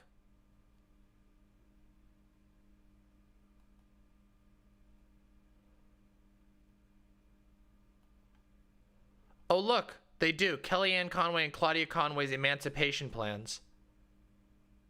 So it looks like she's already getting help.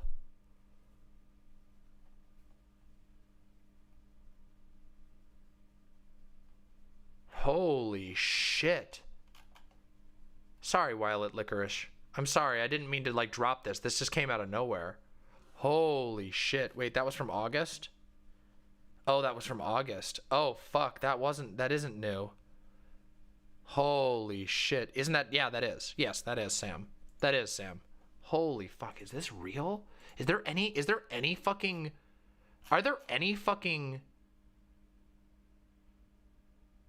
journalists? People are tagging in Philip DeFranco. What the fuck? It's trending on Twitter right now? Oh my god, it is. Oh, she posted it as a fucking fleet? Oh god. Oh god. Oh boy. Oh shit. Oh. A fleet is like a Snapchat. It deletes. It's a tweet Snapchat, basically. It's a tweet Snapchat you send to all of your followers, and it deletes itself after a certain period of time.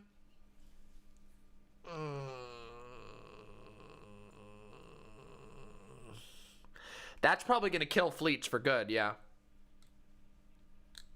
No, I literally will not link to any of this. Obviously, you can look at the story. I'm not fucking linking to shit. What the fuck? This is absurd.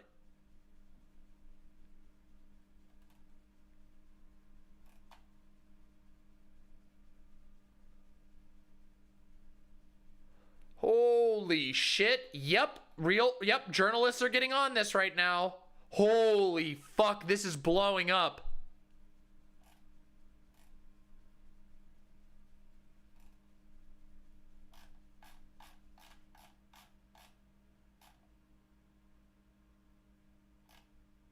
Yeah, literally silent. 100% agreed. 100% agreed. That will be a 100% ban.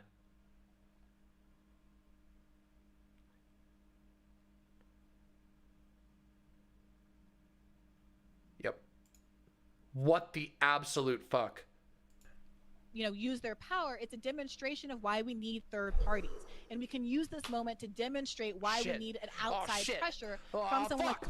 Oh god, fuck. Oh, ding dong. Oh, hold on, I'll be there. Hold on. Oh, somebody god. Just posted this. Fuck. Oh god. Oh, sorry guys. Hold on. Nice. Ding dong. Anyway. I don't know what to say about this. What the fuck can I add to this story anyway? Nice meme, surfer dude. But honestly, what the fuck? The fuck am I supposed to say about this? What the fuck am I supposed to say about this?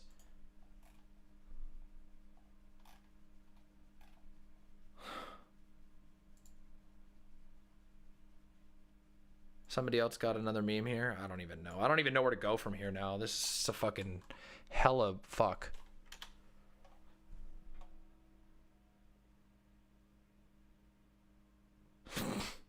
I mean, true, but yeah.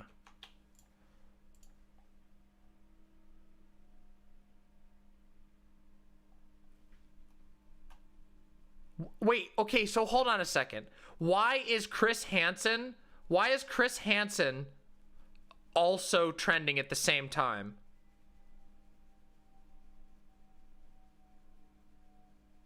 Oh my god. I've heard he is, yeah. I've heard he's a giant piece of shit.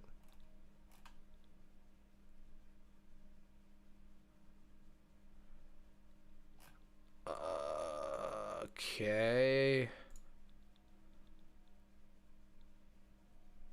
Wait, we covered Claudia the other day.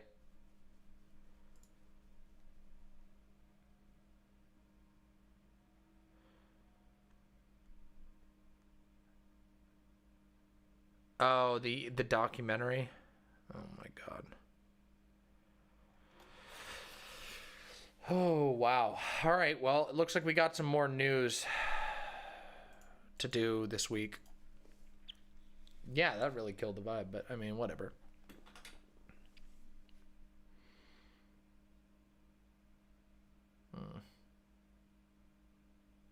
Isn't it ironic? Isn't it ironic that at the end of the day, no, Devious, you didn't do anything wrong. That you can't help it when bad news happens. You didn't do anything wrong. This is a huge story. It's trending. I would have seen it one way or another. I appreciate you bringing it. You didn't do anything wrong. I promise. I promise. You didn't do anything wrong, okay? Don't worry about it. We covered this the other day. I just didn't expect it to accelerate this fast.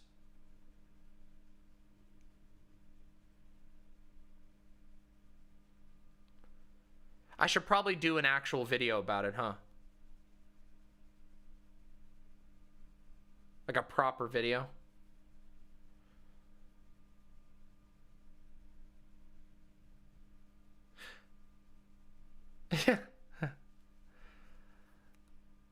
Yeah, it was because I talked about it the other day. We did a whole section on it, but it was very messy.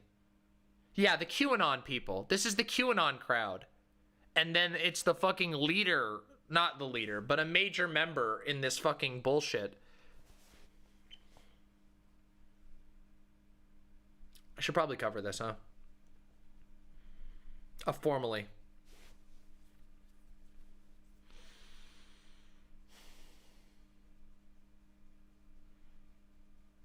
Yeah. Yeah, I wouldn't call that funny, Adam, but yeah, it is fucked. Well, I can imagine she's overwhelmed at the moment. I can imagine she's overwhelmed. The thing is like, I haven't seen, I don't know who's actually... Oh, well, I mean, that's the thing. It could have been a hack.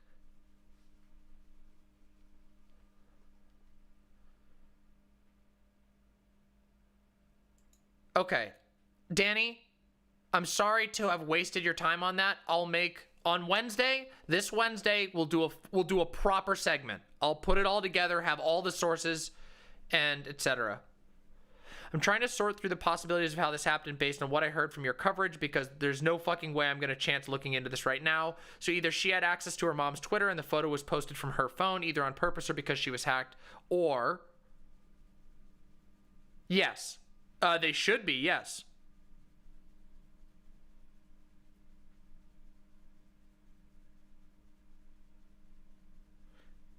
Yeah. I mean... I don't know. We'll find out. Nothing is functioning right now. I just hope you know that. Yeah, of course. Yep, that's true, Devious. No, there's no way she'd be getting away with this. Kellyanne had the image on her phone and either posted it or was hacked. And in either case, she's still in a load of fucking trouble for having it on her phone. Yeah. Ziggy, if you have research that you've already compiled, I will gladly go over it and research it and put it into a segment. If you're comfortable with sharing that research. Because having the stuff means it saves me time and I can think about how to organize it into a segment. So if you're willing, I'd greatly appreciate that. Yeah, this was posted to Kellyanne's account apparently, but it's gone now. It's gone because it was a fleet. And fleets disappear automatically. But undeniably, somebody got proof of this. Would I have no idea. I am not a lawyer. I have no fucking clue. Probably to some degree, yes.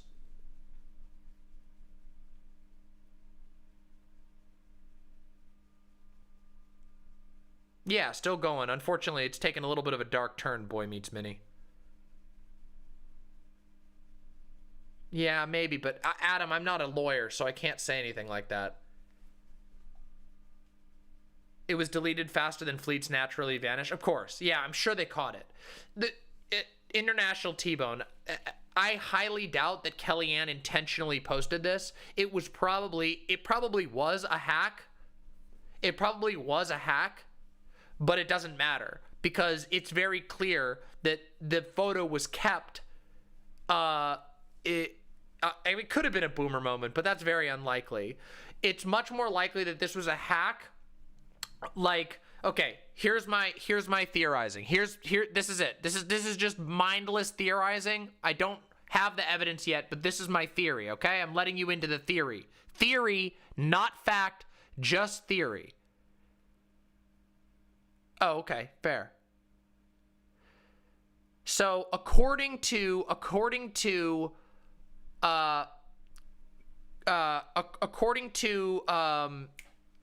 to Claudia Conway. Claudia had a photo on her phone. Her phone was taken away, and her mom must have somehow saved the photos or backed them up or taken them onto her own phone. Probably for blackmail. So, what I'm thinking is that Claudia's been trying to come out about this, etc., trying to tell people about it. Realistically, Kellyanne is holding on to these photos for blackmail or for punitive purposes or whatever.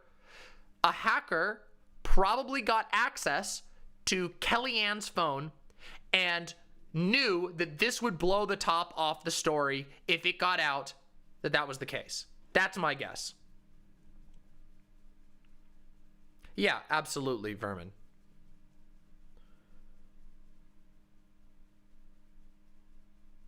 Well, I have a feeling that no judge would uphold those, though. I highly doubt that there would be no jury or judge that would uphold those charges.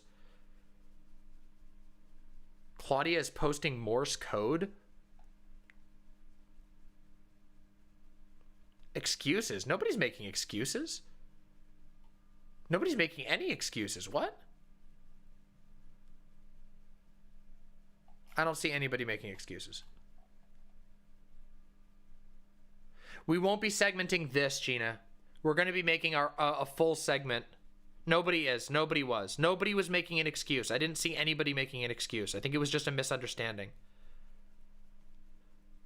No. Nuts. I think they're referring to the posting, not to the possession of it. The possession is obviously malicious. Obviously malicious. I think they were just talking about she boomered out and like posted something unintentionally. Not the possession. Nobody was talking about the possession being a boomer moment.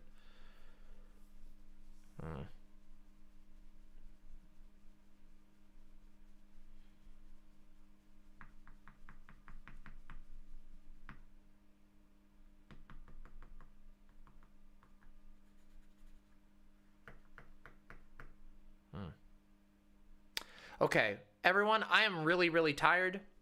And I don't know where to take stream from here, honestly. So I have a quick request, though. Real quick. I have one quick question for you. Would you prefer... Wait, really? I don't trust you, Windleby. Not getting me this time. Sorry, Windleby. Not this time. It's fine. It's fine. It's the end of stream. Not this time, Windleby. Now listen. I'm gonna put up a poll real quick, okay? Real quick. All right. First, would you prefer a stream tomorrow in which I will cover this stuff, and then the next stream on Friday so that I take Wednesday and Thursday off? And if I do that, I will also be going on the Amazon Lily Femme Only podcast tomorrow as well. Or would you prefer I take my day off tomorrow so I can actually get some rest and then do my usual Wednesday stream and then Friday? Here. Hold on.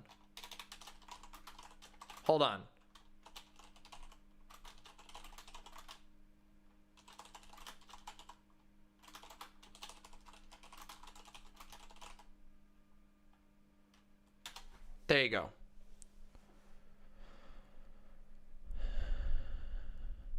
The Tuesday stream would be politics and then the Femme Only one. Alternately, I'll do my Wednesday normal stream. Of course, Vermin. I love playing with you all. It's amazing. Okay, looks like everybody wants to do the Wednesday normal stream. Yeah, I probably should rest tomorrow because I feel really tired. I'll have to cancel for the Femme Only stream, but I'm just like, I am exhausted. Like, literally, I've been working really hard lately. Yes, I won't forget. It will be. It will be, Adam. I just have to work out scheduling for this week, okay? I know, I stream a lot. I mean, and I did another 8-hour stream yesterday instead of. Hey, no problem. I'm not going to burn out. I'll do my best. I'm going to go relax for a bit. Yeah. I'll go snug next to the heater or something. All right, everybody, listen. We will follow up with this story on Wednesday, okay? We will follow up with this story. Don't worry about it, okay? Just chill, and we'll talk about the whole thing on Wednesday when the dust settles, all right? We will also have a debate at some point during this week, and we're also going to be having a really cool conversation that is yet to be planned, but I'll let you all know, okay? And then, of course, that's what you can expect from the week. Yeah, I'm going to do that. Thank you all for a really cool stream. I want to do a rant tomorrow, or not tomorrow, on Wednesday about my total thoughts about the whole stupid fucking Brianna Joy Gray thing. I want to get all my thoughts collected in one place, so we're going to get some segments out on Wednesday. Come on Wednesday if you want a stream that's going to be fucking cutting edge. Cutting edge is going to be Wednesday once I get some rest, okay? All right, everyone. Let me just real quick figure out who we're going to raid before I end.